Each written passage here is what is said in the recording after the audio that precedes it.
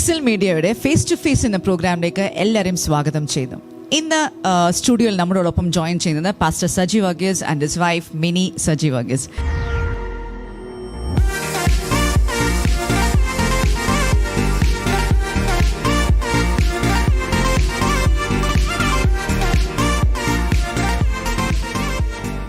അനുഗ്രഹിക്കപ്പെട്ട ഒരു ടെസ്റ്റിമണി നമ്മൾ കേൾക്കാനായിട്ട് പോവുകയാണ്. പാസ്റ്ററിൻ്റെ അനുഭവങ്ങൾ അല്ലെങ്കിൽ ബാല്യകാല അനുഭവങ്ങൾ ഞങ്ങളോടൊന്ന് ഷെയർ ചെയ്യാമോ? Praise the Lord. നിശ്ചയമായിട്ടും ദൈവസന്നിധിയിൽ കർത്താവ് നടത്തിയ വിധങ്ങൾ, കർത്താവ് നമ്മളെ കരുതിയ വിധങ്ങൾ ഷെയർ ചെയ്യുന്നതിൽ ഇന്നും സന്തോഷം. കർത്താവിൽ അതിൽ സന്തോഷിക്കുന്നു. എന്നെ സംബന്ധിച്ചിടത്തോളം എൻ്റെ പേര് സജി വർഗീസ് എന്നാണെങ്കിലും ഒഫീഷ്യലായിട്ട് സഞ്ജീവ് വർഗീസ് എന്നാണ്. കാരണം ഞാൻ ജനിച്ചു വളർന്നൊക്കെ നോർത്ത് ഇന്ത്യയിലാണ്. ഓക്കെ. സോ എൻ്റെ പാരൻസ് നോർത്ത് ഇന്ത്യയിലായിരുന്നു. ഫാദർ അവിടെ ഇറിഗേഷൻ ഡിപ്പാർട്ട്മെൻറ്റിലായിരുന്നു വർക്ക് ചെയ്തിട്ടുണ്ട്, MP ഇറിഗേഷൻ ഡിപ്പാർട്ട്മെൻറ്റിൽ. സോ ഞാൻ അവിടെ നൗഗോങ് എന്ന് പറയുന്ന സ്ഥലത്താണ് ജനിച്ചത്. ഛത്തർപൂർ ഡിസ്ട്രിക്റ്റാണ്. അങ്ങനെ MP-യിലെ ഓൾമോസ്റ്റ് എല്ലാ സ്ഥലങ്ങളിലും ഇങ്ങനെ ഞങ്ങൾ യാത്ര ചെയ്യുമായിരുന്നു. കാരണം ഫാദറിന് എല്ലാ 2 വർഷം ഇരിക്കുമ്പം ട്രാൻസ്ഫർ കാണും. അങ്ങനെ ഞങ്ങൾ റീവ, സത്ന, സീതി, ജബൽപൂർ, ഭോപ്പാൽ, ഇൻഡോറിന് പല സ്ഥലങ്ങളിൽ ഇങ്ങനെ വന്നിട്ടുണ്ട്. അതുകൊണ്ട് MP-യിൽ ജനിച്ചു വളർന്നതുകൊണ്ട് ഹിന്ദിയെ സംബന്ധിച്ച് നല്ല ഫ്ലുവൻസിയാണ്. അവിടുത്തെ ആ ആൾക്കാരുടെ ഇടയിലുള്ള വളർച്ച കൊച്ചു കുഞ്ഞായിരുന്നപ്പോൾ മുതലേ പാരൻസ് വിശ്വാസത്തിൽ എന്ന് പറയുമ്പോൾ മർത്തോമ ബാക്ക്ഗ്രൗണ്ടിലാണ് ഞങ്ങളുടെ ബാല്യകാലം കഴിഞ്ഞുകൂടിയത്. എൻ്റെ മദർ ഒരു തികഞ്ഞൊരു വിശ്വാസിയായിരുന്നു. അന്നേരം കൊച്ചിലെ മുതലേ സൺഡേ സ്കൂളും ഇങ്ങനെയുള്ള കാര്യങ്ങൾക്ക് പഠിപ്പിക്കാനും ഒക്കെ ആയിട്ട് വളരെ ഉത്സാഹം കാണിച്ചിരുന്നു. അതുകൊണ്ട് ദൈവവചനത്തോടുള്ള ആ ഒരു താല്പര്യവും വചനം പഠിക്കുവാനുള്ള ആ ഒരു ആകാംക്ഷയും, പ്രത്യേകിച്ചും ഈ VBS പ്രത്യേകിച്ചും കുഞ്ഞുങ്ങളുടെ vacation Bible school, Sunday school ഇങ്ങനെയുള്ള കാര്യങ്ങൾക്കൊക്കെ എപ്പോഴും നമുക്കൊരു ഒരു തീക്ഷണത കാണും. എനിക്ക് വേണം കൂടുതൽ മാർക്ക്, ഞാനായിരിക്കണം ഫസ്റ്റ് എന്നുള്ള ഒരു ആഗ്രഹമുള്ളതുകൊണ്ട് നമ്മളെപ്പോഴും അതിലൊരു ഭയങ്കര ഒരു താല്പര്യം കാണിക്കുമായിരുന്നു. പിന്നെ അത് വളർന്ന് മുമ്പോട്ട് വരുമ്പോൾ ഞാൻ ആ സമയത്തേക്ക് ഞങ്ങൾ അവിടെ സീതി എന്ന് പറയുന്ന സ്ഥലത്തേക്ക് ഞങ്ങൾ ട്രാൻസ്ഫറായി. സീതി എന്ന് പറയുമ്പോൾ അന്നത്തെ അവിടുത്തെ മുഖ്യമന്ത്രിയായിരുന്നു, അദ്ദേഹത്തിൻ്റെ ജന്മസ്ഥലമാണ്. അവിടെ ഒത്തിരി വലിയ കാര്യങ്ങൾ പറയാനുണ്ടെന്ന് പറഞ്ഞാൽ അവിടെ ഈ NTPC നാഷണൽ തെർമൽ പവർ പ്രോജക്റ്റിൻ്റെ വലിയൊരു പവർ പ്ലാന്റ് അവിടെ നടക്കുന്നു, സിംഗ്രോളി എന്ന് പറയുന്ന സ്ഥലത്ത്. അങ്ങനെ അതുപോലെ തന്നെ വലിയ ഈ വേൾഡ് ബാങ്കിൻ്റെ സ്കീമോട് കൂടിയുള്ള വലിയ പ്രോജക്റ്റുകൾ, അങ്ങനെ കാര്യങ്ങൾക്ക് വരുമ്പോൾ ഫാദർ ഇറിഗേഷൻ ഡിപ്പാർട്ട്മെൻറ്റ് ബന്ധപ്പെട്ടതായിരുന്നുകൊണ്ട് അദ്ദേഹത്തിന് അവിടെ പോകേണ്ടി വന്നു. അവിടെയാണ് എൻ്റെ ടീനേജ് കാലഘട്ടം വളർന്നു വരുന്നത്. സോ ആ ദിവസങ്ങളിലൊക്കെ നമ്മുടെ ഈ നോർത്ത് ഇന്ത്യയിൽ പ്രത്യേകിച്ചും MP ഭാഗത്തൊന്നും നമ്മുടെ ചർച്ചുകളൊന്നും എല്ലായിടത്തൊന്നും ഇല്ല. ഞങ്ങൾ താമസിച്ചിരുന്ന സീതി എന്ന് പറയുന്ന സ്ഥലത്ത് അവിടെ ഒരു ചർച്ച് എന്ന് പറയാൻ ഒരു കാത്തലിക് ചർച്ച് മാത്രമേ ഉള്ളൂ, അല്ലാതെ മറ്റൊരു സഭകളുടെയും ചർച്ചില്ല. പിന്നെ അന്നേരം ഈ മർത്തോമാ സഭ എന്നുള്ള ചർച്ച് എന്ന് പറയുമ്പോൾ ഞങ്ങൾക്ക് അവിടെ നിന്ന് ഏകദേശം 200 കിലോമീറ്റർ ദൂരെ സത്ന എന്ന് പറയുന്ന സ്ഥലത്തു നിന്ന് അവിടെ ഞങ്ങളുടെ അന്നത്തെ അച്ഛന്മാരൊക്കെ വന്നുകൊണ്ടിരുന്നത്. അതും 2 മാസം 3 മാസമൊക്കെ ഇരിക്കുമ്പോഴാണ് ഒരു പ്രാവശ്യം വരുന്നത്. സോ ഇവർ വരുമ്പോൾ ഞങ്ങളുടെ വീട്ടിൽ വെച്ചായിരിക്കും പ്രാർത്ഥനയൊക്കെ നടക്കുന്നത്. കാരണം ഫാദർ ഇറിഗേഷൻ ഈ ഗവൺമെൻറ്റിലായിരുന്നുകൊണ്ട് നമുക്ക് ഗവൺമെൻറ്റിൻ്റെ ക്വാർട്ടേഴ്സൊക്കെ കിട്ടിയിട്ടുണ്ട്. സോ അവിടെ ആയിരിക്കും പ്രെയറും കാര്യങ്ങളൊക്കെ നടക്കുന്നത്. ഇതുകൂടാതെ നമുക്ക് ഒരു സന്തോഷമുള്ളൊരു കാര്യം എന്ന് പറയുന്നത്, നമ്മുടെ കേരളത്തിൽ നിന്ന് അനേക ദേവദാസന്മാർ ഈ സുവിശേഷ വേലയ്ക്കായിട്ട് കടന്നു വരും. അന്നേരം ഇവർ വരുമ്പോൾ ഈ ജീസസ് ഫിലിമിൻ്റെ ഒരു പ്രചരണമാണ് അവർ ആദ്യം ചെയ്യുന്നത്. ആ ദിവസങ്ങളിലൊക്കെ എല്ലാവർക്കും ഓർമ്മ കാണും, ജീസസ് ഫിലിം കാണിച്ചുകൊണ്ടായിരുന്നു നമ്മൾ ഈ മിനിസ്ട്രി സ്റ്റാർട്ട് ചെയ്യുന്നത്. സോ നമ്മൾ ഈ ഓരോ സ്ഥലങ്ങളിൽ നേരത്തെ അനൗൺസ് ചെയ്യും, ഇന്നടത്ത് വെച്ചായിരിക്കും ഇന്ന് ഫിലിം കാണിക്കുന്നത്. അന്നേരം പിള്ളേരും ആ നാട്ടുകാരെല്ലാം കൂടെ അവിടെ വന്നു കൂടും. അന്നേരം ജീസസ് ഫിലിം ഒരു 6 മണിയാകുമ്പം സന്ധ്യയൊക്കെ ആയി വരുമ്പോഴത്തേക്ക് അവിടെ ഇടും. ഒരു വാനുണ്ട്, വാനിലായിരിക്കും ഈ സ്ക്രീനൊക്കെ വെച്ച് കെട്ടി നമ്മൾ ഈ ഫിലിം കാണിക്കുന്നത്. അന്നേരം എല്ലാവരും കൂടെ കാണാൻ വേണ്ടി വന്നിരിക്കും. ഈ ഫിലിം കണ്ടുകൊണ്ടിരിക്കുമ്പോൾ ഇടയ്ക്ക് ചെറിയൊരു ബ്രേക്ക് കൊടുത്തിട്ട് ആ സമയത്താണ് നമ്മൾ ട്രാക്റ്റൊക്കെ കൊടുക്കുന്നത്.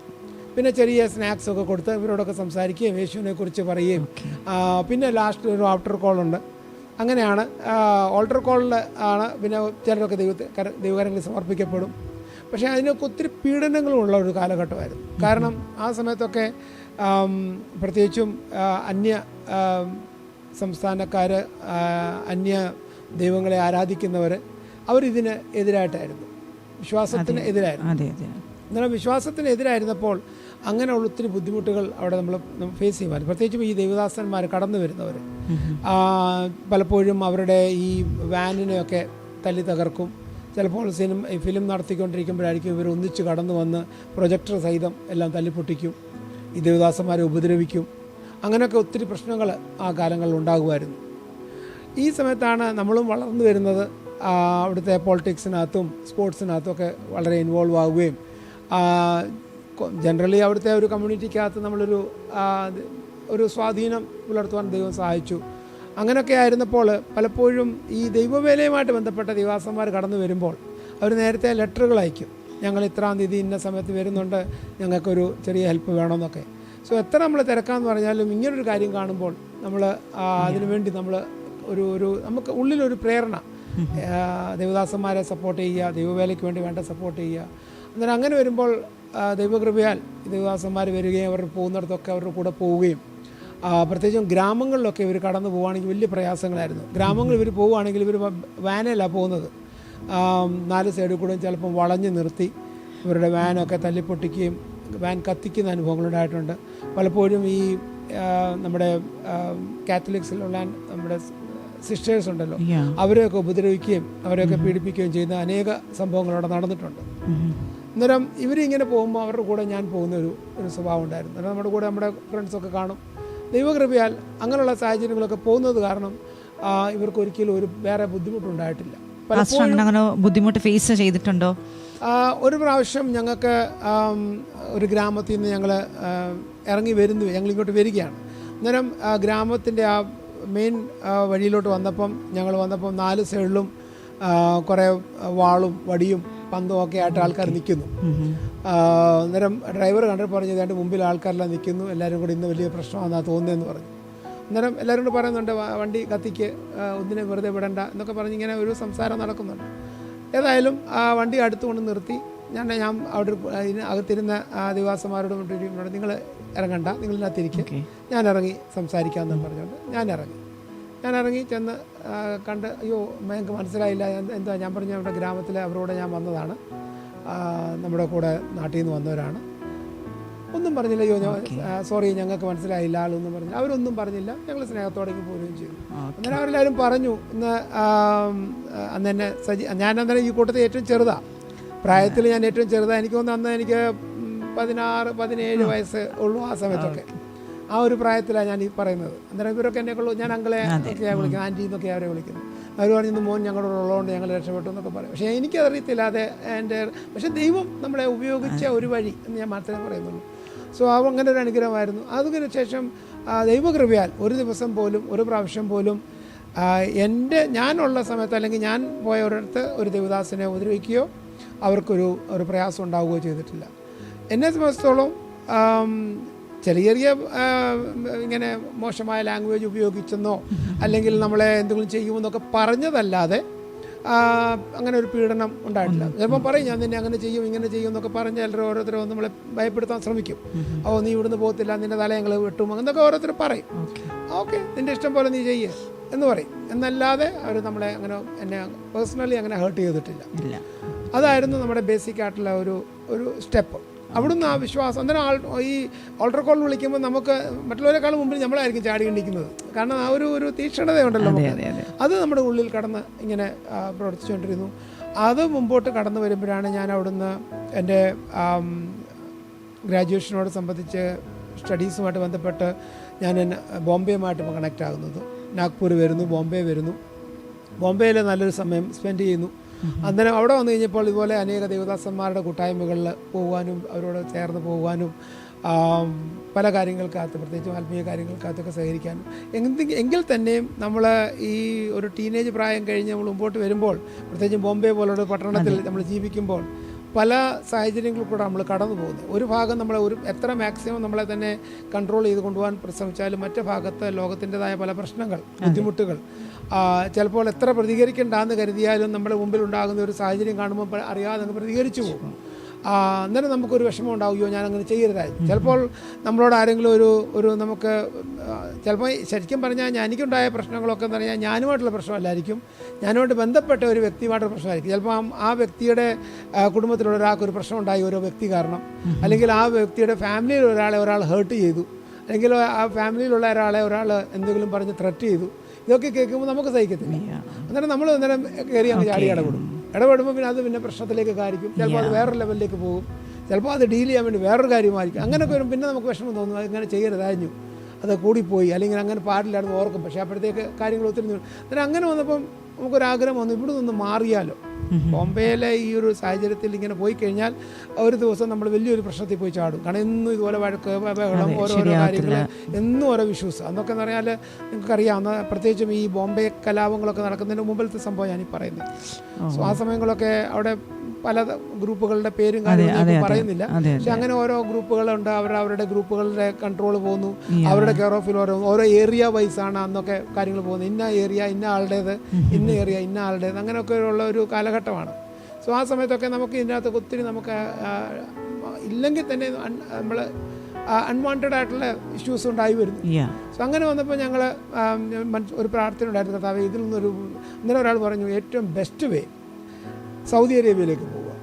അവിടെ പോയി കഴിഞ്ഞാൽ ഈ പരിപാടി ഒന്നും നടക്കത്തില്ല, അതാകുമ്പം അവിടെ ഏറ്റവും നല്ല സ്ഥലം. എന്നാൽ പിന്നെ അങ്ങനെ അന്നേരം എൻ്റെ കസിനൊക്കെ പറഞ്ഞു, അങ്ങോട്ടും പോകരുത്, അവിടെയൊക്കെ എന്ന് പറഞ്ഞാൽ പ്രാർത്ഥിക്കുന്നവരെ പോലും തലവെട്ടുന്ന കാലഘട്ടമാണ്, അങ്ങോട്ടൊക്കെ പോകരുത് പറഞ്ഞ് എല്ലാവരും പേടിപ്പിച്ചു. അവിടെ കുഴപ്പമില്ല, വരുന്ന വെച്ചാൽ കാണാം. അന്ന് ഞാൻ സീറോക്കിലാണ് വർക്ക് ചെയ്തുകൊണ്ടിരിക്കുന്നത്, ബോംബെ നമ്മുടെ ബാൻഡ് സ്റ്റാൻഡിലുള്ള 5 സ്റ്റാർ ഹോട്ടൽ. സോ അവിടെ ഇതുപോലെ തന്നെ ജോലി ആഗ്രഹത്തോടു കൂടിയൊന്നും അല്ല, എങ്കിലും ഒരു ടൈം പാസ് എന്നുള്ള നിലവിൽ എന്തായാലും ഈവനിങ് ഷിഫ്റ്റ് ഇവിടെ എടുക്കുന്നത്. എന്തായാലും ഈ പറഞ്ഞ പോലെ ഈവനിങ് ഷിഫ്റ്റ് മിക്ക ദിവസങ്ങളിലും ലേറ്റായിട്ടായിരിക്കും ഞങ്ങൾ കഴിയുന്നത്. പിന്നെ പിള്ളേരെല്ലാം കൂടെ അടിച്ച് പൊളിച്ച് തിരിച്ച് കഴിഞ്ഞ് രാത്രി 2 മണി 3 മണിയൊക്കെ ആകുമ്പോൾ ഞങ്ങൾ തിരിച്ചു വരും. ഒരു പ്രത്യേക ലൈഫായിരുന്നു അത്, ആ ഒരു ലൈഫ് എന്ന് പറയുന്നത്. അങ്ങനെ ഇരിക്കുമ്പം ഒരു ഗ്രൂപ്പ്, ഒരു മൾട്ടിനാഷണൽ കമ്പനീസിൻ്റെ ഒരു ഗ്രൂപ്പ് ഞങ്ങളുടെ അവിടെ വന്നു.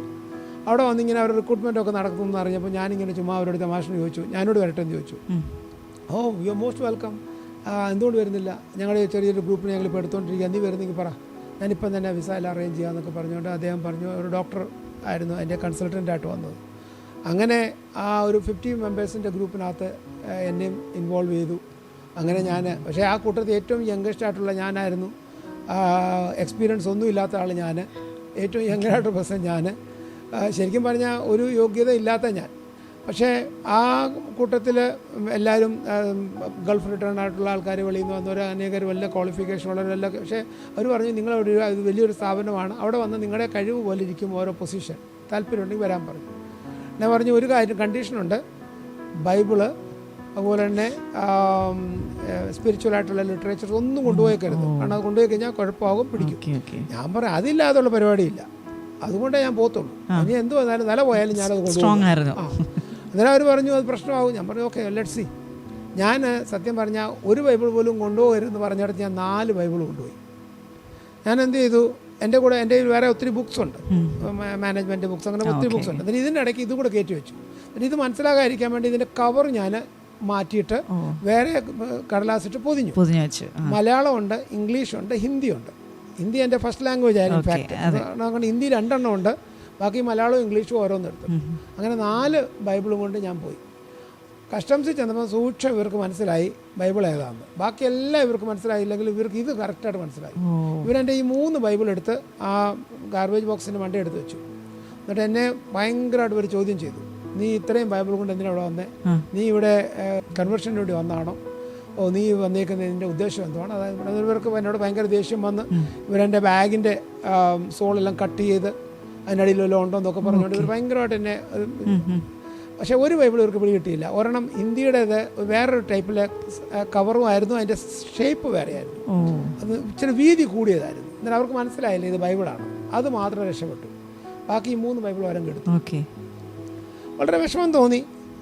എങ്കിലും ഇവരിത്രയും എന്നെ ചോദ്യമൊക്കെ ചെയ്തെങ്കിലും അവരെന്നെ മറ്റൊന്നും ചെയ്തില്ല, എന്നെ അലോ ചെയ്തു പോകാൻ. അങ്ങനെ ഞാൻ അവിടുന്ന് വരുന്നു. വളരെ ചുരുക്കത്തിൽ ഞാൻ പറയാം, ഒത്തിരി നീണ്ട കഥയാണ്. അങ്ങനെ ഞാൻ വെളി വരുന്നു. ഈ 50 പേരുടെ ഗ്രൂപ്പിൽ ഏറ്റവും ചെറിയവനായിരുന്നു ഞാൻ. വെളി വരുന്നു. എൻ്റെ ഒരു സംസാരവും എൻ്റെ രീതിയും എൻ്റെ ഇതൊക്കെ കണ്ടപ്പോൾ അവിടുത്തെ മാനേജ്മെൻറ്റ് നമ്മളോട് പ്രത്യേക ഒരു താല്പര്യം തോന്നി. അവർ പറഞ്ഞു, നമ്മൾ ഈ വന്ന ഗ്രൂപ്പിൽ നിന്ന് 10 പേരെ നമ്മൾ അഡ്മിനിസ്ട്രേഷനിലേക്ക് സെലക്ട് ചെയ്യാൻ പോവുകയാണ്. അവരോട് നിങ്ങളുടെ ഓരോരുത്തരുടെയും ആ ഇൻ പേഴ്സണൽ ഇൻ്റർവ്യൂ ആയിരുന്നു നടക്കാൻ പോകുന്നത്. ഓരോരുത്തരോട് ഞങ്ങൾ ഇൻഡിവിജ്വലായിട്ട് ഓരോ കാര്യങ്ങൾ ചോദിക്കും. നിങ്ങളുടെ കഴിവുകളും കാര്യങ്ങളൊക്കെ മനസ്സിലാക്കിയതിന് ശേഷം ഞങ്ങൾ ഓരോരുത്തരെ ഓരോ ഡിപ്പാർട്ട്മെൻറ്റിലേക്ക് ഞങ്ങൾ സെലക്ട് ചെയ്യും. അതിൽ മുമ്പോട്ട് പോകും. 10 പേരെ ആരാണെന്നുള്ളത് 50-ൽ ഇപ്പോൾ സെലക്ട് ആകാൻ പോവുകയാണ്. അങ്ങനെ ഞങ്ങളെ 50 പേരിലും ഓരോരുത്തരെ ഓരോ ടോപ്പിക്ക് തന്നിട്ട് അതിൽ പറയാൻ പറയുന്നു. നമ്മുടെ അന്നേരം ആ വോക്കബുലറി നോക്കുക, നമ്മുടെ ആ ഒരു ആക്സെൻസ് നോക്കുക, നമ്മുടെ the way of talk, the way ഒരു ഇഷ്യൂ അവർ എടുത്ത് നമ്മുടെ മുമ്പാകെ എടുത്തിട്ട് പറയും if something happen in this way how you gonna manage it. അങ്ങനെ ഓരോ പോയിന്റ്സ് ഒക്കെ നമ്മുടെ ആ ഒരു എന്താ പറയുന്നത് ആ ഒരു കാപ്പബിലിറ്റി അവർ ട്രയൽ ചെയ്തു. സോ ഇൻഫാക്ട് ദൈവകൃപയാൽ ആ 10-നകത്ത് നമ്മുടെ പേര് വന്നു. സോ നമ്മളെ അഡ്മിനിസ്ട്രേഷനിലേക്ക് സെലക്ട് ചെയ്തു. ഈ 10 പേരെ സെലക്ട് ചെയ്ത് കഴിഞ്ഞിട്ട് അവർ പറഞ്ഞു ഒരു 1 മന്ത് കഴിയുമ്പോൾ നമ്മൾ ഇതിനകത്തുനിന്ന് ഒരാളെ ഇവരുടെ ഹെഡായിട്ട് നമ്മൾ സെലക്ട് ചെയ്യും. സോ ഇൻഫാക്റ്റ് വന്നതിനകത്ത് ഇപ്പം എൻ്റെ കൂടെ ഉള്ള 3 പ്രാവശ്യമൊക്കെ വന്നവരൊക്കെ ഉണ്ടാകും എൻ്റെ ഗ്രൂപ്പിൽ. ആയിക്കോട്ടെ ഞാൻ ഏറ്റവും ചെറുതാണ്, ഈ 10 പേരിനകത്തും ഞാൻ ഏറ്റവും ഉള്ളത്. സോ എനിവേ അവരങ്ങനെ സെലക്ട് ചെയ്തു. പിന്നെ ഈ അടുത്ത ഗ്രൂപ്പിലേക്ക് സെലക്ട് ചെയ്തപ്പോൾ അവിടെയും ഫസ്റ്റ് നമ്പർ നമുക്കാണ് വീഴുന്നത്. സോ ദൈവകൃപയാൽ നമ്മളെ ആ ഗ്രൂപ്പിൻ്റെ ഹെഡായിട്ട് മാറ്റി. ഈ സമയത്താണ് ഗൾഫ് വാർ വരുന്നത്. സദ്ദാം ഹുസൈൻ കുവൈറ്റിനെ ഇൻവേഡ് ചെയ്യുന്നു. സദ്ദാമിൻ്റെ ആർമി കുവൈറ്റിൽ കയറുന്നു. കുവൈറ്റ് സദ്ദാമിൻ്റെ കൺട്രോളിലാകുന്നു. വാർ സ്റ്റാർട്ടാകുന്നു. അപ്പോഴത്തേക്ക് അവിടെ എല്ലാം ഭയങ്കര ബഹളമായി, ഭയങ്കര പ്രശ്നമായി. ഞങ്ങളുടെ ഉണ്ടായിരുന്ന മാനേജ്മെൻറ്റിലെ ടോപ്പ് ലെവലിലുള്ളവരെല്ലാവരും അവിടെ വിട്ടിട്ട് ജദ്ദ എന്ന് പറയുന്ന സ്ഥലത്തേക്ക് മാറി. ഞങ്ങൾ റിയാദിലായിരുന്നു. കാരണം സദ്ദാമിൻ്റെ കെമിക്കൽ വെപ്പൺസ് ഉണ്ടെന്നുള്ള ഒരു ഇത് വന്നു. അന്നേരം അദ്ദേഹം അവിടുന്ന് കെമിക്കൽ വെപ്പൺ വിടുവാണെങ്കിൽ റിയാദ് റീച്ച് ചെയ്യും. അങ്ങനെയാണെങ്കിൽ വലിയ പ്രശ്നമാകും. അതുകൊണ്ട് ഞങ്ങളുടെ അവിടെയുള്ള ടോപ്പ് മാനേജ്മെൻ്റ് എല്ലാം അങ്ങ് പോയി. പോകാൻ നേരത്ത് ഈ കൂട്ടത്തിൽ ഇപ്പം ശരിക്കും പറഞ്ഞാൽ ടോപ്പ് ഇരിക്കുന്ന ഞാനാണ്. അവർ പറഞ്ഞു നീ ഇത് മാനേജ് ചെയ്തോണം, ഞങ്ങൾ നിനക്ക് ഫുൾ റൈറ്റ് തരികയാണ്. എൻ്റെ കൂടെ അന്നേരം ഏകദേശം 600 എംപ്ലോയീസ് ഉണ്ട് അവിടെ. ഇത്രയും എംപ്ലോയീസിനെ നമ്മൾ മാനേജ് ചെയ്യണം. ഇത്രയും കാര്യങ്ങളുണ്ട്. 16 നാഷണാലിറ്റി ഉണ്ട്. അന്നേരം ഗവൺമെൻറ് സെമി ഗവൺമെൻറ് സ്ഥാപനമായതുകൊണ്ട് ഗവൺമെൻറ് ഇപ്പം നമുക്ക് എംപ്ലോയീസിനൊക്കെ വെളിയിൽ പോകണമെങ്കിൽ നമുക്ക് വിസ അവിടെ സൗദിയിലൊക്കെ എന്ന് പറഞ്ഞാൽ വിസ സ്റ്റാമ്പ് ചെയ്തെങ്കിൽ നമുക്ക് വെളിയിൽ പോകാൻ പറ്റത്തുള്ളൂ. സോ വിസ സ്റ്റാമ്പ് ചെയ്യണമെങ്കിൽ നമ്മുടെ പാസ്പോർട്ട് എമിഗ്രേഷനിൽ കൊടുത്തു വിട്ട് വിസ സ്റ്റാമ്പ് ചെയ്ത് അവിടെ റീ എൻട്രി അടിക്കണം. എത്ര ദിവസത്തേക്ക് അവർ പോകുന്നതെന്ന് ആ റീ എൻട്രി പീരീഡ് അനുസരിച്ച് അവർ പോയിട്ട് അതിനകം അവർ വന്നിരിക്കണം, അല്ലെങ്കിൽ അവരുടെ വിസ ക്യാൻസലായി പോകും. അങ്ങനെയൊക്കെ അവിടുത്തെ നിയമം. സോ ഒരു സ്റ്റാഫ് ഇപ്പോൾ 6 മാസത്തേക്ക് പോവുകയാണെങ്കിൽ നമ്മൾ 6 മാസത്തെ റീ എൻട്രി വിസ അവർ കൊടുക്കണം. ഈ 6 മാസം അവർ വന്നില്ലെങ്കിൽ ആ വിസ അവരുടെ ക്യാൻസലായി. സോ എന്നോട് പറഞ്ഞു വിസ സ്റ്റാമ്പ് ചെയ്യാനോ ഇമിഗ്രേഷനിൽ പാസ്പോർട്ട് അയക്കാനോ ഒന്നും സമയമില്ല. നീ ഒരു കാര്യം ചെയ്യണം, നിനക്ക് എത്ര ദിവസത്തെ അവധി അവർ കൊടുക്കാൻ താല്പര്യമുണ്ടോ അത്രയും ദിവസത്തെ നീ പാസ്പോർട്ടിനകത്ത് നിൻ്റെ കൈകൊണ്ട് അങ്ങ് എഴുതുക. ഇതൊക്കെ ഒരു പുതിയ അനുഭവമായിരുന്നു. പാസ്പോർട്ടിനകത്ത് നിൻ്റെ കൈകൊണ്ട് എഴുതുക. എഴുതിയിട്ട് താഴെ നീ ഒരു ഇനിഷ്യൽ ഇട്ടിട്ട് നിങ്ങളുടെ ഇതിൻ്റെ കമ്പനിയുടെ സ്റ്റാമ്പ് അടിച്ചിട്ട് അങ്ങ് വിടുക. ഞങ്ങളത് എയർപോർട്ടിൽ വരുമ്പോൾ ഞങ്ങളിത് ഇമിഗ്രേഷനിൽ എൻ്റർ ചെയ്തിട്ട് ഓഫീഷ്യലാക്കിക്കോളാം. അവിടെ ഇമിഗ്രേഷൻ എൻട്രി ചെയ്യാത്തുള്ളത് ഓഫീഷ്യലാകത്തില്ല. അന്നേരം ഞങ്ങളിത് എൻ്റർ ചെയ്തിട്ട് ഓഫീഷ്യലാക്കി അത്രയും ദിവസത്തെ വിസ ആയിട്ടൊക്കെ ഞങ്ങളങ്ങ് പാസ് ചെയ്തോളാം. അങ്ങനെയായിരുന്നു ആ ദിവസങ്ങളിൽ. അന്നേരം പാസ്പോർട്ട് എല്ലാം എൻ്റെ കയ്യിൽ ഇരിക്കുക. വലിയൊരു സേഫ് ഉണ്ട്. ഇത്രയും എംപ്ലോയീസിൻ്റെ പാസ്പോർട്ട് ഇരിക്കുക. അന്നേരം ആരൊക്കെ പറയുക ഞങ്ങൾക്ക് പോകണമെന്ന് പറഞ്ഞാൽ അവരുടെ അന്നേരം എഴുതി സൈൻ ചെയ്ത് കൊടുക്കും. ഇങ്ങനെ ഇരിക്കുമ്പം കെമിക്കൽ വെപ്പൻ്റെ ആദ്യത്തെ ഒരു സ്കഡ് മിസൈൽ വരുന്നു. റിയാദി വന്ന് വീഴുന്നു. അതിന് വരുന്നതിന് മുമ്പേ താഴെ വരുന്നതിന് മുമ്പ് തന്നെ അമേരിക്കയുടെ പാട്രിയോട്ട് അതിനെ ഇൻ്റർസെപ്റ്റ് ചെയ്തു. അത് 3 കഷ്ണമായിട്ട് മാറി. വലിയൊരു ബിൽഡിങ്ങിന് വേണ്ടി ഒരു കഷ്ണം വേണം. ഒരു ബിൽഡിംഗ് തകർന്നു പോയി. സോ അപ്പോഴത്തേക്ക് ഭയങ്കര ബഹളമായി. അവിടെ എല്ലാം ജനങ്ങളൊക്കെ ഭയങ്കര ഒരു ഭയം. അപ്പോഴത്തേക്കാണ് ഈ അമേരിക്കൻ ആർമി വരാൻ വേണ്ടി ഗവൺമെൻറ്റുമായിട്ടുള്ളൊരു ധാരണയിലെത്തുന്നത്. അതുവരെ അമേരിക്കൻ ആർമി വരുന്നില്ല അവിടെ. അമേരിക്കൻ ആർമിയുടെ ധാരണയായപ്പോൾ അമേരിക്കൻ ആർമി വെച്ച ഒരു കണ്ടീഷനായിരുന്നു. അന്ന് ആദ്യത്തെ അന്നത്തെ പ്രസിഡന്റ് അദ്ദേഹം വെച്ച ഒരു കണ്ടീഷൻ ഇതായിരുന്നു, ഞങ്ങളുടെ ആർമിക്ക് നിങ്ങൾ ബൈബിൾ അലോ ചെയ്യണം സൗദി അറേബ്യയിൽ. അങ്ങനെ 1,00,000 ബൈബിള് 100,000 ബൈബിള് അവർ അതേ കസ്റ്റംസിൽ കൂടെ തന്നെ കയറ്റിയിടുവാൻ അനുവാദം കൊടുത്തു. അന്ന് വൈകിട്ട് ഞങ്ങളവിടെ എല്ലാ ദിവസവും വൈകുന്നേരം അവിടുത്തെ ഓഫീസേഴ്സ്, ഈ മിലിറ്ററി ഓഫീസേഴ്സ്, ഗവൺമെൻറ് ഓഫീസേഴ്സ് കടന്നു വരും. വന്നിട്ട് ചെറിയൊരു ബ്രീഫിംഗ് കാണും. അന്ന് നടന്ന സംഭവങ്ങൾ എന്തെങ്കിലും പ്രത്യേകിച്ച് ചോദിച്ചു. കാരണം ഞങ്ങളുടെ വലിയൊരു സ്ഥാപനമാണ്. സോ അന്നൊരു അമേരിക്കൻ ഓഫീസറും എല്ലാവരും കൂടെ വന്നപ്പോൾ എന്നോട് ചോദിച്ചു, എന്നെ അന്നേരം Varghese I am getting 100,000 Bible, do you want some? ഞാൻ പറയോ ഓഫ് കോഴ്സ്, വൈ നോട്ട്. അന്നേരം എന്നോട് പറഞ്ഞു okay tomorrow I will get you 1 box. ഞാൻ പറഞ്ഞു വന്നത് എൻ്റെ ആ കസ്റ്റംസിൽ കൂടെ വന്നപ്പോൾ എൻ്റെ 3 ബൈബിൾ എടുത്ത് മാറ്റിയെങ്കിൽ അതേ കസ്റ്റംസിൽ അവരുടെ തന്നെ മുദ്രയടിച്ച് സ്റ്റാമ്പ് ചെയ്ത് അപ്രൂവ് ചെയ്ത് ഓതറൈസ് ആയിട്ടുള്ള ഒരു ബോക്സ് എനിക്ക് അവിടെ ദൈവം തന്നു. അതെനിക്ക് കിട്ടിയപ്പോൾ ഭയങ്കര സന്തോഷം. ഞാനത് കിട്ടി അവിടെ ഞങ്ങളുടെ കൂടെ ഉള്ളവർക്കും ഞങ്ങളുടെ എല്ലാവർക്കും കൊടുക്കുകയും പിന്നെ എൻ്റെ അവിടെ റൂമിൽ തന്നെ ഒരു ബൈബിൾ സ്റ്റഡി സ്റ്റാർട്ട് ചെയ്യാനൊക്കെ ദൈവം സഹായിച്ചു. അത് വലിയൊരു അനുഗ്രഹമാണ്. എനിക്ക് എന്നെ ഒത്തിരി ബലപ്പെടുത്തിയ ഒരു കാര്യം. അതായത് ആ പ്രതിസന്ധിയുടെ മധ്യത്തിലും ദൈവം ഒരു വഴി തുറന്നു. അതെ അതെ. അതെനിക്കൊരു വലിയൊരു ഇതായിരുന്നു. അതോടുകൂടി അങ്ങനെ പല കാര്യങ്ങൾ, ഒത്തിരി കാര്യങ്ങൾ. അതിൻ്റെ അടുത്തൊരു സംഭവമായിരുന്നു, ഞങ്ങൾ വിവാഹത്തിലേക്ക് വന്നപ്പം മാരേജ് കഴിഞ്ഞ് ഞാൻ ജസ്റ്റ് ഫ്യൂ ഡേയ്സേ ആയിട്ടുള്ളൂ. എന്നിട്ട് തിരിച്ചിങ്ങോട്ട് വരാൻ വേണ്ടിയുള്ള പ്ലാൻ ചെയ്ത സമയത്ത് ഒരു ദേവദാസൻ വന്നിട്ട് അവിടെ ഞങ്ങളോട് പറയുന്നു, എൻ്റെ കയ്യിൽ കുറച്ച് അതൊക്കെ കാസറ്റ്സ് ഉണ്ടല്ലോ, നമ്മുടെ VHSഉം ഓഡിയോ കാസറ്റ്സും, അതൊക്കെ ആയിരുന്നു ഫേമസ്. പ്രത്യേകിച്ച് നമ്മുടെ ഈ മെസ്സേജുകളൊക്കെ പാസ് ചെയ്യാൻ വേണ്ടി അന്ന് ഇങ്ങനെ ഓൺലൈൻ ഇങ്ങനെ ഒന്നും ഇല്ല. സോ നമ്മൾ ഈ ഓഡിയോ കാസറ്റ്, വീഡിയോ കാസറ്റ് ഒക്കെ ഉണ്ടെങ്കിൽ അവിടെ എന്ന് പറഞ്ഞാൽ ഭയങ്കര സ്ട്രിക്റ്റാണ്. ഒരു വീഡിയോ കാസറ്റോ ഓഡിയോ കാസറ്റോ വന്നു കഴിഞ്ഞാൽ എല്ലാവരും സ്ക്രീൻ ചെയ്ത് എല്ലാം നോക്കിയിട്ട് എവിടെയെങ്കിലും ഒരു കുരിശോ അല്ലെങ്കിൽ എവിടെയെങ്കിലും ഒരു വാചകം ഉണ്ടെങ്കിൽ അവിടെ അന്നേരം അതെല്ലാം കട്ട് ചെയ്ത് കളയും. ഭയങ്കര ഇതായിരുന്നു. സോ അങ്ങനെയുള്ളവരെ പിടിക്കുകയും ചെയ്യും. അതാണ് അതിനേക്കാളും വലിയ പ്രയാസം. അന്നേരം ഇദ്ദേഹത്തിൻ്റെ 40 കാസറ്റ് ആയിരിക്കുന്നത്, 40 ഓഡിയോ കാസറ്റ്. ഇത് കംപ്ലീറ്റ് ബൈബിൾ ക്ലാസ്സാണ്. ഈ കാസറ്റ് അവിടെ വന്നു കഴിഞ്ഞാൽ വലിയൊരു കാര്യമാണ്. കാരണം നമുക്ക് അത്രയും ഇടത്ത് ഇത് ഡിസ്ട്രിബ്യൂട്ട് ചെയ്യാൻ പറ്റുകയും ചെയ്യും. ഒരു ഫുൾ സെറ്റ് ബൈബിൾ ക്ലാസ്സിൻ്റെ നമുക്ക് കൊടുക്കാൻ പറ്റും. പക്ഷെ അതെങ്ങനെ എത്തിക്കും? ഒരു കാരണത്താലും ബൈബിൾ കാസറ്റ് എത്തിക്കാൻ പറ്റാത്തൊരു കാലഘട്ടം. എന്നിട്ട് എന്നോട് പറയുമ്പോൾ ഞാൻ കൊണ്ടുപോകാമെന്ന് പറഞ്ഞു. മിനിമം എന്തോ ഈ പറയുന്നത്, ഇത്രയും കാസറ്റും കൊണ്ട് എങ്ങനെയാണ് പോകുന്നത്? നമ്മുടെ കർത്താവ് കരുതും, നീ വിഷമിക്കണ്ട എന്ന് പറഞ്ഞു. അത് വലിയ പ്രയാസമല്ല. ഞാൻ പറഞ്ഞു നോക്കാം. അന്നൊക്കെ അവർ ചെയ്തുകൊണ്ടിരുന്നത് കസ്റ്റംസിലൊക്കെ നമ്മൾ വരും. പ്രത്യേകിച്ച് നമ്മുടെ ഇന്ത്യക്കാരെയൊക്കെ കാണുമ്പോൾ അവർക്ക് ഒരു പ്രത്യേക ഇതാണ്. നമ്മുടെ ഇന്ത്യക്കാർ ഈ അച്ചാറ്, മീൻ അങ്ങനെയുള്ളതൊക്കെ കൊണ്ടുവരുമല്ലോ. ഇവർക്കൊന്നും അത്തരം കൊണ്ട് സൂഹിക്കത്തില്ല. അവരെന്ത് ചെയ്യും, ഈ ബാഗൊക്കെ നമ്മൾ കൊണ്ടുവന്നു കഴിഞ്ഞാൽ ബാഗിന് അടിയിലോട്ട് ഒരു കൈ അങ്ങോട്ട് ഇടും. ഈ കൈ ഇട്ടിട്ട് അവർ ഇങ്ങനൊരു പൊക്കും. ഈ പൊക്കും ഈ അച്ചാറ് ഇങ്ങനെ സാധനങ്ങളെ പടപെടാന്ന് താഴെ വീഴും. മനസ്സിലായില്ലേ? എന്നിട്ട് ഇതെല്ലാം കൂടെ പൊട്ടി ഇവർക്ക് ദേഷ്യം വരും. എല്ലാം കൂടെ വലിച്ചു വാരി എടുത്ത് അവിടുത്തെ ട്രാഷ് ബാഗിനോട്ട് എടുത്ത് എറിയും. അങ്ങനെയൊക്കെയാണ് അവരുടെ ആ സ്വഭാവം. അന്നേരം എനിവേ ലെറ്റ്സ് സീ എന്ന് പറഞ്ഞുകൊണ്ട് ഞാൻ എന്ത് ചെയ്തു, എൻ്റെ ബ്രീഫ് കേസിനകത്ത് താഴെ എൻ്റെ പാൻറ്റ് ഉടുപ്പൊക്കെ വെച്ചിട്ട് നടുക്കൊരു ബെഡ്ഷീറ്റ് വെച്ചു. ആ ബെഡ്ഷീറ്റിനകത്തോടെ ഞാൻ ഈ 40 കാസറ്റ് ഇങ്ങനെ അടുക്കി അങ്ങ് വെച്ചു. വെച്ചിട്ട് അതിന് വേണ്ടി വേറൊരു ബെഡ്ഷീറ്റ് വെച്ചു. പിന്നെ ഏറ്റവും മുകളിൽ എൻ്റെ മറ്റു സാധനങ്ങളെല്ലാം വെച്ചുകൊണ്ട് ഞാൻ അവിടെ വരികയാണ്. അദ്ദേഹം ആ കസ്റ്റംസ് ഓഫീസർ അവിടെ നിന്ന് ഇങ്ങോട്ട് വരുന്ന കണ്ടപ്പോൾ ഞാൻ ഇവിടെ തന്നെ ബാഗെല്ലാം തുറന്ന് അദ്ദേഹം വരുന്നതിന് മുമ്പ് തന്നെ ഞാൻ ആ ടേബിളിന് വേണ്ടേ വെച്ചു. അദ്ദേഹം എൻ്റെ അടുത്ത് വന്നപ്പോൾ എന്നോട് ചോദിച്ചു, നീ എവിടെ ജോലി ചെയ്യുന്നത് ചോദിച്ചു. ഞാൻ അറബിയിൽ തിരിച്ച് പറഞ്ഞു, എൻ്റെ അടുത്താന്ന് പറഞ്ഞു. Okay good. എന്തോ ഇത്? ഞാൻ പറഞ്ഞു എൻ്റെ പേഴ്സണൽ സാധനങ്ങളാന്ന് പറഞ്ഞു.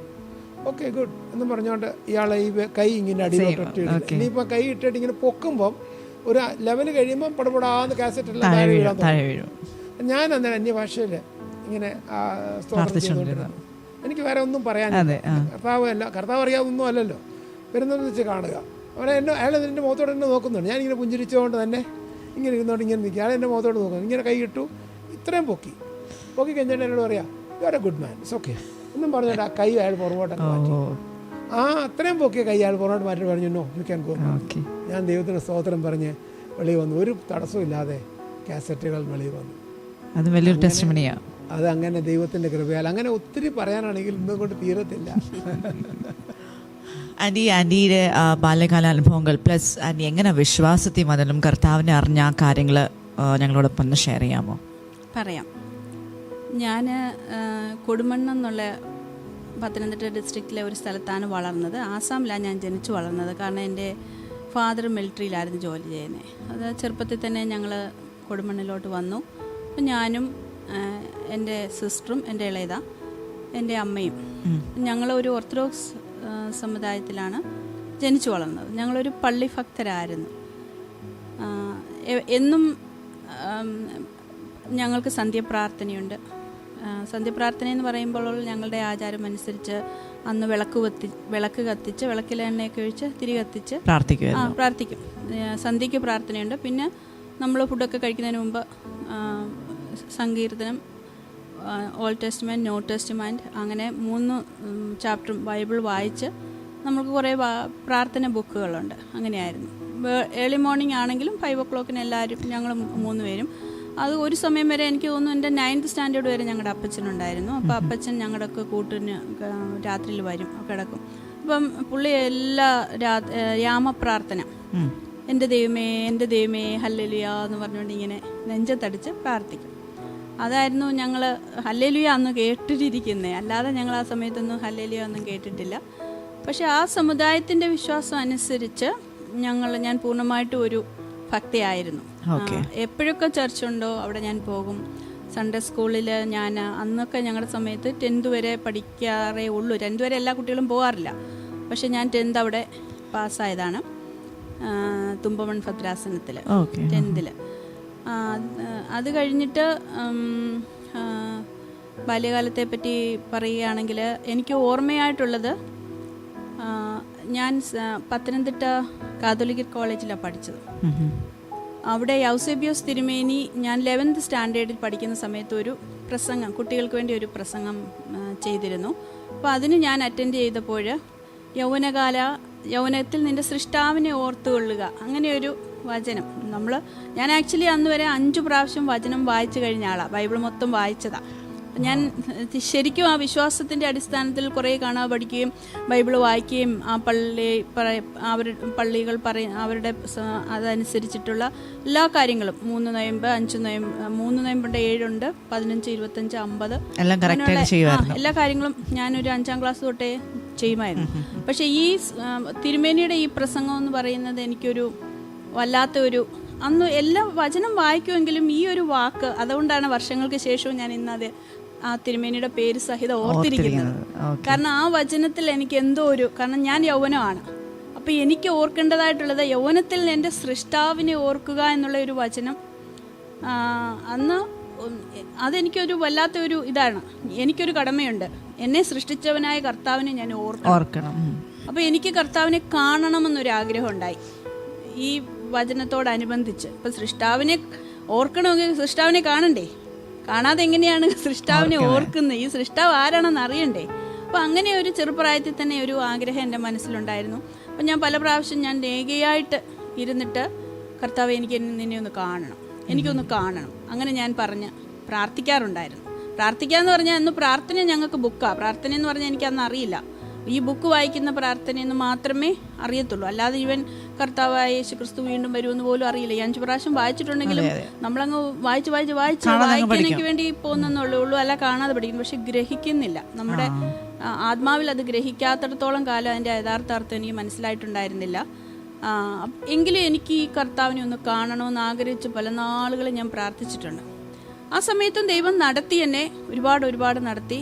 ഞാൻ പഠിക്കാൻ ഒരുവിധം കുഴപ്പമില്ലാത്ത ആളായിരുന്നു. അപ്പോൾ ഞാൻ ഓർമ്മയിൽ പറഞ്ഞാൽ ഒരു പ്രാവശ്യം എനിക്ക് ആ പോർഷൻസ് എല്ലാം കവർ ചെയ്ത് പഠിക്കാൻ പറ്റിയില്ല, ബയോളജിയാണ്.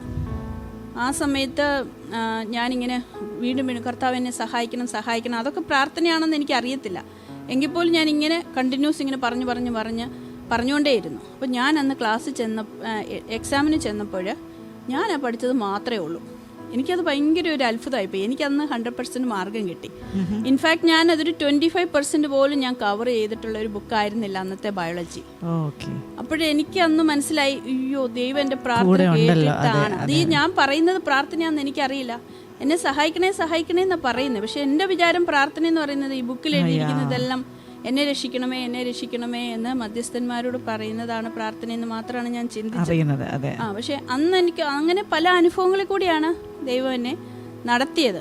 അങ്ങനെ വന്ന് അപ്പം ഞാൻ വളരെ പർട്ടിക്കുലറാണ്. പെന്തിക്കോസ് എന്ന് പറയുന്ന ഒരു സമുദായം എനിക്കിഷ്ടമില്ലായിരുന്നു. കാരണം ഞാൻ എൻ്റെ ബാല്യത്തിൽ എന്നോട് വീട്ടുകാരൊക്കെ അങ്ങനെയാണ് പറഞ്ഞു തന്നിരുന്നത്, അത് ക്രിസ്ത്യാനികളാകാൻ വേണ്ടി വരുന്ന ആൾക്കാരാണ്, അവർ യഥാർത്ഥ ക്രിസ്ത്യാനികളല്ല, അവർ നമ്മുടെ മാലയും വളയൊക്കെ പറ്റിച്ചെടുത്തുകൊണ്ട് പോകുന്നവരും അങ്ങനെ പറ്റിക്കുന്നവരാണ് എന്നുള്ള ഒരു ചിന്ത നമ്മുടെ ഉള്ളിൽ കിടക്കുന്നത്. അങ്ങനെ പറഞ്ഞു കേട്ടത് കൊണ്ട് അങ്ങനെ ഒരു ചിന്തയാണ്. അപ്പോൾ അത് യഥാർത്ഥ ക്രിസ്ത്യാനികളല്ല എന്ന് പറയുമ്പോൾ അതുകൊണ്ട് നമ്മൾ ആരും അവരോട് മിണ്ടരുത്. മിണ്ടിയാൽ അവർ നമ്മളെ പിടിച്ചോണ്ട് പോകും, ആ കൂട്ടത്തിലാക്കും. അതുകൊണ്ട് തന്നെ നമ്മൾ മിണ്ടാൻ ഭയപ്പെട്ടിരുന്നു.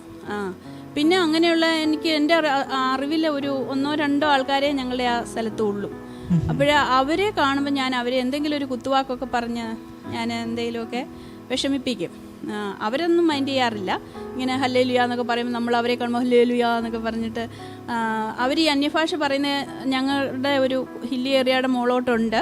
അവിടുന്ന് നമുക്ക് ഞങ്ങളുടെ വീട് വരെ കേൾക്കാം. ഞങ്ങൾ ഓർക്കുന്നത് നെല്ല് കുത്തണം എന്ന് പറയുന്നതെന്നാണ്. അപ്പം ഞങ്ങൾ ഓർക്കും ഇവരെന്താ ഈ കിടന്ന് പറയുന്നത്, നെല്ല് കുത്തണം. അപ്പം ഞാനും എൻ്റെ അനിയത്തിയും കൂടെ അവർ പോകുന്നുണ്ട്, നെല്ല് കുത്തണം എന്ന് അവർ പറയാം. അവർക്കൊന്നും അവർക്കറിയില്ലല്ലോ. അങ്ങനെയൊക്കെ ആയിരുന്നു ഞങ്ങളുടെ അന്നത്തെ ഈ ബെന്തിക്കോസ് എന്ന് പറഞ്ഞ ഒരു അനുഭവം. അത് കഴിഞ്ഞ് ഞാൻ നഴ്സിങ്ങിന് വന്നു കഴിഞ്ഞിട്ട് കറക്റ്റായിട്ട് ഞങ്ങൾ ഓർത്തഡോക്സിൻ്റെ ചർച്ചിൽ സൺഡേയിൽ പ്രെയറുണ്ട്, അവിടെ പോകും. അന്ന് എനിക്കൊരു സിസ്റ്റർ ഡീന എന്ന് പറഞ്ഞൊരു മഠത്തിലമ്മ, ഞങ്ങളുടെ ഒരു ഓർത്തഡോക്സിലെ അച്ഛനും കൂടെ വന്ന് നമ്മുടെ സ്റ്റുഡൻറ്റ് ഹോസ്റ്റലിൽ പ്രയറും ഒക്കെ ഉണ്ട്. അപ്പോൾ ഈ സിസ്റ്റർ ഡീന അന്ന് MSc പഠിക്കുകയാണെന്ന് തോന്നുന്നു. ആ പുള്ളിക്കാരിക്ക് രാവിലെ പോകണം, നമസ്കാരമുണ്ട്, നമസ്കാരം കഴിയുമ്പോഴേ ആരാധന വരുന്നത്. അപ്പോൾ നമസ്കാരത്തിന് ഈ സിസ്റ്റർമാരായതുകൊണ്ട് പോകണമെന്നുണ്ട്. ഈ വണ്ടി ഞങ്ങൾ സ്റ്റുഡൻസിന് വിടുന്ന ആരാധന സമയത്തോട്ടുള്ളതാണ്. അപ്പോൾ അത്രയും ദൂരം നടന്നു പോകണം. അപ്പം പുള്ളിക്കാരി ആരെങ്കിലുമൊക്കെ കൂട്ടുപിടിക്കും. അപ്പോൾ എനിക്ക് അവധിയില്ലാത്ത ജോലിയില്ലാത്ത സമയത്ത് ഞാൻ പറയും സിസ്റ്റർ ഞാൻ വരാമെന്ന്. അത് പിന്നെ വെളുപ്പിനെ എഴുന്നേറ്റ് പോകണം, ആർക്കും മടിയാണ്, എല്ലാവർക്കും മടിയാണ്, ഒരു ദിവസമല്ല അവധി കിട്ടത്തുള്ളൂ. അപ്പോൾ ഞാൻ പറയും ഞാൻ വരാമെന്ന് പറയും. പിന്നെ എനിക്ക് അവധിയുള്ള സമയമുള്ളപ്പോഴും ഞാനും സിസ്റ്റർ ഡീനയും കൂടെയാണ് സൺഡേയിൽ ആ ചർച്ചിലൊക്കെ പോയി നമസ്കാരത്തിനെ പോയി. അങ്ങനെ ഞാനൊരു വലിയ ഭക്തയാണെന്ന് തന്നെയാണ് ഞാൻ ധരിച്ചുകൊണ്ടിരുന്നത്. അത് കഴിഞ്ഞ് ഞാൻ നഴ്സിങ്ങിന് പഠിച്ച് കഴിയുന്ന ആ സമയത്ത് ഞാൻ ഒരു ചിക്കൻ ബോക്സിൻ്റെ അനുഭവത്താൽ ഞാൻ ഹോസ്പിറ്റലിൽ അഡ്മിറ്റായി. സ്റ്റുഡൻ്റ് ആയതുകൊണ്ട് തന്നെ നമ്മളെ ഐസൊലേറ്റ് ചെയ്യും. കാരണം അങ്ങനെ ഐസൊലേറ്റ് ചെയ്യുന്ന പറഞ്ഞാൽ ഇന്നത്തെ പോലെയല്ല. അന്ന് നമുക്ക് TV ഇല്ല, ഫോണില്ല, യാതൊന്നുമില്ല. ഒത്തിരി പ്രാർത്ഥിക്കുന്ന ആളാന്ന് പറഞ്ഞ് എൻ്റെ കയ്യിൽ ബൈബിളും ഇല്ല, ബൈബിൾ ഉണ്ടെങ്കിലും പ്രാർത്ഥിക്കാൻ അറിയത്തില്ല. അങ്ങനെ ഞാൻ അഡ്മിറ്റായി. അപ്പം അടുത്ത ബെഡിൽ 2 ബെഡുള്ള ഒരു റൂമാണ്. അടുത്ത ഒരാൾ ഓൾറെഡി ഉണ്ടായിരുന്നു. അപ്പം ഞാൻ അവരോട് കാര്യങ്ങളൊക്കെ തിരക്കി, ഇങ്ങനെ എത്ര ദിവസം ആകുമെന്നൊക്കെ ചോദിച്ചപ്പോഴവർ പറഞ്ഞു 2-3 ദിവസം ആകും. അപ്പോൾ ആ കുട്ടി പിറ്റേ ദിവസം അങ്ങ് പോയി. അടുത്തൊരാൾ വന്നു. അപ്പോൾ എനിക്ക് സന്തോഷമായിരുന്നു, അവരോടും സംസാരിച്ചുകൊണ്ടൊക്കെ ഞങ്ങളിങ്ങനെ കിടന്നു. അത് 2-3 ദിവസം കഴിഞ്ഞപ്പോൾ അതും പോയി. മൂന്നാമതൊരാൾ വന്നു, അതൊരു മെഡിക്കൽ സ്റ്റുഡൻ്റ് ആയിരുന്നു.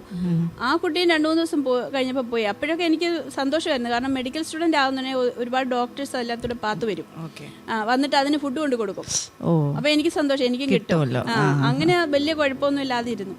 അതുകൂടെ പോയി കഴിഞ്ഞപ്പോൾ ആരും വന്നില്ല. അപ്പോഴെനിക്കൊരു അത്രയും ദിവസമായി. അപ്പോൾ എനിക്ക് ചിന്തിച്ചു 3 പേരും നല്ലതായിട്ട് പോയി, ഇനി ഞാൻ മാത്രം എന്താണ് ഇത് ശരിയാകാത്തേ. അപ്പം ഞാൻ ഡോക്ടേഴ്സ് വന്ന് റൗണ്ട്സിൽ വന്ന് വെളിയിൽ നിന്ന് ഒരുമാതിരി ഇങ്ങനെ നോക്കത്തേ ഉള്ളൂ. നോക്കുമ്പോൾ എനിക്ക് ഈ ബ്ലിസ്റ്റേഴ്സ് ഉണ്ട്, ചിക്കൻ ബോക്സിൽ പിന്നെ പുതിയ ബ്ലിസ്റ്റേഴ്സ് വരുക. അപ്പോൾ അവർക്ക് ഡിസ്ചാർജ് ചെയ്യാൻ പറ്റത്തില്ല. അങ്ങനെ കിടന്ന് ഞാനൊരു 15 ദിവസത്തോളം അവിടെ കിടന്നു.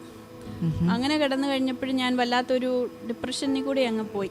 കാരണം നമുക്ക് ആരോടും സംസാരിക്കാൻ പിന്നെ ഇല്ല. അപ്പം ഞാൻ പിന്നെ ക്ലീൻ വരുന്ന ആ ബ്രദേഴ്സിനോട് ഞാൻ നീഡിൽ വാങ്ങിക്കും. അന്നത്തെ നീഡിൽ ഡിസ്പോസിബിൾ ഒന്നുമല്ല, മെറ്റൽ നീഡിൽസ് ആണ്. 18-20 എന്നൊക്കെ പറയുന്ന വലിയ നീഡിൽസ് റീസ്റ്റെറിലൈസ് ചെയ്തിട്ടൊക്കെയാണ് യൂസ് ചെയ്യുന്നത്.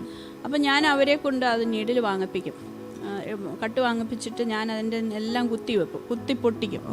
പൊട്ടിച്ച് കഴിഞ്ഞിട്ട് രാവിലെ ഡോക്ടർ വരുന്ന നോക്കിയിരിക്കും. അപ്പോൾ രാവിലെ ഉണരുമ്പോഴത്തേന് ഇത് പിന്നെ അങ്ങ് ബ്ലിസ്റ്റർ ആകും. എനിക്കറിയില്ലായിരുന്നു ഇത് പൊട്ടിച്ചാലും അതിനൊരു ടൈമുണ്ട്, അന്നേരം അത് ഹീലാകത്തുള്ളൂ എന്നുള്ള ആ ഒരു വിവരം എനിക്കില്ലായിരുന്നു.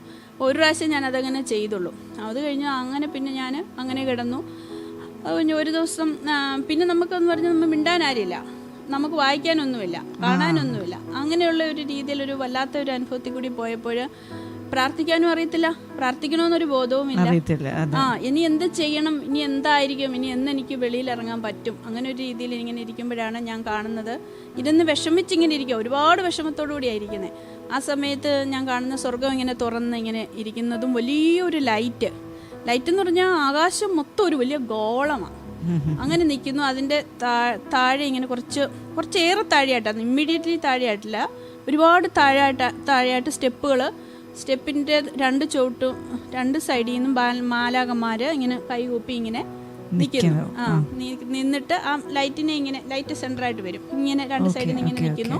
മാലാക കുഞ്ഞുങ്ങളാ, എനിക്ക് തോന്നുന്നു 4 വയസ്സ് 5 വയസ്സൊക്കെ കുഞ്ഞു കുട്ടികളാ, അത്രയുമേ എനിക്ക് തോന്നിക്കത്തുള്ളൂ. ഞാൻ അതിൻ്റെയൊക്കെ താഴെ ഒരു ഇരുളിൽ കിടക്കുന്നു. അപ്പോൾ ഈ ലൈറ്റ് വലിയൊരു വടം എറിഞ്ഞു കൊടുത്തിട്ട് ഇവരോട് പറയാണ് ഇവളെ പിടിച്ചു കെട്ടിക്കൊണ്ട് വരാനെന്ന്. അപ്പം ഞാൻ ശരിക്കും അന്നാണ് ഞാൻ വടം കാണുന്നത്, വടം എന്നൊക്കെ കേട്ടിട്ടേ ഉള്ളൂ. അപ്പം ഈ ലൈറ്റിനോട് ചോദിക്കുക, കർത്താവ് എന്നെ എന്തിനാ പിടിച്ചു കിട്ടുന്നേ? അപ്പം കർത്താവ് പറയും, നിന്റെ മുഖം എന്തിനാണ് നീ ഇത്രയും നാളെ എനിക്ക് മറച്ചു വെച്ചേ? അപ്പോഴും എൻ്റെ അനുഭവത്തിൽ ഞാൻ കർത്താവിന് മുഖം മറച്ചില്ല. അപ്പം ഞാൻ പറയുന്നുണ്ട്, ഞാൻ നൊയമ്പുകളെല്ലാം നോക്കിയിട്ടുണ്ട്, ചെറുപ്രായം തൊട്ടേ നൊയമ്പ് നോക്കുന്ന ഞാൻ എങ്ങനെയാണ് എൻ്റെ മുഖം കർത്താവിന് മറച്ചു വെക്കുന്നത്? ഞാൻ എല്ലാ പള്ളി ആരാധനയിലും ഞാൻ സംബന്ധിക്കുന്ന ആളാണ്. സ്റ്റുഡൻ്റ് ആയിരുന്നപ്പോൾ പോലും ജോലിയില്ലാത്ത എല്ലാ സൺഡേകളിലും ഞാൻ മുടങ്ങാതെ പോകുന്ന ഒരാളോട് എങ്ങനെ കർത്താവിന് അങ്ങനെ പറയാൻ പറ്റും? അപ്പം ഞാൻ പറഞ്ഞില്ല.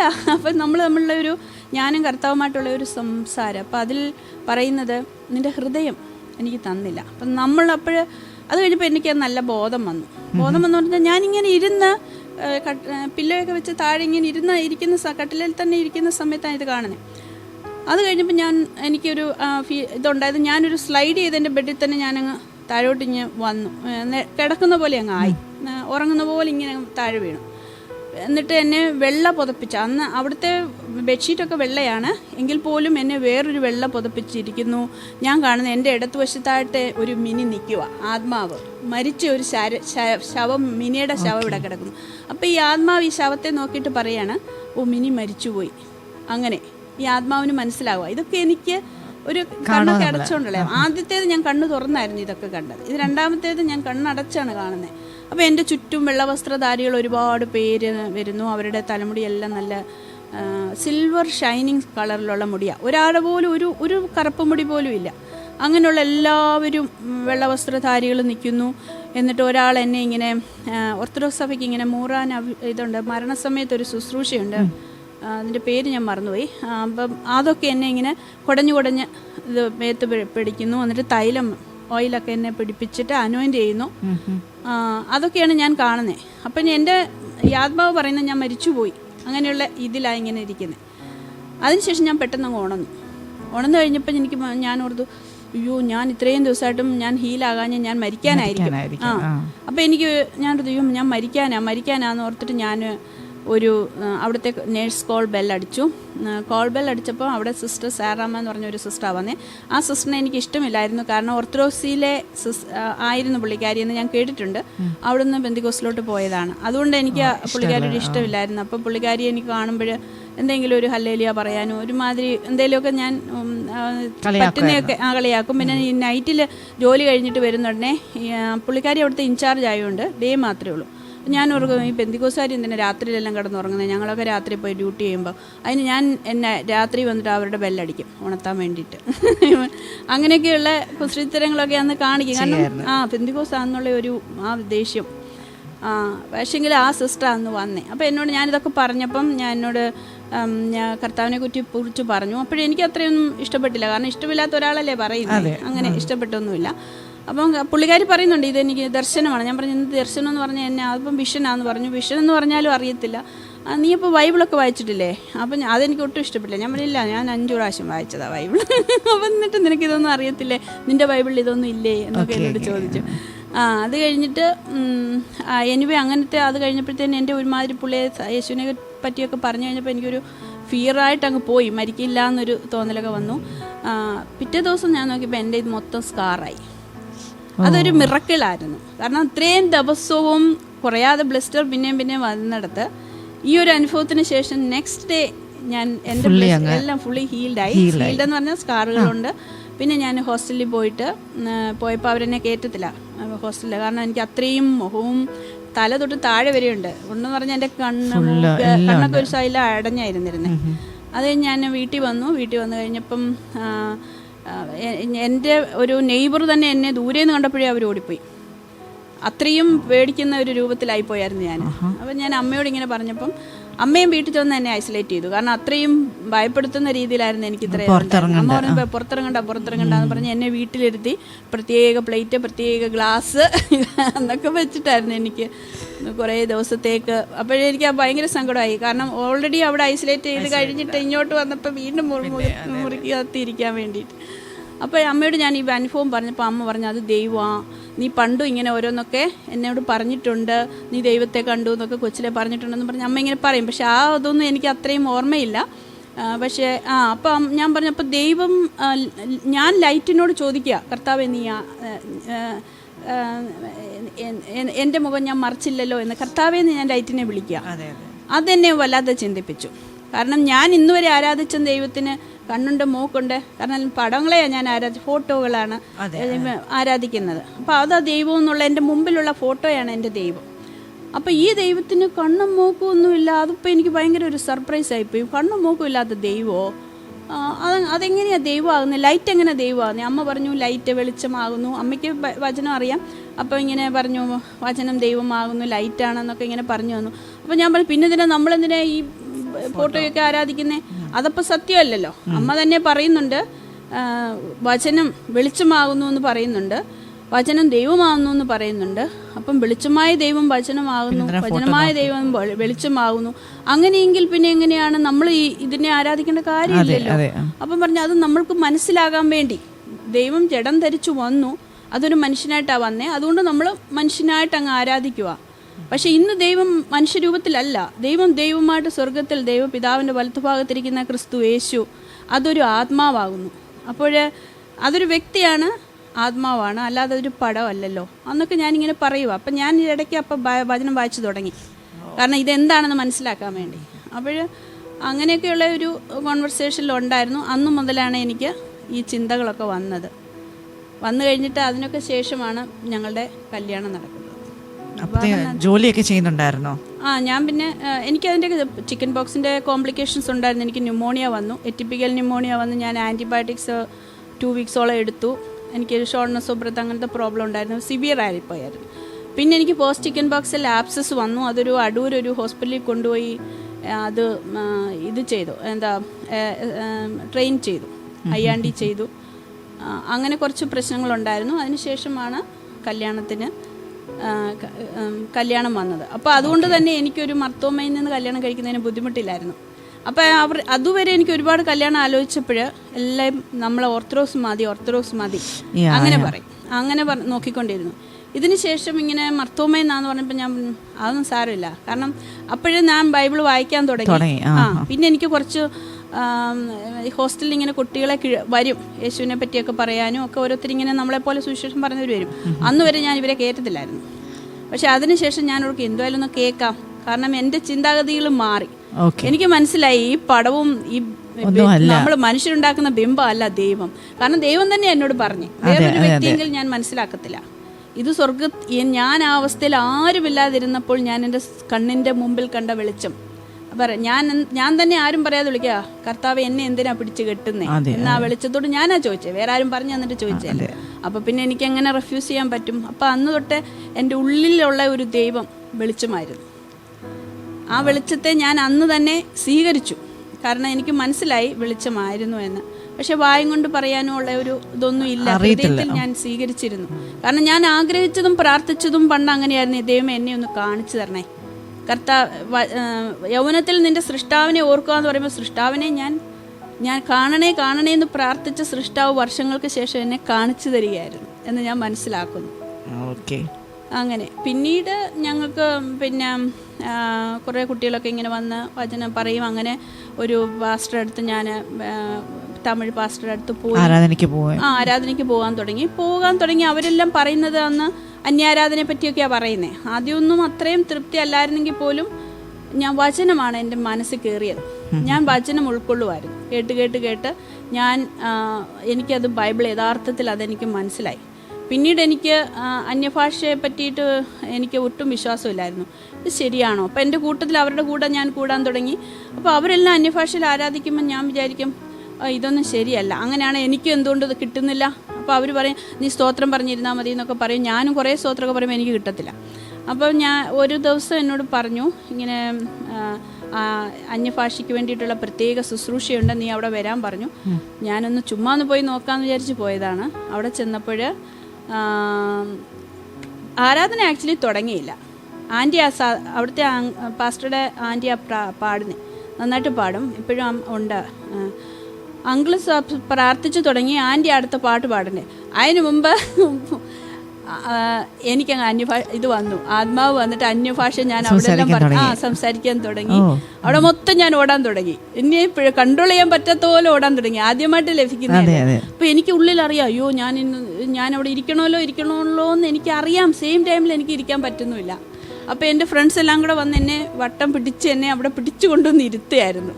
വലിയൊരു കാറ്റടിക്കും പോലെ എൻ്റെ അടുത്ത് വന്ന് ഞാൻ വെറുതെ ഇങ്ങനെ ഇരുന്ന് സ്തോത്രം പറഞ്ഞുകൊണ്ട് ഇരുന്നിടത്തുനിന്ന് ഈ ഒരു കാറ്റ് വന്ന് എന്നെ അങ്ങ് പോക്കിയിട്ട് ഞാൻ ഓടാൻ തുടങ്ങി. അപ്പോൾ എനിക്ക് മനസ്സിലായി ഇത് സത്യമാണ്. ഞാൻ സംശയിച്ചതുപോലെയല്ല, വെറുതെ ആൾക്കാർ നെല്ലൂത്തണമെന്നൊന്നും പറയുന്നതൊന്നുമല്ല. ഇത് ദൈവത്തിന്റെ സ്വർഗീയ ഭാഷ നമ്മുടെ നാവിൽ വരുന്നതാണ്, അല്ല നമ്മൾ വല്ലതും വിളിച്ചു പറയുന്നതോ ഒന്നും അല്ല. അല്ലെങ്കിൽ എനിക്ക് ഇരിക്കണമെന്നുള്ള ആ ഉള്ളിലുള്ള ആഗ്രഹം ഉള്ളപ്പോൾ പോലും ഇരിക്കാൻ പറ്റാത്ത ഒരു സാഹചര്യം ഭയങ്കരമായിട്ട് ഞാൻ അന്നൊക്കെ വെറുതെ ഉള്ള വാക്കുകളല്ല, ഭയങ്കരമായിട്ട് അന്യഭാഷയായിട്ട് ഇനി വരുമായിരുന്നു. അതിൽ നിന്ന് എനിക്ക് വളരെ വ്യക്തമായി ഈ ദൈവം ജീവിക്കുന്ന ദൈവം. നമ്മുടെ എന്താണ് നമുക്ക് സംശയമുള്ളത് ദൈവത്തോട് ചോദിക്കുക. നമ്മൾ മറ്റുള്ളവരെ കുറ്റം പറഞ്ഞുകൊണ്ട് നടക്കേണ്ട കാര്യമില്ല. എന്താണ് ദൈവത്തെ കാണണമോ, കർത്താവ് എനിക്ക് നിന്നെ ഒന്ന് കാണണം. അപ്പോൾ അങ്ങനെ പറഞ്ഞപ്പോൾ വർഷങ്ങൾ കഴിഞ്ഞെങ്കിലും എൻ്റെ മുമ്പിൽ വന്നെന്ന് വെളിച്ചം, ആ വെളിച്ചത്തെ എൻ്റെ ആത്മാവ് കർത്താവേ എന്ന് വിളിച്ചു. അതുപോലെ തന്നെ അന്യഭാഷ അറിയില്ലായിരുന്നു, സത്യമാണെന്ന്. പക്ഷേങ്കിൽ ആ ക്ലിയറായിട്ടുള്ള ഭാഷയോടുകൂടി എനിക്ക് ദൈവം ആ വരം കൃപ തന്നു. അതിനുവേണ്ടി ഞാൻ കർത്താവിനെ സ്തുതിക്കുന്നു. അങ്ങനെ അതൊക്കെയായിരുന്നു എൻ്റെ. പിന്നീട് ഞാൻ അവിടെ ഒരു തിരുപ്പത്തൂർ എന്ന് പറഞ്ഞൊരു സ്ഥലത്ത് എൻ്റെ ഫ്രണ്ട്സ് ഇങ്ങനെ പറഞ്ഞിങ്ങനെ 3 ദിവസം ഫാസ്റ്റിംഗ് ഉണ്ടെന്ന് പറഞ്ഞു. ഫാസ്റ്റിംഗ് എന്ന് പറയുമ്പോഴും ഞങ്ങൾക്ക് നൊയമ്പായതുകൊണ്ട് എനിക്ക് ഈ ഫാസ്റ്റിംഗ് അന്ന് അറിയത്തില്ല. ഇപ്പോഴൊക്കെയാണ് ഈ മീഡിയ ഒക്കെ ഉള്ളത് ഒരുപാട് ഫാസ്റ്റിംഗ് പ്രെയർ എന്നൊക്കെ പറഞ്ഞ് എഴുതി വരുന്നത്. അന്നൊക്കെ ഫാസ്റ്റിംഗ് എന്താണെന്ന് അറിയത്തില്ല. ഞാൻ വിചാരിക്കുന്നത് ഈ നൊയമ്പാണെന്ന്. അപ്പോൾ അവർ പറഞ്ഞു നീ വരണ്ട, നിനക്ക് ഫാസ്റ്റിംഗ് ചെയ്യാൻ പറ്റില്ല. ഞാൻ പറഞ്ഞു ഞാൻ 40 ദിവസമൊക്കെ ഫാസ്റ്റിംഗ് എടുക്കും, 50 ദിവസവും എടുക്കുമെന്ന് പറഞ്ഞു. അപ്പോൾ അവർ പറഞ്ഞു ആണോ, എന്നാൽ അവർ തമിഴൻസാ. അപ്പോൾ അവർ പറഞ്ഞു ഓക്കെ എന്നാൽ നീ പോരാൻ പറഞ്ഞു. അവിടെ ചെന്ന് കഴിഞ്ഞപ്പോഴാണ് വൈകിട്ടൊരു മോരുമ്പെള്ളം 1 ഗ്ലാസ് മാത്രമേ ഉള്ളൂ. അപ്പം ഞാൻ രാവിലെ കിട്ടാഞ്ഞപ്പോൾ ഞാൻ ഓർത്തു ഉച്ചയ്ക്ക് കിട്ടും എന്ന് ഓർത്തു. അവിടെ പോയിരിക്കുകയാണ്. അപ്പോൾ അവിടെ പോയിരുന്ന് കഴിഞ്ഞപ്പം ഉച്ചയ്ക്കുമില്ല, ഞാൻ ഫുഡ് കഴിക്കണ്ടേ, ഒരു ഫാസ്റ്റിംഗ് അല്ലേ. ഞാൻ ഫാസ്റ്റിംഗ് അപ്പോൾ ഫുഡ് ഇല്ല. പിന്നെ നീയല്ലേ പറഞ്ഞ നീ 40-50 ദിവസമൊക്കെ എടുക്കുമെന്ന്. അപ്പോൾ ഞാൻ ഇവിടുത്തെ ഫാസ്റ്റിങ്ങിന് ഒരു ഫുഡില്ലാത്ത ഫാസ്റ്റിങ്ങാണോ? അതെ, ഫാസ്റ്റിംഗ് എന്ന് പറയുമ്പോൾ ഫുഡില്ലാത്തതാണ്. അങ്ങനെ വൈകുന്നേരം ഒരു മോരും വെള്ളം. അപ്പം ആദ്യത്തെ ദിവസമൊക്കെ നമുക്ക് ഭയങ്കര ബുദ്ധിമുട്ടായിരുന്നു. തിരുപ്പത്തൂർ എന്ന് പറഞ്ഞാൽ 13,000 പേര് വന്ന് 13,000 പേര് സ്നാനമൊക്കെ എടുക്കുന്ന സ്ഥലമാണ്. അപ്പം ഇതൊന്നും നമുക്കറിയത്തില്ല. അപ്പം ഞാൻ താറയാ കിടക്കണ്ടേ ഈ മണ്ണില്. അപ്പം എനിക്ക് അതൊക്കെ ഭയങ്കര ബുദ്ധിമുട്ടായിട്ട് തോന്നി, ഓലയുള്ളതിനകത്ത് കിടക്കുന്നത്. അപ്പം ഞാൻ ഓർത്ത് അവിടെ നല്ല റൂമും ഒക്കെ കാണും. ഞങ്ങളും സ്റ്റുഡൻറ് പീരീഡിൽ ഓരോ ക്യാമ്പുകൾക്കൊക്കെ പോയിട്ടുണ്ടല്ലോ, അതാണെന്നുള്ള ചിന്തയെ വന്നപ്പോൾ ഒരു പന്തലിൻ്റെ ഒരു തൂണിൻ്റെ അടുത്ത് നമ്മളും ഒരു സ്ഥലം പിടിക്കുക, അവിടെ കിടക്കുക. അതൊക്കെ എനിക്ക് ഭയങ്കര എനിക്ക് തിരിച്ചു പോകണമെന്ന് പറഞ്ഞു. അപ്പം ഞങ്ങളുടെ സൂപ്പർവൈസറുണ്ട്. അപ്പോൾ സൂപ്പർവൈസർ അവരോട് പറഞ്ഞു ഇവളെ കൊണ്ടുവരേണ്ടെന്ന് ഞാൻ നിങ്ങളോട് പറഞ്ഞതാ, നിങ്ങളാണിത് കൊണ്ടുവന്നത്.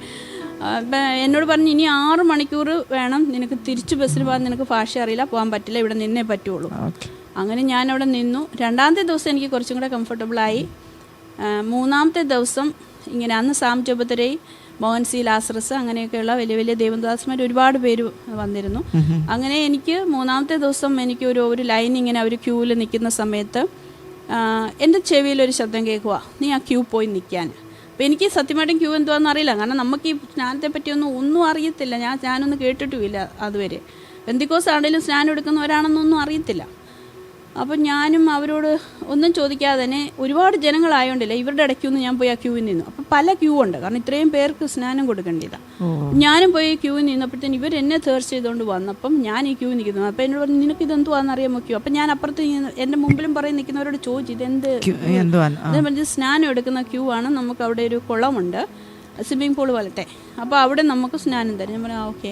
ഞാനിവിടെ നിന്നു. അപ്പം ഞാൻ കർത്താവിനോട് ഇങ്ങനെ ചോദിക്കുന്നുണ്ട്, ഞാൻ എന്തിനാ ഇവിടെ നിൽക്കേണ്ടിയേ എന്നൊക്കെ ചെയ്യുന്നത്. നീ അവിടെ നിൽക്കുന്നേ പറയുന്നുള്ളൂ, പക്ഷെ എനിക്കൊന്നും പറയുന്ന കേൾക്കുന്നില്ല. അങ്ങനെ ഇപ്പോൾ എൻ്റെ ഫ്രണ്ട്സ് എന്നെ കണ്ടുപിടിച്ചു എന്ന് പറഞ്ഞു നീ ഇതെടുക്കണ്ട, നിനക്കൊന്നും അറിയാത്തവളൊന്നും സ്നാനം എടുക്കുകയൊന്നും വേണ്ട, ഇതൊക്കെ പഠിച്ചൊക്കെ എടുക്കേണ്ട കാര്യം. ഞാൻ പറഞ്ഞു ഇല്ല, സ്നാനമെങ്കിൽ എനിക്ക് സ്നാനം എടുക്കണം, നിങ്ങളല്ലല്ലോ എന്നെ ഭരിക്കേണ്ടത്, എനിക്കൊരു കർത്താവുണ്ട്, ആ കർത്താവ് പറയുന്ന പോലെ നിന്നോട് കർത്താവ് പറഞ്ഞു. ഞാൻ പറഞ്ഞു എന്നോട് കർത്താവ് പറഞ്ഞു ഇനി നിങ്ങളൊന്നും പറയണ്ടെന്ന് പറഞ്ഞു. അത് എന്നോട് പറഞ്ഞു നിൻ്റെ വീട്ടിൽ പ്രശ്നമാകും, അങ്ങനെയാകും. അപ്പോൾ അന്നൊന്നും ഫോണില്ല, അന്ന് ഞാൻ ഓൾറെഡി മാരീഡാണ്. നമുക്ക് മൊബൈൽ ഇല്ലാത്തത് അന്ന് അനുഗ്രഹമായി. താൻ വിളിച്ചു, ഞാൻ പിന്നെ അങ്ങ് ചെന്നു, അത്രേ ഉള്ളൂ. അതെനിക്ക് ഉറപ്പോടെ പറയാൻ പറ്റും. ആരോട് മൂന്നാമതൊരാളോട് ഞാനും കർത്താവും അല്ലാതെ വേറൊരാളോട് ഞാൻ ചോദിച്ചില്ല. ഞാൻ വിളിച്ചു, പിൻ ചെന്നു, അത്രമാത്രം. അത് ഏതൊരു അനുഭവം ആയാലും ഇനി മുമ്പിൽ എന്തെന്ന് മുന്നോട്ടുള്ള ഒരു ചൂട് പോലും എനിക്കറിയില്ല. തിരിച്ചു വന്നാൽ പുള്ളി എങ്ങനെ റെസ്പോണ്ട് ചെയ്യും, ഫാമിലി കുടുംബക്കാരെ റെസ്പോണ്ട്, അതൊന്നും എൻ്റെ പ്രോബ്ലമേ അല്ല. ഞാനും കർത്താവുമായിട്ടൊരു ബന്ധം എൻ്റെ ഉള്ളിലുണ്ടായിരുന്നു. താൻ വിളിച്ചു, ഞാൻ പെയിൻ ചെന്നു, ഞാൻ പോയി സ്നാനം എടുത്തു. മോഹൻ സി ലാസറസ് ആണ് അങ്ങനെ മോഹനണ്ണയാണ് സ്നാനം തന്നെ. അത് കഴിഞ്ഞ് അവിടെ വന്നിട്ട് അപ്പോഴേ സഹിച്ചാൻ അറിയത്തില്ല, ഞാൻ പോയ പോലും അറിയത്തില്ല. അന്നൊക്കെ ഇങ്ങനെ ലോക്കൽ ഫോൺ ലാൻഡ് കോളുകളാണല്ലോ. അപ്പം ആരോണ്ട് വിളിച്ചിട്ട് പറഞ്ഞു നിൻ്റെ ഹസ്ബൻഡ് ഇങ്ങനെ വിളിച്ചിരുന്നു, നീ എങ്ങാണ്ട് പോയെന്ന് പറഞ്ഞെന്നൊക്കെ പറഞ്ഞു. പിന്നെ വിളിച്ചപ്പോൾ ഞാനിങ്ങനെ പറഞ്ഞു ഞാൻ സ്നാനം എടുത്തു എന്ന് പറഞ്ഞു. അന്നേരം പുള്ളി പറഞ്ഞു പുള്ളിക്ക് ഓൾറെഡി ദൈവാത്മാ അവിടെ വെളിപ്പെടുത്തി കൊടുത്തു. അപ്പം പുള്ളിയുടെ അടുത്തുനിന്ന് എനിക്ക് അങ്ങനെ പ്രോബ്ലംസ് ഒന്നും വന്നില്ല. ഒരു പോസിറ്റീവ് എന്താ കിട്ടിയത്? ഓക്കെ. ഇപ്പം പാസ്റ്റർ US-ലല്ലേ, സെന്റ് ലൂയിസിൽ അവിടെയാണ്. അപ്പോൾ പാസ്റ്റർ ഇപ്പം എന്താ ചെയ്യുന്നത്? ഇപ്പം പാസ്റ്ററിൻ്റെ പ്രവർത്തനങ്ങൾ എങ്ങനെയാണ്? ഞങ്ങൾ കോവിഡ് സമയത്താണ് US-ലേക്ക് ഞങ്ങൾ മൈഗ്രേറ്റ് ചെയ്യുന്നത്. ഓക്കെ. അവിടെ ഞങ്ങൾ സെന്റ് ലൂയിസ് എന്ന് പറയുന്ന സിറ്റിയിലാണ്, മിസോറി സ്റ്റേറ്റ് ആണ്. ദൈവകൃപയാൽ ഞങ്ങൾ അവിടെ വരുന്നതിന് മുമ്പ് ഇതുപോലെ ഓൺലൈനിൽ കൂടെയാണ് ഞങ്ങൾ സെർച്ച് ചെയ്ത് അവിടുത്തെ ക്രിസ്ത്യൻ ഫെലോഷിപ്സിനെ കുറിച്ച് ഇങ്ങനെ ഞങ്ങൾ സെർച്ച് ചെയ്തപ്പോൾ ഞങ്ങൾക്ക് നല്ലൊരു ഫെലോഷിപ്പ് ഞങ്ങൾക്ക് കാണുവാൻ സാധിച്ചു. എന്നിട്ട് അവിടെ കർത്താവിൻ്റെ ദാസൻ ഷാജി പാസ്റ്റർ എന്ന് പറയുന്ന അദ്ദേഹത്തുമായിട്ട് ഞാൻ ബന്ധപ്പെട്ടു. അങ്ങനെ ഞങ്ങൾ അവിടെ ചെല്ലുന്ന കാര്യം ഞങ്ങളിങ്ങനെ പറഞ്ഞു. പുതിയൊരു സ്ഥലത്തേക്ക് ഞങ്ങൾ ചെല്ലുന്നു, ഒരു പരിചയമില്ലാത്ത സ്ഥലത്ത് ഞങ്ങൾ ചെല്ലുന്നു. പക്ഷേ കർത്താവിൻ്റെ കൃപയാൽ നാളുകളായി പരിചയമുള്ള രീതിയിലുള്ള ഞങ്ങൾക്ക് ഊഷ്മളമായ ഒരു വരവേൽപ്പാണ് അവിടെ ഞങ്ങൾക്ക് ലഭിച്ചത്. വളരെയധികം സ്നേഹത്തോടെ ഞങ്ങളെ കൈക്കൊള്ളുകയും ദേവദാസൻ തന്നെയല്ല, സഭയിലുള്ള എല്ലാവരും ഒന്നടങ്കം, പ്രത്യേകിച്ചും അവിടെ ഡോക്ടർ ഡാനി ഉണ്ടായിരുന്നു, ഒരു ജോൺ ബ്രദർ ഉണ്ടായിരുന്നു, തോമസ് പാസ്റ്റർ ഉണ്ടായിരുന്നു. അങ്ങനെ എല്ലാവരും കൂടി ഞങ്ങളെ വളരെ സ്നേഹത്തോടെ കൈക്കൊള്ളുകയും ഒരു ജോർജ് എന്ന് പറഞ്ഞ ഞങ്ങളുടെ വേറൊരു സഹോദരൻ ഞങ്ങളെ കൈക്കൊള്ളുകയും ഞങ്ങൾക്ക് വളരെ വേണ്ട എല്ലാ കൈത്താങ്കളും പകരുകയും അങ്ങനെ ആ സഭയുമായിട്ട് ചേർന്ന് ഞങ്ങൾ മുമ്പോട്ട് പ്രവർത്തനങ്ങൾ ആരംഭിച്ചു. സോ അദ്ദേഹത്തിൻ്റെ കൂടെ അവിടെ മലയാളവും ഇംഗ്ലീഷുമാണ് അവിടെ മെയിൻലി സർവീസ് ഉള്ളത്. സോ അദ്ദേഹം എന്തെങ്കിലും കാര്യങ്ങൾ നമ്മളെ ഏൽപ്പിക്കുവാണെങ്കിൽ, പ്രത്യേകിച്ചും വചന ശുശ്രൂഷയോ സങ്കീർത്തന ധ്യാനമോ ഇനി അതല്ല ഫാസ്റ്റിംഗ് പ്രെയറുമായിട്ട് ബന്ധപ്പെട്ടതോ അങ്ങനെയൊക്കെ, കാരണം മാസത്തിൽ ഫാസ്റ്റിംഗ് പ്രെയർ ഉണ്ട് എല്ലാ സൺഡേയും നമുക്ക് ഇതുണ്ട്. പിന്നെ അവിടെ കുട്ടികളെല്ലാം ജനിച്ച് വളർന്നൊക്കെ അവിടെ ആയതുകൊണ്ട് നമ്മൾ മലയാളം ആണെങ്കിൽ തന്നെ നല്ല ശതമാനം ഇംഗ്ലീഷിലാണ് കാര്യങ്ങളോട് ചെയ്യേണ്ടത്. കാരണം വെച്ചാൽ കുഞ്ഞുങ്ങൾക്ക് അല്ലെങ്കിൽ മനസ്സിലാകത്തില്ല. സോ ആ ഒരു കാര്യം നമ്മൾ മനസ്സിലാക്കിക്കൊണ്ട് വേണം അവിടുത്തെ ശുശ്രൂഷകളൊക്കെ നമ്മൾ മുമ്പോട്ട് പോകാൻ. നല്ലൊരു വർഷിപ്പ് ചെയ്യുന്ന കുഞ്ഞുങ്ങളുടെ ഒരു ടീമുണ്ട്. ദൈവകൃപയാൽ മലയാളികൾ തന്നെയല്ല, നമ്മുടെ ഇന്ത്യയിൽ നിന്നൊക്കെ വന്ന പല സ്ഥലത്തു നിന്ന്, പ്രത്യേകിച്ചും ആന്ധ്രയിൽ നിന്ന് വന്നവരുണ്ട്, തമിഴ്നാട്ടിൽ നിന്ന് വന്നവരുണ്ട്, മറ്റ് സംസ്ഥാനങ്ങളിൽ നിന്ന് വന്നവർ, പിന്നെ അവിടെ ഉള്ളവർ, അങ്ങനെ പലരും നമ്മുടെ കൂടെ ആരാധനയ്ക്ക് കടന്നു വരും. അനുഗ്രഹിക്കപ്പെട്ട ഒരു കൂട്ടായ്മ അവിടെ കടന്നു വിടുന്നു. അങ്ങനെ ആ സഭയുമായിട്ട് ചേർന്ന് അവിടെ നമ്മുടെ സെൻറ്റ് ലൂയിസിലായിരിക്കുമ്പോൾ തന്നെ, അമേരിക്കയിലെ നമ്മുടെ ഈ ഒരു കൾച്ചർ നമ്മൾ മുമ്പോട്ട് പോകുമ്പോൾ തന്നെ ഇന്ത്യയിൽ നമുക്കൊരു പ്രവർത്തനമുണ്ട്. പ്രത്യേകിച്ചും കേരളത്തിൽ മല്ലപ്പള്ളിയിൽ നമുക്കൊരു ചർച്ചുണ്ട്, ട്രിനിറ്റി ചർച്ച്. ആ ചർച്ചുമായിട്ട് ബന്ധപ്പെട്ട് കേരളത്തിൽ നമുക്ക് ഏകദേശം 10 അടുത്ത് നമുക്ക് പ്രവർത്തനങ്ങൾ നടക്കുന്നു. സോ അവിടുത്തെ വേണ്ടതായ സപ്പോർട്ടുകൾ, വേണ്ടതായ കൈത്താങ്ങുകൾ, ദൈവദാസന്മാർക്ക് വേണ്ട സപ്പോർട്ടുകൾ, അങ്ങനെയുള്ള കാര്യങ്ങൾക്കൊക്കെ പ്രത്യേകിച്ചും ഈ കോവിഡും കൂടെ വന്നപ്പോഴത്തേക്ക് എല്ലാ കാര്യങ്ങളും ഓൺലൈനായി. അന്നേരം നമ്മൾ സൂമിൽ കൂടെ എല്ലാ ദിവസവും നമുക്ക് രാത്രി 9 മണിക്ക് രാത്രിയിലൊരു പ്രെയറുണ്ട്. എല്ലാ ദിവസവും ഇവിടുത്തെ ദേവദാസന്മാർ, ഇവിടുത്തെ കുടുംബങ്ങളിലുള്ള കുഞ്ഞുങ്ങൾ, പ്രത്യേകിച്ചും പ്രാർത്ഥനയുമായിട്ട് ബന്ധപ്പെട്ട പ്രത്യേകിച്ച വിഷയങ്ങളുള്ളവർ എല്ലാ ദിവസവും അതൊരു ഞങ്ങളൊരു ഹാബിച്വലാക്കി. അതായത് എല്ലാ ദിവസവും രാത്രി 9 മണിയാകുമ്പോൾ എല്ലാവരും കടന്നു വന്ന് കുടുംബ പ്രാർത്ഥനയിൽ പങ്കുചേരണം. ഇതേപോലെ തന്നെ അവിടെ US-ലും എല്ലാ ദിവസവും രാത്രി 9 മണിക്ക് അവിടെ ഒരു പ്രെയർ. സോ ചുരുക്കം പറഞ്ഞാൽ എനിക്ക് അന്നേരം അവിടുത്തെ രാത്രി 9 എന്ന് പറയുമ്പോൾ ഇവിടെ രാവിലെ ഇവിടെ രാത്രി 9 എന്ന് പറയുമ്പോൾ അവിടെ രാവിലെ. സോ എനിക്ക് ചുരുക്കം പറഞ്ഞാൽ 2 പ്രെയറും കിട്ടും, രാവിലെയും കിട്ടും വൈകിട്ടും. കാരണം ഞാൻ ഇവിടുത്തെ പ്രെയർ ചേരുമ്പോൾ എല്ലാം ഓൺലൈൻ ആയതുകൊണ്ട് നമുക്ക് എവിടുന്നും അറ്റൻഡ് ചെയ്യാമല്ലോ. അങ്ങനെ വളരെ അനുഗ്രഹമായിട്ട് അത് പോകാൻ തുടങ്ങി. ഇങ്ങനെ മുമ്പോട്ട് പോകുമ്പോഴാണ് അവിടുത്തെ ദൈവദാസന്മാർക്കും എല്ലാവർക്കും കൂടി ഒരു ദൈവം തന്നെ ഒരു ആലോചന. അതായത് പ്രത്യേകിച്ചും അവിടെ ഒത്തിരി IT പിള്ളേർ കടന്നു വരുന്നു. IT മേഖലയിൽ നിന്നൊക്കെ ഒത്തിരി കുഞ്ഞുങ്ങളുണ്ട്. പ്രത്യേകിച്ചും അവിടെ നോർത്ത് ഇന്ത്യയുമായിട്ടുള്ള ഒത്തിരി പേരൊക്കെ വരുന്നുണ്ട്. അന്നേരം ഞാൻ വളർന്നതും ജനിച്ചതും എല്ലാം നോർത്ത് ഇന്ത്യയിലായതുകൊണ്ട് ഹിന്ദി എൻ്റെ ഫ്ലുവൻസ്. ഞങ്ങൾ ബഹ്റിനിലായിരുന്നപ്പോൾ അവിടെ ഞങ്ങൾക്ക് ഹിന്ദി ചർച്ച് ഉണ്ടായിരുന്നു. സോ അവിടെ ഹിന്ദി ചർച്ചുമായിട്ട് ഞാൻ ബന്ധപ്പെട്ട് മെസ്സേജുകൾ, പിന്നെ ഞങ്ങൾ ക്യാമ്പ് വിസിറ്റ്, പിന്നെ ഞങ്ങൾക്ക് പ്രത്യേകിച്ച് ബൈബിൾ സ്റ്റഡി അങ്ങനെയൊക്കെ നടക്കുമായിരുന്നു. സോ അതൊക്കെ ഞാൻ ഹിന്ദിയിലായിരുന്നു അവർ കണ്ടക്ട് ചെയ്തുകൊണ്ടിരുന്നത്. സോ എനിക്കൊരു വലിയൊരു ആഗ്രഹമായിരുന്നു, പ്രത്യേകിച്ച് നോർത്ത് ഇന്ത്യൻ മിനിസ്ട്രിയെക്കുറിച്ച്. അങ്ങനെ ദൈവകൃപയാൽ ഈ കഴിഞ്ഞ ജനുവരി മാസം തൊട്ട് ഞങ്ങളവിടെ ഹിന്ദിയിലും കൂടെ US-ൽ മിനിസ്ട്രി സ്റ്റാർട്ട് ചെയ്തു. കൃപയാൽ അത് അനുഗ്രഹിക്കപ്പെട്ട നിലവാരത്തിൽ ഇപ്പം മുമ്പോട്ട് പോകുന്നു. പാസ്റ്റർ തന്നെ ലീഡ് ചെയ്യുന്നത്? ഞാൻ ലീഡ് ചെയ്യുന്നു. നമ്മുടെ കൂടെയുള്ള മറ്റ് ദേവദാസന്മാർ നമ്മളെ സപ്പോർട്ട് ചെയ്യുന്നു. വേണ്ട എല്ലാ ഹെൽപ്പും അവർ ചെയ്യുന്നുണ്ട്. സഭയിലെ കുഞ്ഞുങ്ങൾ അവർ കടന്നു വരും. അത് ദൈവത്തിൻ്റെ വലിയൊരു പ്രവൃത്തി എന്ന് ഞാൻ മനസ്സിലാക്കുന്നു. കാരണം ഞങ്ങൾ ഈ ഹിന്ദി ഫെലോഷിപ്പ് അവിടെ തുടങ്ങുമെന്നും പറഞ്ഞുകൊണ്ട് ഞങ്ങൾ ഈ ട്രാക്റ്റ് ഉണ്ടാക്കിയിട്ട് ഇംഗ്ലീഷിലും ഹിന്ദിയിലും എഴുതി അടിച്ചിട്ട് ഞങ്ങൾ അവിടെയുള്ള പല ഈ ഷോപ്പിംഗ് സെൻറ്ററിൽ, ഈ റെസ്റ്റോറൻറ്റിൽ, അങ്ങനെ പലയിടത്തും കൊണ്ടുപോയി ഞങ്ങൾ ഈ വാൾ പേപ്പറായിട്ട് ഞങ്ങൾ കൊടുത്തു. ആദ്യത്തെ അനുഭവം എന്ന് പറയുന്നത്, ഞങ്ങൾ ഫസ്റ്റ് ഡേ അവിടെ തുടങ്ങാൻ വേണ്ടി ഇരിക്കുമ്പം ഞാൻ നോക്കുമ്പോൾ ഒരു കൂട്ടം കൊറിയൻസ് കയറി വരുന്നു. എന്നാൽ ഞങ്ങൾ പറഞ്ഞു ഇത് ഹിന്ദി ഫെലോഷിപ്പ് അല്ല, ഇതെല്ലാം കൂടി ഇവരുടെ കൂടെ വരിക. എന്നാൽ കുറച്ച് ഇപ്പോൾ കൊറിയൻ കുറച്ച് സഹോദരിമാരും എല്ലാവരും കൂടി കയറി വന്നിട്ട് പറഞ്ഞു പാസ്റ്റർ സജിയാണോ ആന്ന്. ഞങ്ങൾ അവിടെ ഒരു ഏഷ്യൻ ഒരു സൂപ്പർ മാർക്കറ്റുണ്ട്, അന്നേരം അവിടെ ഏഷ്യൻ ഫുഡ്സൊക്കെ കിട്ടുന്നതാണ്. അന്നേരം ഞങ്ങൾ അവിടെ പോയപ്പം ഞങ്ങൾ ഈ ട്രാക്ട് കണ്ടു. അന്നേരം ഇവിടെ ഹിന്ദി ഫെലോഷിപ്പ് തുടങ്ങുന്നു എന്ന് കേട്ടു. എനിക്ക് കേട്ടപ്പോൾ ഭയങ്കര സന്തോഷം തോന്നി. അതിന് ഞങ്ങൾ വന്നതെന്ന് പറഞ്ഞു. അവർ വന്നു അവരുടെ സാക്ഷ്യങ്ങളൊക്കെ പറയുകയും അവരെന്തായാലും വേൾഡ് മിഷനുമായിട്ട് ബന്ധപ്പെട്ടവരാണ്. അവരെന്തായാലും വേൾഡ് ഇവാഞ്ചലിസത്തിന് വേണ്ടി മാക്സിമം സപ്പോർട്ട് ചെയ്യുകയും അതിനുവേണ്ടി പ്രവർത്തിക്കുകയും അമേരിക്കയിൽ തന്നെ അവർക്ക് ഒത്തിരി ബ്രാഞ്ചുകളുണ്ട്, മിഡിൽ ഈസ്റ്റിലുണ്ട്, ഇന്ത്യയിലുണ്ട്. അന്നേരം ഇന്ത്യയുമായിട്ടുള്ള ബന്ധപ്പെട്ട നോർത്ത് ഇന്ത്യൻ മിനിസ്ട്രിക്കൊക്കെ അവർ ഭയങ്കര താല്പര്യം. അവർക്ക് ഈ പ്രത്യേകിച്ചും കൊറിയൻ മിനിസ്ട്രിയുമായി ബന്ധപ്പെട്ട് അവർ ലോകത്തിൽ നടക്കുന്ന എല്ലാ ഭാഗങ്ങളിലും അവർ ഈ മിനിസ്ട്രിയെ സപ്പോർട്ട് ചെയ്ത് മുമ്പോട്ട് പോവുക. അങ്ങനെ നമ്മളുമായിട്ടുള്ള ബന്ധപ്പെടാൻ പ്രത്യേകിച്ചും എനിക്ക് ഗൾഫുമായിട്ടൊക്കെ ബന്ധമുണ്ടെന്ന് അറിയുമ്പോൾ അവർക്ക് ഭയങ്കര സന്തോഷം.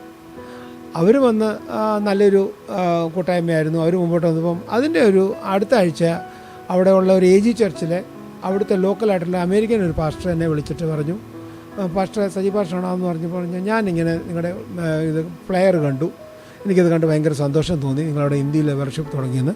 എൻ്റെ ചർച്ചിൽ കുറേ ഹിന്ദി സ്പീക്കിംഗ് ആൾക്കാർ വരുന്നുണ്ട്, അടുത്ത ആഴ്ച ഞാൻ അവരെയും കൊണ്ട് അങ്ങോട്ട് വരിക. ഞാൻ പറഞ്ഞു സന്തോഷം പാസ്റ്റർ, നിങ്ങളെത്ര? ഞങ്ങൾ 10-20 പേര് കാണുമെന്ന് പറഞ്ഞു. അടുത്ത ആഴ്ച ഈ പറയുന്ന പാസ്റ്ററും, പുള്ളി അവിടുത്തെ ലോക്കൽ പാസ്റ്ററാണ്, അവിടുത്തെ വെള്ളക്കാരനാണ് പുള്ളി. അപ്പോഴത്തേക്ക് ഈ പറയുന്ന ഇത്രയും പേരുമായിട്ട് അടുത്ത ആഴ്ച ഹിന്ദി സർവീസിന് വന്നേക്കുന്നു. അങ്ങനെ ദൈവത്തിൻ്റെ കൃപയാൽ പലയിടത്തു നിന്നും പിന്നെ അടുത്ത് കുറച്ച് ദിവസം കഴിയുമ്പോൾ വേറൊരു പുള്ളി ഒരു കൊറിയൻകാരി പെങ്കൊച്ചിനെ കല്യാണം കഴിച്ചേക്കും. അങ്ങനെ അവർ വരുന്നു. അങ്ങനെ ദൈവകൃപയാൽ പലയിടത്തു നിന്നും അങ്ങനെ വരുന്നു. ചില ആഴ്ചയിൽ ആൾ കൂടുകയും കുറയുകയും ചെയ്താലും ഏകദേശം എത്ര പേര് കാണും ദൈവത്തിൻ്റെ ഇപ്പം ഞങ്ങൾ ഇങ്ങോട്ട് വരുന്നതിൻ്റെ തലേദിവസം ഞങ്ങൾക്ക് അവിടെ ഒരു സൺഡേ ആയിരുന്നു, ഞങ്ങൾ മൺഡേ ആണ് ഞങ്ങൾ ഇങ്ങോട്ട് വരുന്നത്. അന്ന് എനിക്ക് തോന്നുന്നത് പിന്നെ അതുപോലെ തന്നെ ഇവിടുന്ന് നമ്മുടെ ഈ പഠിക്കുന്ന പിള്ളേർ വരുന്നുണ്ട് ഒത്തിരി. അവിടെ അറിയപ്പെടുന്ന ഒരു യൂണിവേഴ്സിറ്റിയാണ് ഞങ്ങളുടെ അവിടുത്തെ സ്ലൂ എന്ന് പറയും, SLU, അതായത് സ്ലൂ എന്ന് പറയുമ്പോൾ സെൻറ്റ് ലൂയിസ് യൂണിവേഴ്സിറ്റി എന്നതിൻ്റെ. സ്ലൂയിൽ പഠിക്കുന്ന ഒത്തിരി പിള്ളേർ വരുന്നുണ്ട്. പ്രത്യേകിച്ചും മെഡിക്കൽ സ്റ്റുഡൻസ് ഉണ്ട്, എഞ്ചിനീയറിംഗ് സ്റ്റുഡൻസ് ഉണ്ട്, മാനേജ്മെന്റ് സ്റ്റുഡൻസ് ഉണ്ട്. ഹിന്ദി സർവീസിന് വരും. അതിന് ആ വരുന്ന കൂട്ടത്തിൽ നല്ല ശതമാനം കുട്ടികളും ഈ നമ്മുടെ നാട്ടിൽ നിന്നും അവിടെ ഇവിടുന്നൊക്കെ വന്ന പിള്ളേരായിരിക്കും. ഞങ്ങളിങ്ങനെ പലയിടത്തും പോകുമ്പോൾ ഓരോരുത്തരെ കാണുമ്പം ആ കുട്ടികളൊക്കെ ഞങ്ങളെ കണ്ട് പരിചയപ്പെടുകയും അതൊരു വലിയ അനുഗ്രഹമായിരിക്കും. സോ അങ്ങനെ ടൈം ടു ടൈം ഞങ്ങൾ എന്താണ് ഞങ്ങളെ കൊണ്ടാകുന്ന രീതിയിൽ കുഞ്ഞുങ്ങളെ അവരെ ഇൻവൈറ്റ് ചെയ്യുകയും ഞങ്ങളുടെ വീട്ടിൽ കൊണ്ടുവരികയും ചിലപ്പോൾ ഞങ്ങൾ പിറ്റേ ദിവസം സർവീസിന് കൊണ്ടുവരിക, അങ്ങനെയൊക്കെ ഒരു അനുഗ്രഹമാണ്. അതൊരു ചുരുക്കം പറഞ്ഞാൽ ഇവിടുത്തെ പോലെ അല്ലല്ലോ. പ്രത്യേകിച്ചും അവിടെ കുഞ്ഞുങ്ങളായിരിക്കുമ്പോൾ അവർക്കൊരു പ്രത്യേക അവരോടുള്ള ആ ഒരു ഫെലോഷിപ്പ് എന്ന് പറയുമ്പോൾ ഒരു പ്രത്യേക അനുഭവം തന്നെയാണ്. നമ്മൾ അവരോട് കൂടി ആ വചനം ഷെയർ ചെയ്യുകയും അവർക്ക് വേണ്ടതായ കൈത്താങ്കൾ കൊടുക്കുകയും ചെയ്യുമ്പോൾ കർത്താവിൻ്റെ കൃപയാൽ അത് അനുഗ്രഹിക്കപ്പെട്ട നിലവാരത്തിൽ മുമ്പോട്ട് പോകുന്നു. ദേവദാസന്മാർ, കുഞ്ഞുങ്ങൾ. ഇത് പിന്നെ ഞങ്ങൾ ഈ കഴിഞ്ഞ പ്രാവശ്യം ഞങ്ങളുടെ ഇളയ മോനോട് വന്ന സമയത്ത് ഞങ്ങളെല്ലാം കൂടി അമേരിക്കയിലെ പല സ്ഥലങ്ങൾ, പല സ്റ്റേറ്റുകളിൽ ഞങ്ങൾക്ക് പോകാൻ സാധിച്ചു. പ്രത്യേകിച്ചും ഞങ്ങൾ ന്യൂയോർക്ക്, ഫിലഡൽഫിയ, പെൻസിൽവാനിയ, അവിടുന്ന് ഞങ്ങൾ പിന്നെ നിയാഗരയൊക്കെ പോയിരുന്നു. സോ അങ്ങനെയൊക്കെ പലയിടത്തും പോകുവാനും അവിടെയും ഇതുപോലെ മിനിസ്ട്രിയുമായിട്ട് ബന്ധപ്പെട്ട് ദൈവത്തിൻ്റെ കൃപയാൽ പലരും നമുക്ക് ഓരോ അവസരങ്ങൾ തരുന്നതനുസരിച്ച് അവിടെയൊക്കെ പോയി കർത്താവിനെ കുറിച്ച് സാക്ഷീകരിക്കും. നമ്മുടെ മെയിൻ ലക്ഷ്യം അതേ ഉള്ളൂ. നമ്മളെ നടത്തിയ ദൈവത്തെക്കുറിച്ച്, കർത്താവ് നമ്മുടെ ജീവിതത്തിൽ ചെയ്ത ഉപകാരങ്ങളെക്കുറിച്ച്. കാരണം നമ്മുടെ ഒരു സാക്ഷ്യം കൊണ്ട് അല്ലെങ്കിൽ നമ്മുടെ ജീവിതം ദൈവം മാറ്റിയത് നമ്മൾ മറ്റുള്ളവരോട് പറയുമ്പോൾ ഒരു വ്യക്തിയെങ്കിലും ആ വചനം സ്വാധീനിക്കുവാൻ സാധിക്കുന്നുവെങ്കിൽ അതിനേക്കാളും വലിയ സന്തോഷം നമുക്ക് വേറെ ഒന്നുമില്ല. പാസ്റ്റർ, മല്ലപ്പള്ളിയിൽ നമുക്കൊരു ചർച്ച് ഉണ്ടല്ലോ, ട്രിനിറ്റി ചർച്ച്. ആ ചർച്ചിലെ കഴിഞ്ഞ ദിവസം VBS നടന്നു. എനിക്കും പങ്കെടുക്കുവാനും ഞങ്ങൾക്കെല്ലാം പങ്കെടുക്കുവാനും ഒരു അവസരം തന്നു. ആ ചർച്ച് എങ്ങനെയാ, മീൻസ് എത്ര നാളായി അവിടെ ഫോം ആയിട്ടതോ? ആക്ച്വലി ഈ പ്രാവശ്യം VBS വളരെ അനുഗ്രഹമായിരുന്നു. പ്രത്യേകിച്ചും ഈ പ്രതികൂലമായ ഒരു കാലാവസ്ഥ, ഇത്രയും പ്രതികൂലമായ ഒരു അവസ്ഥയിൽ എന്നോട് പലരും പറഞ്ഞു. ഇപ്പം അത് തന്നെയല്ല, ഈ ദിവസങ്ങളിൽ പലയിടത്തും ഒത്തിരി VBSകൾ നടന്നിട്ടിരിക്കുക. ഫസ്റ്റ് വീക്കിൽ അവിടുത്തെ കമ്പൈൻഡായിട്ട് ഒരു ഫെലോഷിപ്പ് ഉണ്ടായിരുന്നു. എല്ലാ പെന്തിക്കോസ്ത് സഭകളും കൂടി നടത്തി. പിന്നെ ഈ കുറച്ച് ദിവസം കറുകച്ചാൽ അങ്ങനെ ചുറ്റുമുള്ള ദേശങ്ങളൊക്കെ നടന്നിട്ടിരിക്കുമ്പോഴാണ് അന്നേരം ചിലരൊക്കെ പറഞ്ഞു ചിലപ്പം 10-50 കുട്ടികളെ കാണാൻ ചാൻസ് ഉള്ളൂ, വരാൻ ചാൻസ് ഇല്ല എന്ന് വരെ പറഞ്ഞതാണ്. പക്ഷേ ദൈവകൃപയാൽ 152 കുട്ടികളുണ്ടായിരുന്നു. അത് വലിയൊരു ദൈവത്തിൻ്റെ കൃപയാൽ ദേവദാസന്മാർ, ആ സഭയുമായിട്ട് ബന്ധപ്പെട്ട കുഞ്ഞുങ്ങൾ, സഹോദരങ്ങൾ എല്ലാവരും ആത്മാർത്ഥമായി പരിശ്രമിച്ചു. അതുപോലെ തന്നെ എക്സൽ മീഡിയ വളരെ നല്ല ഒരു ടീമിനെയാണ് അവിടെ അയച്ചത്. അവിടെ വന്ന ഡയറക്ടേഴ്സ് വളരെ അനുഗ്രഹമായിരുന്നു. ഒരു ദിവസം ബെൻസാറും പ്രീതി സിസ്റ്ററും കടന്നു വന്നു. ഒരു നല്ലൊരു അനുഭവമായിരുന്നു, അനുഗ്രഹമായിരുന്നു. അത് ദൈവകൃപയാൽ സഭ അവിടെ ആക്ച്വലി 2006 മുതലാണ് അവിടെ പ്രവർത്തനം ആരംഭിച്ചത്. പിന്നെ ഈ ലോകത്തിൻ്റെതായ കാര്യങ്ങൾ പറഞ്ഞു വരുവാണെങ്കിൽ ഒത്തിരി അപ്സ് ആൻഡ് ഡൗൺസ് എവിടെയും ഉണ്ടല്ലോ. സോ പലപ്പോഴും സഭയ്ക്കകത്തും പുറത്തും ഉള്ള പ്രശ്നങ്ങൾ പലപ്പോഴും പല കാരണത്താൽ സഭയ്ക്കകത്ത് ആൾക്കാർ വരും. അതിന് പല കാരണങ്ങളും, നമ്മൾ ഒരാളെ നമ്മൾ കുറ്റം പറഞ്ഞിട്ട് കാര്യമില്ല. എങ്കിലും ദൈവത്തിൻ്റെ കൃപയാൽ സഭ കർത്താവിൻ്റെതാണ്. സഭ കർത്താവിൻ്റെതാണ്. ഒരു വ്യക്തിയുടേതോ അല്ലെങ്കിൽ ഒരു സംഘടനയുടേതോ അല്ലെങ്കിൽ ഒരു പ്രത്യേക ഒരു ദൗത്യമോ അല്ല. നമ്മുടെ ഒരേ ഒരു ചിന്ത, ഒരേ ഒരു ഉദ്ദേശമായിരിക്കണം. നമ്മുടെ ഏത് പ്രവൃത്തിയിലും കർത്താവിനെയാണോ നമുക്ക് ഉയർത്തുവാൻ പറ്റുന്ന അല്ലയോ, അത് നാം ശ്രദ്ധിക്കുക. കർത്താവിനെ ഉയർത്താൻ പറ്റുന്ന കർത്താവിൻ്റെ ഹിതമാണ് പ്രകാരം നാം മുമ്പോട്ട് പോകുന്നുവെങ്കിൽ, ദൈവകരങ്ങളിൽ സമർപ്പിച്ച് നാം നയിക്കപ്പെടുന്നെങ്കിൽ സഭ കർത്താവ് പണിയും. അത് ചിലപ്പോൾ നാളുകൾ എടുത്തുനിന്നിരിക്കും നമ്മൾ ഒരു കുടുംബത്തെ നേടാൻ. പക്ഷേ നമ്മൾ ദൈവസന്നിധിയിൽ അത് മുട്ടിപ്പായി നമ്മൾ മുമ്പോട്ട് പോകുമെങ്കിൽ, വചനം നമ്മളെ പഠിപ്പിക്കുന്നത് പിതാവായ ദൈവം ആകർഷിക്കാതെ ആരും പുത്രനായ യേശുവിൽ കടന്നു വരുന്നില്ല. പക്ഷെ നമ്മുടെ കടമയാണ് ആ ദൗത്യം, നമ്മളെ ഏൽപ്പിച്ചേക്കുന്ന ദൗത്യം. നിങ്ങൾ ലോകമെങ്ങും ചെന്ന് എൻ്റെ സാക്ഷികളാകുവാനാണ് പറയുന്നത്. കാരണം നമ്മൾ കർത്താവിനെക്കുറിച്ച് പറയുക എന്നുള്ള നമ്മുടെ കടമ. ബാക്കി ദൈവരാജ്യത്തിലേക്ക് ചേർക്കുന്നത് ദൈവമാണ്, നമ്മളോ വ്യക്തികളോ ആരുമല്ല. നമ്മൾ പറഞ്ഞില്ല എങ്കിൽ അവിടെ ചോദ്യം നമ്മളോട് കിടക്കും. നമ്മളെ ഏൽപ്പിച്ച ഉത്തരവാദിത്വം നമ്മൾ ചെയ്യാതെ ദൈവമേ നീ അവരെ അങ്ങനെ ആയിരുന്നെങ്കിൽ നമ്മുടെ ആവശ്യമില്ലായിരുന്നില്ല, കർത്താവിന് തന്നെ നടത്താമായിരുന്നില്ല എല്ലാ കാര്യങ്ങളും. പക്ഷെ നമ്മളെ ഏൽപ്പിച്ച ഉത്തരവാദിത്വമാണ് നമ്മൾ പറയുക, നമ്മളെ നാളത്തെ ദൈവത്തെക്കുറിച്ച് അറിയിക്കുക, നമ്മളറിഞ്ഞ സത്യത്തെ മറ്റുള്ളവരോട് പറഞ്ഞറിയിക്കുക. അങ്ങനെ പറയുമ്പോൾ ദൈവത്തിൻ്റെ ആത്മാവ് അവിടെ പ്രവർത്തിക്കും. ദൈവം ആകർഷിക്കുന്ന വ്യക്തികൾ സഭയോട് ചേർക്കപ്പെടും. അതൊരിക്കലും നഷ്ടപ്പെട്ടു പോകാൻ അവരെ എൻ്റെ കയ്യിൽ നിന്ന് ആർക്കും പിടിച്ചു കൊണ്ടുപോകാൻ പറ്റത്തില്ലെന്നാണ് ദൈവത്തിൻ്റെ ആത്മാവ് പറയുന്നത്, കർത്താവ് പറയുന്നത്. കർത്താവിൻ്റെ കരങ്ങളിൽ നിന്ന് ആർക്കും കൊണ്ടുപോകാൻ പറ്റത്തില്ല. നമ്മളായിട്ടാണ് അവിടുന്ന് ഓരോ എക്സ്ക്യൂസ് അവിടെ ഇവിടെ പോയി പിന്നെ അടി മേടിക്കുന്നത്. ഇതുപോലെ ആൻറ്റി മിനിസ്ട്രിയിൽ നല്ലോണം ഉണ്ട്. ഞാൻ ആൻറ്റിയുടെ യൂട്യൂബ് ചാനൽ, ആൻറ്റിയുടെ മോട്ടിവേഷൻ ടോക്സ് ഒക്കെ ഞാനിങ്ങനെ കേൾക്കുവാനിടയായി. So aunty, how you are there in the ministry, how you do the ministry? ആൻറ്റിയുടെ വർക്ക് എങ്ങനെയാണ് മിനിസ്ട്രിയിൽ, എങ്ങനെയാണ് ആൻറ്റി ചെയ്യുന്നത്? ഞാൻ ഈ രക്ഷിക്കപ്പെട്ട് ദൈവകൃപയിൽ വന്ന നാൾ മുതൽ ഞാൻ എൻ്റെ സാക്ഷ്യമാണ് പറയുന്നത്. ഇപ്പം ഞാൻ ജോലി ചെയ്യുന്ന, ഞാൻ നേഴ്സായതുകൊണ്ട് ഞാൻ എൻ്റെ പേഷ്യൻ്റാണ് എൻ്റെ യേശുവിനെ പറ്റി പറയുവാൻ പറ്റിയ ഒരു വ്യക്തി ഒരു വ്യക്തി എന്നുള്ള രീതിയിൽ. കാരണം ഒരു രോഗി ഹോസ്പിറ്റലിൽ വരുമ്പോൾ അവർക്ക് സൗഖ്യത്തിന് വേണ്ടിയിട്ടാണ് വരുന്നത്. അപ്പോൾ എൻ്റെ അടുത്ത് ഏറ്റവും വലിയ സൗഖ്യദായകനാണ് ഉള്ളത്. അതിപ്പോൾ ആയുർവേദം ആയാലും ഇപ്പം ഹോസ്പിറ്റൽ മെഡിസിൻ ആയാലും അവർക്ക് സൗഖ്യം മതിയല്ലോ. അവർക്കിപ്പോൾ ആയുർവേദത്തിൽ പോകണമെന്നോ ഹോസ്പിറ്റലിൽ പോകണമെന്നോ ഇല്ല, അവർക്ക് സൗഖ്യം വേണം. അപ്പം ഞാൻ ഇങ്ങനെ രോഗത്തിലുള്ള ഏതൊരു വ്യക്തിക്കും സൗഖ്യം വേണ്ടുമ്പോൾ ഞാൻ പറയും, എൻ്റെ അടുത്തൊരു ഞാൻ അറിയുന്ന ഒരു സൗഖ്യദായകനുണ്ട്. ഞാൻ ഒരുപാട് രോഗങ്ങളിൽ കൂടി കടന്നു പോയതാണ്. എൻ്റെ തല തൊട്ട് താഴെ വരെയും എനിക്ക് അസുഖങ്ങളുള്ളായിരുന്ന ഒരാളായിരുന്നു. പല പ്രാവശ്യമായിട്ട് ഞാൻ അസുഖങ്ങളിൽ കൂടി കടന്നു പോയിട്ടുണ്ട്. അപ്പോഴൊക്കെയും ഈ കർത്താവ് സൗഖ്യം തന്നതാണ്. ആദ്യമായിട്ട് എനിക്ക് സ്കിന്നിൻ്റെ അലർജി എനിക്ക് ഒരുപാടുണ്ടായിരുന്നു. എൻ്റെ സ്കിന്ന് കൈയൊക്കെ പൊട്ടി അളിഞ്ഞ സമയങ്ങൾ ഞാൻ സൗദി ജോലി ചെയ്യുമ്പോഴുണ്ടായിരുന്നു. അപ്പോൾ അത് പല നാളുകൾ പ്രാർത്ഥിച്ച് പല മരുന്ന് ചെയ്താലും അത് ശരിയായിട്ടില്ല. പക്ഷേ പ്രാർത്ഥനയിൽ കൂടി എനിക്ക് വിടുതൽ കിട്ടി. പിന്നെ ഞാൻ എൻ്റെ യൂട്യൂബ് ചാനലിൽ പറയുന്നുണ്ട്, എൻ്റെ കണ്ണിന് പാസ്റ്റർ PG വർഗീസ് വന്ന് പ്രാർത്ഥിച്ചപ്പോഴാണ് എൻ്റെ കണ്ണിന് സൗഖ്യം കിട്ടിയത്. ഇന്ന് ഞാൻ കണ്ണാടി വെക്കുന്ന ആളല്ല, ഇത്രയും പ്രായമായപ്പോഴും. അത് വർഷങ്ങൾക്ക് മുമ്പാണ്. പുള്ളി ഇങ്ങനെ പറഞ്ഞപ്പം ഒരു പ്രാർത്ഥനയെ പറഞ്ഞു, രോഗമുള്ള സ്ഥലത്ത് കൈവച്ച് പ്രാർത്ഥിക്കാൻ പറഞ്ഞപ്പോൾ എനിക്ക് അന്ന് കണ്ണിന് സൗഖ്യം കിട്ടി. എൻ്റെ പല്ല്, ഞാൻ വർഷങ്ങളായിട്ട് ഇപ്പോൾ ഇതുവരെയും പല്ല് ട്രീറ്റ്മെൻറ്റ് ചെയ്തിട്ടില്ല. അന്ന് പല്ല് പുളിക്കുന്ന ഒരു സമയം ഉണ്ടായിരുന്നു. അന്ന് ആമോസിംഗ് പാസ്റ്ററുടെ ഒരു മെസ്സേജിലാണ് എനിക്ക് പല്ലിന് സൗഖ്യം കിട്ടിയത്. അങ്ങനെ അതിന് ശേഷം ഞാൻ ഒരു 7-8 വർഷം മുമ്പ് ഞാൻ ഒരു 220/110 ബ്ലഡ് പ്രഷറായിട്ട് ഞാൻ അഡ്മിറ്റായിട്ട് ഒരു തളർന്ന ഒരു അവസ്ഥയിലായിരുന്നു. എന്ന് വെച്ചാൽ എനിക്ക് തിരിയാൻ വയ്യ, നടക്കാൻ, എനിക്ക് സംസാരം അങ്ങനെ വലിയ ശബ്ദം വരത്തില്ല. ഒരു സെറിബ്രൽ ഹെമറേജിൻ്റെ ഒരു ലക്ഷണത്തോടു കൂടി അഡ്മിറ്റ് ആയിട്ടുണ്ടായിരുന്നു. ICUലായിരുന്നു അഡ്മിറ്റായത്. പക്ഷെ അന്നൊരു MRI സ്കാനിങ്ങിനകത്ത് വെച്ച് എനിക്ക് ഹീലിംഗ് കിട്ടിയതാണ്.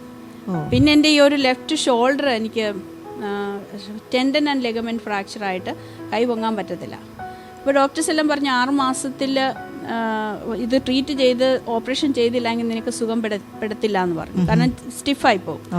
അപ്പം എനിക്കെപ്പോഴും എൻ്റെ കൂടെ സൗഖ്യദായകനുണ്ടല്ലോ, അപ്പം ഞാനിങ്ങനെ പ്രാർത്ഥിച്ചുകൊണ്ടേയിരുന്നു. ഞാൻ പോയില്ല. ഓപ്പറേഷനൊക്കെ എല്ലാം ഫ്രീ ആണ് ഞാൻ ചെയ്യുന്ന ഹോസ്പിറ്റലിൽ. പക്ഷെ ഞാൻ പോയില്ല. ഞാനങ്ങനെ പ്രാർത്ഥിച്ചിട്ട് കർത്താവിൻ്റെ ആലോചന പ്രകാരം ഞാൻ ആയുർവേദത്തിലാണ് പോയത്. എനിക്കും അത്ഭുതമായിരുന്നു. ആയുർവേദത്തിൽ പോകാൻ പറഞ്ഞപ്പോൾ കുഴമ്പ് വരട്ടി തിരുമാനാണ് പറഞ്ഞ കർത്താവ്. അപ്പം ഞാൻ ഓർത്തു, അയ്യോ അതെങ്ങനെയാണ് പറ്റുന്നേ, വേറൊരു മതത്തിൻ്റെ പ്രാർത്ഥന പരട്ടിയ കുഴമ്പ് എൻ്റെ മേത്ത് എന്തിനാണ് പരട്ടുന്നത്? പക്ഷെ കർത്താവ് പറഞ്ഞതുകൊണ്ട് ഞാനത് ചെയ്തു. 3-ാം ദിവസം എൻ്റെ കൈ പൊങ്ങി. അതിന് സാക്ഷി എൻ്റെ അമ്മയും എൻ്റെ നീസുമാണ്. അവളാണ്, എൻ്റെ സിസ്റ്ററുടെ മോളാണ് എന്നെ കൊണ്ടുപോയിക്കൊണ്ടിരുന്നത്. കൈ പൊങ്ങത്തില്ലെന്നുള്ളത് എൻ്റെ കൂടെ ജോലി ചെയ്ത ഒരുപാട് പേർക്കറിയാം. എൻ്റെ കൈ പൊങ്ങത്തിലായിരുന്നു ഇടത്തെ കൈ. പക്ഷെ ഞാൻ 3 ആഴ്ച ഞാനിങ്ങനെ ആയുർവേദത്തിൽ ട്രീറ്റ്മെൻറ്റ് ചെയ്തിട്ട് തിരിച്ചു വന്നപ്പോൾ എൻ്റെ ഒരു കൈ ചെവി വരെ പൊങ്ങും, ഒരു കൈ നല്ലതായിട്ട് പൊങ്ങും. അത് കണ്ടിട്ട് ഞങ്ങളുടെ ഡോക്ടേഴ്സ് എല്ലാം സ്തോത്രം പറഞ്ഞു. സർജറി എന്ന് പറഞ്ഞുകൊണ്ട് എന്നെ ഇൻസിസ്റ്റ് ചെയ്തത്. പക്ഷെ അതിനുശേഷം ഇന്ന് എൻ്റെ 2 കൈയും നല്ലതായിട്ട് പൊങ്ങും. അതുകൊണ്ടാണ് ഞാൻ നേഴ്സായിട്ട് ജോലി ചെയ്യുന്നത്. അങ്ങനെ ചുരുക്കം പറഞ്ഞാൽ ഒരുപാട് എനിക്ക് ഡയബറ്റിസ് വന്നതാണ്. അവിടെ എനിക്ക് സൗഖ്യമായത്. എനിക്ക് ഇന്ന് ഡയബറ്റിസ് ഇല്ല. ഞാൻ കഴിഞ്ഞ ജനുവരിയിൽ എല്ലാ ചെക്കപ്പും ചെയ്ത. വർഷങ്ങൾക്ക് മുമ്പ് ഡയബറ്റിസ് കൊണ്ട് അന്ന് എനിക്കിത് കർത്താവ് ഒരു ദർശനം ഇങ്ങനെ കണ്ടു. ഒരുപാട് ഫ്രൂട്ട്സ്, ലോകത്തുള്ള ഒത്തിരി ഫ്രൂട്ട്സ് വെച്ചിട്ട് എന്നോട് പറഞ്ഞു, ഇനി ഇതെല്ലാം നീ കഴിച്ചോ എന്ന് പറഞ്ഞു. അപ്പം ഞാൻ ഓർത്ത് എന്താ സംഭവം ഒന്നും ഇല്ല. അപ്പം എനിക്ക് ഉടനെ നമുക്ക് അതിൻ്റെ അത് പൊരുൾ മനസ്സിലാകും. അപ്പം എനിക്ക് മനസ്സിലായി എനിക്ക് ഷുഗറുണ്ട്. ഷുഗറുള്ളവർക്ക് ഫ്രൂട്ട്സ് കഴിക്കാൻ പറ്റില്ല. ഞാൻ അന്നേരം തന്നെ വന്ന് എനിക്ക് ഷുഗർ ചെക്ക് ചെയ്തു. ഇന്നും എൻ്റെ ഒരു ഫ്രണ്ട് ഫിൻസി എന്ന് പറഞ്ഞ ഒരാളുണ്ട്. അവള് ഞാൻ ബ്ലഡ് ഷുഗർ പിന്നീട് ചെക്ക് ചെയ്യാൻ നേരം പറയും, നീ ചെക്ക് ചെയ്യണ്ട, നീ സൗഖ്യമായതല്ലേ. അങ്ങനെ ഒരുപാട് ആസ്മയുണ്ടായിരുന്നു. ഒരുപാട് നാളുകൾ ആസ്മയ്ക്ക് ഞാൻ ട്രീറ്റ്മെൻറ്റ് എടുക്കത്തില്ലായിരുന്നു. ഞാൻ പ്രാർത്ഥിച്ചിരുന്നു. അവസാനം എൻ്റെ കൂടെയുള്ള ഡോക്ടർ KM മുഹമ്മദ് എന്ന് പറഞ്ഞൊരു ഡോക്ടറിനെ ഒരുപാട് വഴക്ക് പറഞ്ഞു. പ്രത്യേകിച്ച് ഈ AC കൂടുതലിടുമ്പോൾ പിന്നെ ഇങ്ങനെ ഓരോരുത്തർ ഇങ്ങനെ ഈ തുണിയിലൊക്കെ ഒത്തിരി അങ്ങ് മണം അടിച്ചിട്ട് വരുമല്ലോ. അങ്ങനെയുള്ള സമയത്താണ് കൂടുതൽ എനിക്കങ്ങ് വീസിങ് വരും. പിന്നെ എനിക്ക് ജോലി ചെയ്യാനൊക്കെ ബുദ്ധിമുട്ടാണ്. അങ്ങനെ അവസാനം ഞാൻ ട്രീറ്റ്മെൻറ്റിന് ഞാൻ സമ്മതിച്ച് ഡോക്ടറെ അടുത്ത് പോയി ട്രീറ്റ്മെൻറ്റിന് മരുന്നൊക്കെ വാങ്ങിച്ചു. അപ്പോഴും എൻ്റെ ദൈവത്താൽ ഈ ട്രീറ്റ്മെൻറ്റ് കൊണ്ട് ഡോക്ടർ പറഞ്ഞത് ആസ്മയാണ്, എനിക്ക് പാരമ്പര്യമുണ്ട്, ഹെറിഡിറ്ററി ഉണ്ട്, ഇത് സൗഖ്യമാകത്തില്ല. അങ്ങനെ പറഞ്ഞെടുത്തുനിന്ന് പിന്നെ ഞാൻ ലൈഫ് ലോങ് മരുന്നെടുക്കണം. പക്ഷെ എനിക്കൊരു വിശ്വാസമുണ്ട്, എൻ്റെ ദൈവത്തിൻ്റെ ഒരു തുള്ളി രക്തം മതിയല്ലോ എനിക്ക് കംപ്ലീറ്റ് സൗഖ്യമാക്കാൻ. അങ്ങനെ ഞാൻ വീണ്ടും പ്രാർത്ഥിച്ചു. മാസങ്ങളോളം പ്രാർത്ഥിച്ച് സൗഖ്യമാകാഞ്ഞത് അന്ന് ഞാൻ പറഞ്ഞു, ഈ മരുന്ന് എനിക്ക് വേണ്ടാന്ന് പറഞ്ഞ് ഞാൻ അവിടെ ഉപേക്ഷിച്ചിട്ട് വന്നു. ഇന്ന് ഞാൻ ഐസിനകത്താണ് കൂടെയാണ് വണ്ടിയൊക്കെ ഓടിച്ച് വെളിയിലെല്ലാം പോകുന്നത്. പക്ഷേ ദൈവത്തിൻ്റെ കൃപ ഒരു ദിവസം പോലും വർഷങ്ങളായിട്ട് എനിക്ക് ആസ്മ ഉണ്ടായിട്ടില്ല. അങ്ങനെ ഒരുപാട് സൗഖ്യം എനിക്ക് അനുഭവിച്ചതുകൊണ്ട് ഞാൻ ആ സാക്ഷ്യം എൻ്റെ രോഗികളോട് പറയും. ഞാൻ കണ്ടിട്ടുണ്ട് സൗഖ്യങ്ങൾ. ഞാൻ റോയൽ ഫാമിലീസിനോട് പറഞ്ഞിട്ടുണ്ട്. ജഡ്ജിമാർ എൻ്റെ അടുത്ത് വന്നിട്ടുണ്ട് പേഷ്യൻസായിട്ട്. ഒരുപാട് വലിയ അധികാരികൾ വന്നിട്ടുണ്ട്. ബംഗ്ലാദേശികൾ വന്നിട്ടുണ്ട്, പാകിസ്ഥാനികൾ വന്നിട്ടുണ്ട്. എല്ലാവരോടും ഞാൻ എൻ്റെ അനുഭവങ്ങളാണ് പറയുന്നത്. അപ്പോൾ അനുഭവം കേൾക്കുന്നവരിൽ സൗഖ്യം, ഞാൻ അത് ഏറ്റെടുക്കുന്നവരിൽ സൗഖ്യം ഞാൻ കണ്ടിട്ടുണ്ട്. ഞാൻ പ്രാർത്ഥിക്കുകയൊന്നും വേണ്ട, ജസ്റ്റ് എൻ്റെ സാക്ഷ്യം പറഞ്ഞാൽ മതി. അവരിലൊരു വിശ്വാസം വന്നാൽ, കർത്താവായ യേശു ക്രിസ്തുവിനെ നിങ്ങൾ സ്വീകരിച്ചാൽ നിങ്ങൾക്ക് സൗഖ്യമാണെന്ന് പറയുന്ന ആ വിശ്വാസത്തിൽ കൂടി ഒത്തിരിയും പേർക്ക് സൗഖ്യം ഞാൻ കണ്ടിട്ടുണ്ട്. അതാണ് എൻ്റെ ആദ്യമേ ഉള്ള ശുശ്രൂഷ എന്ന് പറയുന്നത്. ഈ കോവിഡിൻ്റെ സമയത്ത് ഒത്തിരി പേരെന്നോട് പറഞ്ഞിട്ടുണ്ട്. മറ്റ് രാജ്യത്തുള്ള, ഞാൻ മിഡിൽ ഈസ്റ്റിലാണ് വർക്ക് ചെയ്തുകൊണ്ടിരുന്നത്, ഒരുപാട് പേര്, ഒരു 20 പേര് വലിയ അധികാരികൾ, റോയൽ ഫാമിലീസ്, ഞാൻ ഒരുപാട് പേരെന്നോട് ഇങ്ങോട്ട് വന്ന്, നീയാണോ പ്രാർത്ഥിക്കുന്ന ഇന്ത്യൻ എന്ന് ചോദിച്ച് എൻ്റെ അടുത്ത് വന്ന് പ്രാർത്ഥിച്ച് അവർ ജീസസ് ഹീൽ മീ എന്ന് പറഞ്ഞ് പോയത് ഞാനല്ല, മറ്റു പലരും കണ്ടിട്ട് എന്നോട് വന്ന് പറഞ്ഞിട്ടുണ്ട്.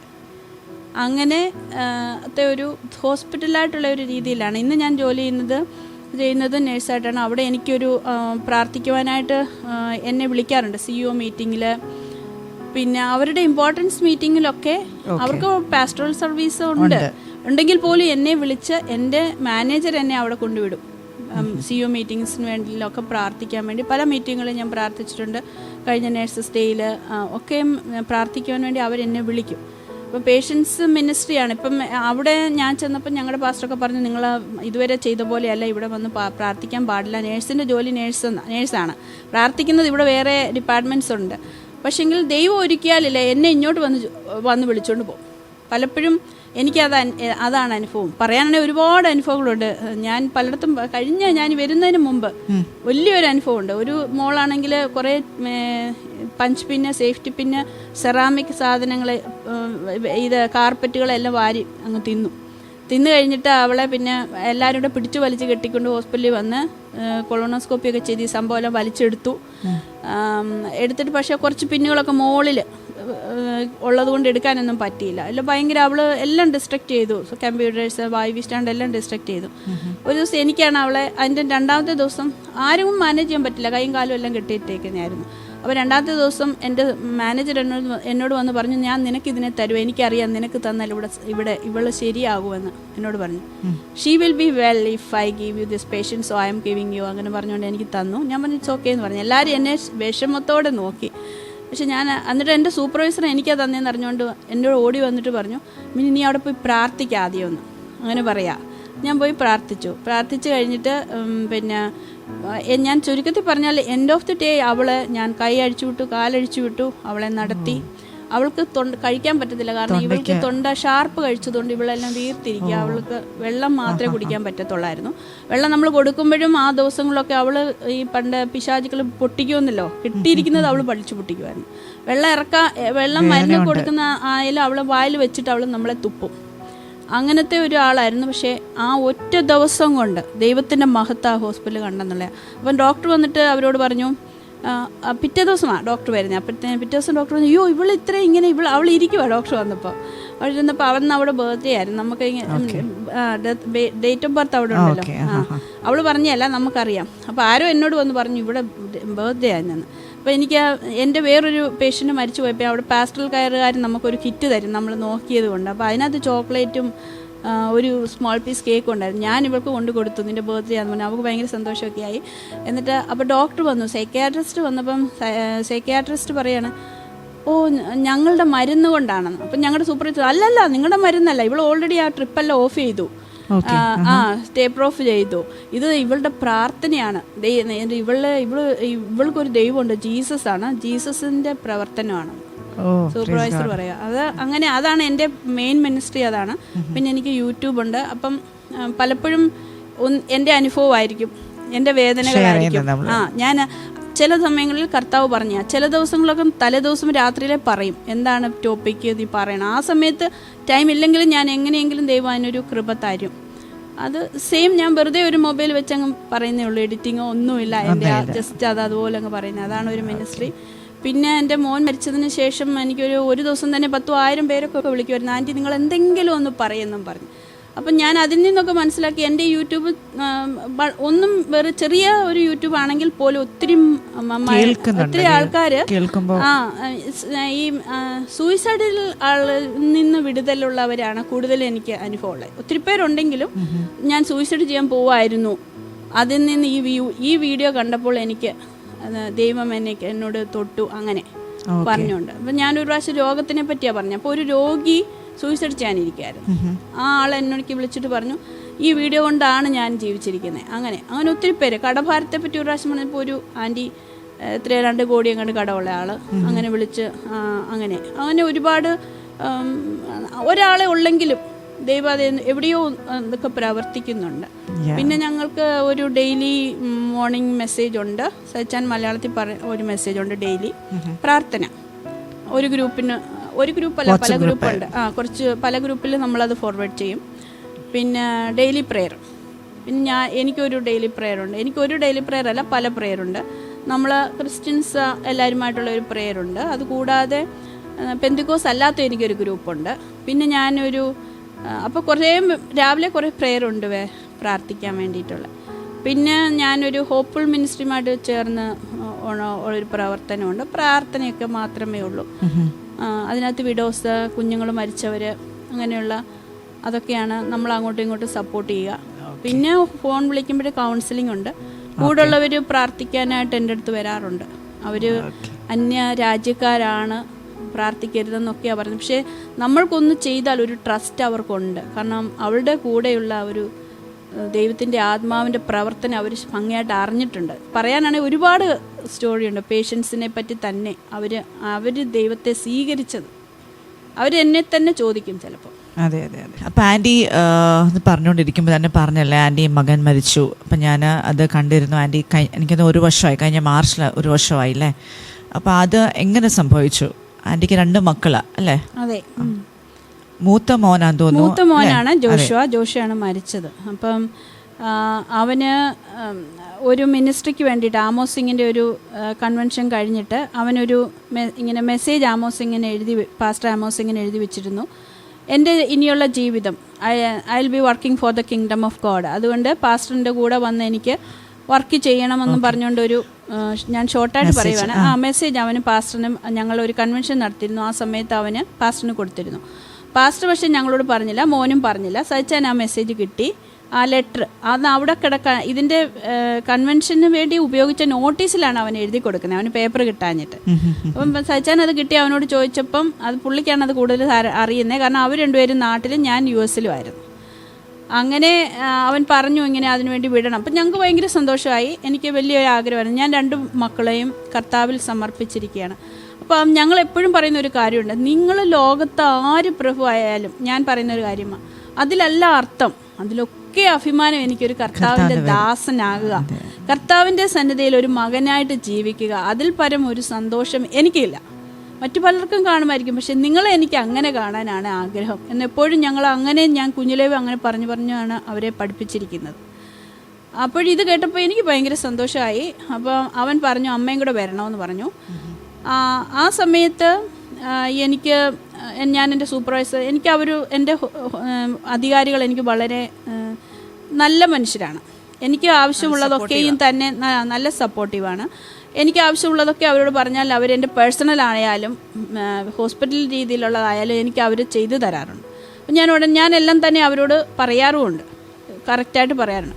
അപ്പം ഞാൻ പറഞ്ഞപ്പോൾ എനിക്ക് ദൈവാത്മാവിൻ്റെ ഒരു പ്രേരണയുണ്ടായിരുന്നു. മാർച്ച് 1-ാം തീയതി നാട്ടിൽ ചെല്ലണമെന്നൊരു പ്രാർത്ഥിച്ചപ്പോൾ ഒരു ആലോചന കിട്ടി. ഞാൻ അതനുസരിച്ച് അവരോട് ഫെബ്രുവരി 28-ാം തീയതി തൊട്ട് ലീവ് വേണമെന്ന് ചോദിച്ചു കഴിഞ്ഞാൽ അവർ തരാമെന്ന് പറഞ്ഞു, പൊക്കോളാൻ പറഞ്ഞു. അങ്ങനെ ഇരുന്നപ്പോൾ എനിക്കൊരു ചിന്ത, നമുക്ക് ഈ കൺവെൻഷനൊക്കെ നടത്തി കുറച്ച് ചിലവുകളുണ്ട്, തയ്ച്ചാനൊക്കെ നാട്ടിൽ പോയി ചിലവുകളുണ്ട്, എന്നാൽ ഒരാഴ്ചയും കൂടെ ജോലി ചെയ്തിട്ട് പോകാം. അന്ന് എനിക്ക് ലീവില്ല, ഞാൻ ആ ഹോസ്പിറ്റലിൽ അങ്ങോട്ട് പുതിയതായിട്ട് കയറിയതാണ്.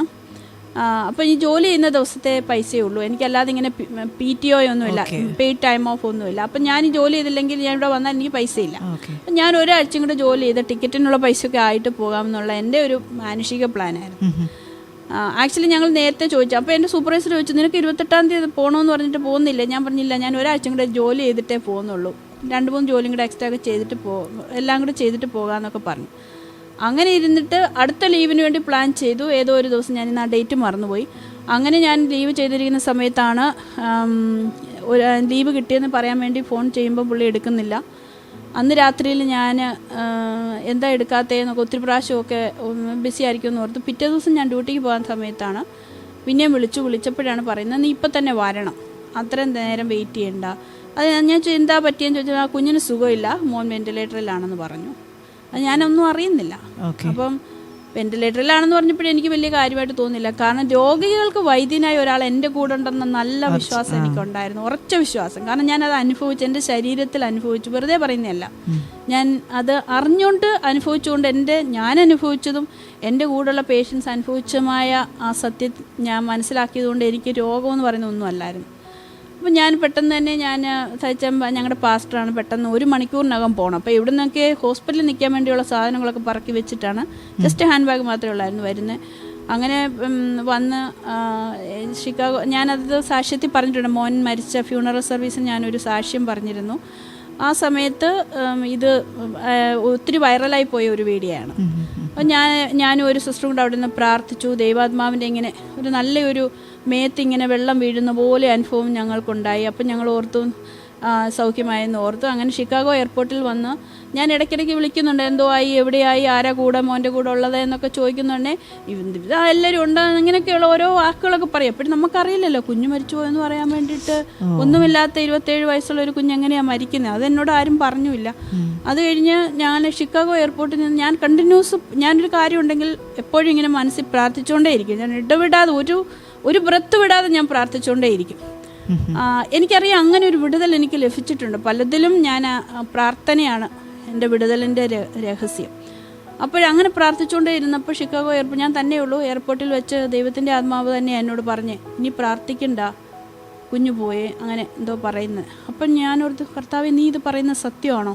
അപ്പോഴത്തേനും എൻ്റെ ചുറ്റും വലിയൊരു ഇരുളാണ് വന്നേ. ഇരുൾ വന്നിട്ട് ഞാൻ ഇരുന്ന കസേരയിൽ നിന്ന് ഞാനിങ്ങനെ നിരങ്ങി അങ്ങ് പോയി. കാരണം എനിക്കത് അക്സെപ്റ്റ് ചെയ്യാൻ പറ്റുന്നില്ല.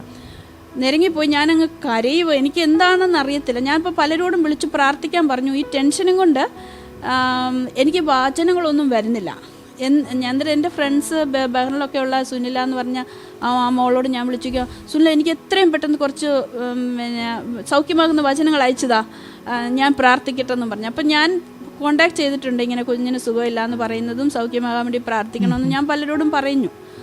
അപ്പോൾ അവരൊക്കെ എനിക്ക് മെസ്സേജ് അയച്ചു ഇങ്ങനെ സൗഖ്യമാകാൻ വേണ്ടി. അന്നേരമാണ് ഇത് പറയുന്നത്, പ്രാർത്ഥിക്കണ്ട മരിച്ചുപോയി. ആ സമയത്ത് ഞാൻ അനുഭവിച്ച വേദനയെന്ന് പറയുന്നത് ഹൃദയമൊക്കെ പറഞ്ഞു പോകുന്ന ഒരു അനുഭവമായിരുന്നു. ഹൃദയം മാറ്റി വെച്ചാൽ ഓപ്പണായിട്ട് വെക്കുമ്പോഴുള്ള ആ പിടച്ചിലുണ്ടല്ലോ, അതുപോലെ ഒരു വേദന. തന്നിലെ മസിലൊക്കെ ഇങ്ങനെ ക്രഷ് ചെയ്യുന്ന, ഇങ്ങനെ നമ്മൾ തുണി പിഴിയുമ്പോഴൊക്കെ പിരിയുന്ന വേദന. ആ വേദന എനിക്കറിയത്തില്ല, തല തൊട്ട് ഒരു ഹൃദയം മാത്രമല്ല, എൻ്റെ ഓരോ രോമകൂപങ്ങളിലും വേദനയായിരുന്നു, പെയിൻഫുള്ളായിരുന്നു, ഭയങ്കര വേദന ശരീരത്തിൽ, മനസ്സിലല്ല ശരീരത്തിൽ ഞാൻ ആ വേദന അനുഭവിച്ചു. ഇത് ഇങ്ങനെ ആ ദൈവത്തിൻ്റെ ആത്മാവ് എന്നോട് പറഞ്ഞപ്പോൾ എനിക്കത് ഒട്ടും സഹിക്കാൻ പറ്റാത്ത കാര്യമായിരുന്നു.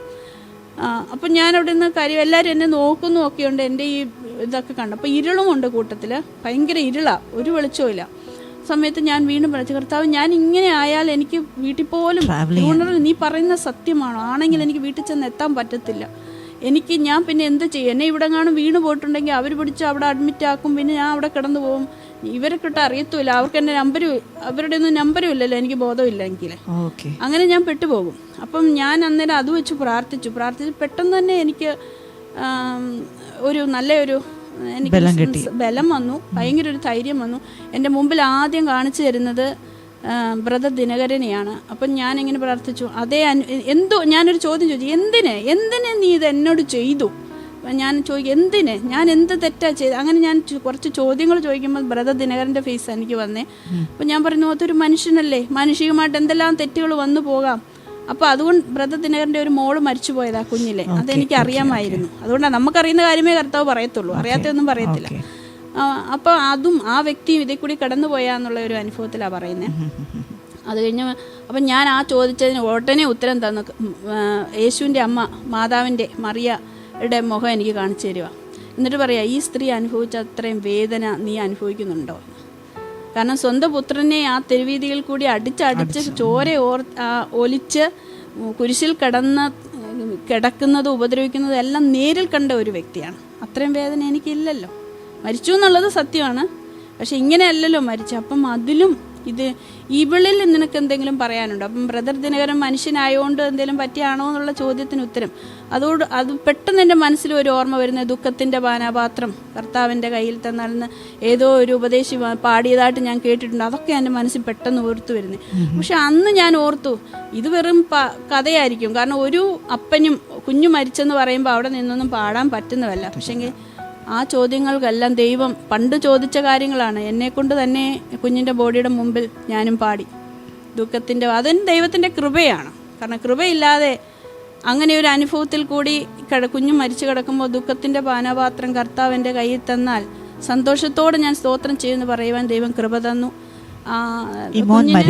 സാഹചര്യം കുഞ്ഞിന് നെഞ്ചുവേദനയായിരുന്നു. നെഞ്ചുവേദന വന്നാണ് അവൻ മരിക്കുന്നത്. അല്ലാതെ വലിയ പ്രത്യേകിച്ച് കുഴപ്പമില്ലായിരുന്നു. അവന് 3 കോവിഡ് വാക്സിൻ എടുത്തതാണ്. അതിൻ്റെ ഒരു കോംപ്ലിക്കേഷനായിട്ടാണ് ഡോക്ടേഴ്സ് പറയുന്നത്. 2 ബ്ലോക്ക് ഉണ്ടായിരുന്നെന്ന് പറഞ്ഞു. ഒരു ഡോക്ടറിനെ വിളിച്ചിട്ട് പറഞ്ഞു കോവിഡ് വാക്സിനെ കൊണ്ട് ക്ലോട്ട് ഉണ്ടാകും. അങ്ങനെ അതാണ് അതിൻ്റെ കാരണം. എല്ലാവരും ആ സമയത്ത് 2ഉം ഒരു ബൂസ്റ്ററുമാണ് എടുത്തത്. അവൻ 3ഉം എടുത്തത്. കാരണം ഒന്നിനന്ന് അവനൊന്ന് മദ്രാസിൽ വെച്ച് എടുത്ത്, അതിന് എവിഡൻസ് ഇല്ലായിരുന്നു. അന്നൊക്കെ നമ്മൾ എവിടെ പോകുമ്പോഴും 2 വാക്സിൻ വേണമല്ലോ. അപ്പോൾ അവൻ പോയിട്ട് ഞാൻ തന്നെ പറഞ്ഞു വിട്ടതാ, എന്നാൽ പിന്നെ നീ ഒന്നുകൂടെ അങ്ങ് എടുക്കെന്നും പറഞ്ഞുകൊണ്ട് ഇവിടെ വന്ന് ബിലീവേഴ്സിൽ നിന്ന് ഒരെണ്ണം കൂടെ അങ്ങ് എടുത്തു. അങ്ങനെ പറ്റിയതാ. അപ്പം നാട്ടിലുണ്ടായിരുന്നു? മോൻ നാട്ടിലായിരുന്നു.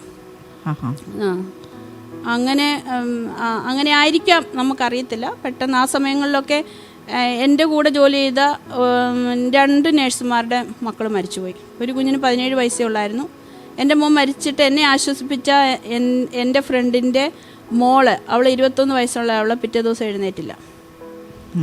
അതിനുശേഷം അടുത്തൊരു എൻ്റെ കൂടെ തിയേറ്ററിൽ ചെയ്തുകൊണ്ടിരുന്ന ഒരു ആളുടെ മോള് 17 വയസ്സുള്ള കുഞ്ഞിന് വയറ്റുവേദന വന്നിട്ട് ആ സമയത്ത് ആംബുലൻസ് വന്നപ്പോഴത്തേനും മരിച്ചു. അത് ബഹ്റിനിലുള്ള ഒരു കുഞ്ഞായിരുന്നു. അങ്ങനെ US-ലും പല കുട്ടികൾ ഞാൻ അറിയുന്ന എൻ്റെ ഫ്രണ്ട്സിൻ്റെ മക്കളും മരിച്ചു ഇതേ ഏജുകളിലുള്ള. അപ്പോൾ എന്താ കാര്യമെന്ന് നമുക്കറിയത്തില്ല.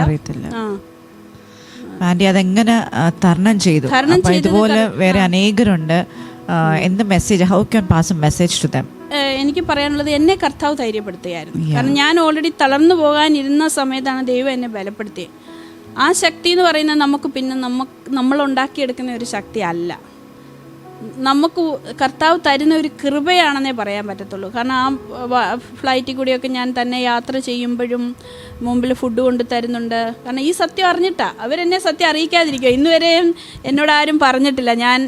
ഞാൻ പിന്നെ എൻ്റെ അബുദാബിയിലെ ഫ്ലൈറ്റിൽ ചെന്നപ്പോഴാണ് എൻ്റെ ഫ്രണ്ട്, ഞാൻ ഈ പ്രാർത്ഥിക്കാൻ ചോദിച്ച വാക്യങ്ങൾ ചോദിച്ചേ, വേഴ്സസ് ചോദിച്ചില്ലേ പ്രയറിന്, ആ കുട്ടിയോട് തന്നെ ഞാൻ പറഞ്ഞു, മോളെ കുഞ്ഞു മരിച്ചുപോയി എന്ന് പറയും. അപ്പോൾ അവൾ ചോദിച്ചു അതെങ്ങനെ അറിഞ്ഞേ എന്ന് ചോദിച്ചെന്നെ പറഞ്ഞു, ദൈവാത്മാവ് പറഞ്ഞെന്ന് പറഞ്ഞു.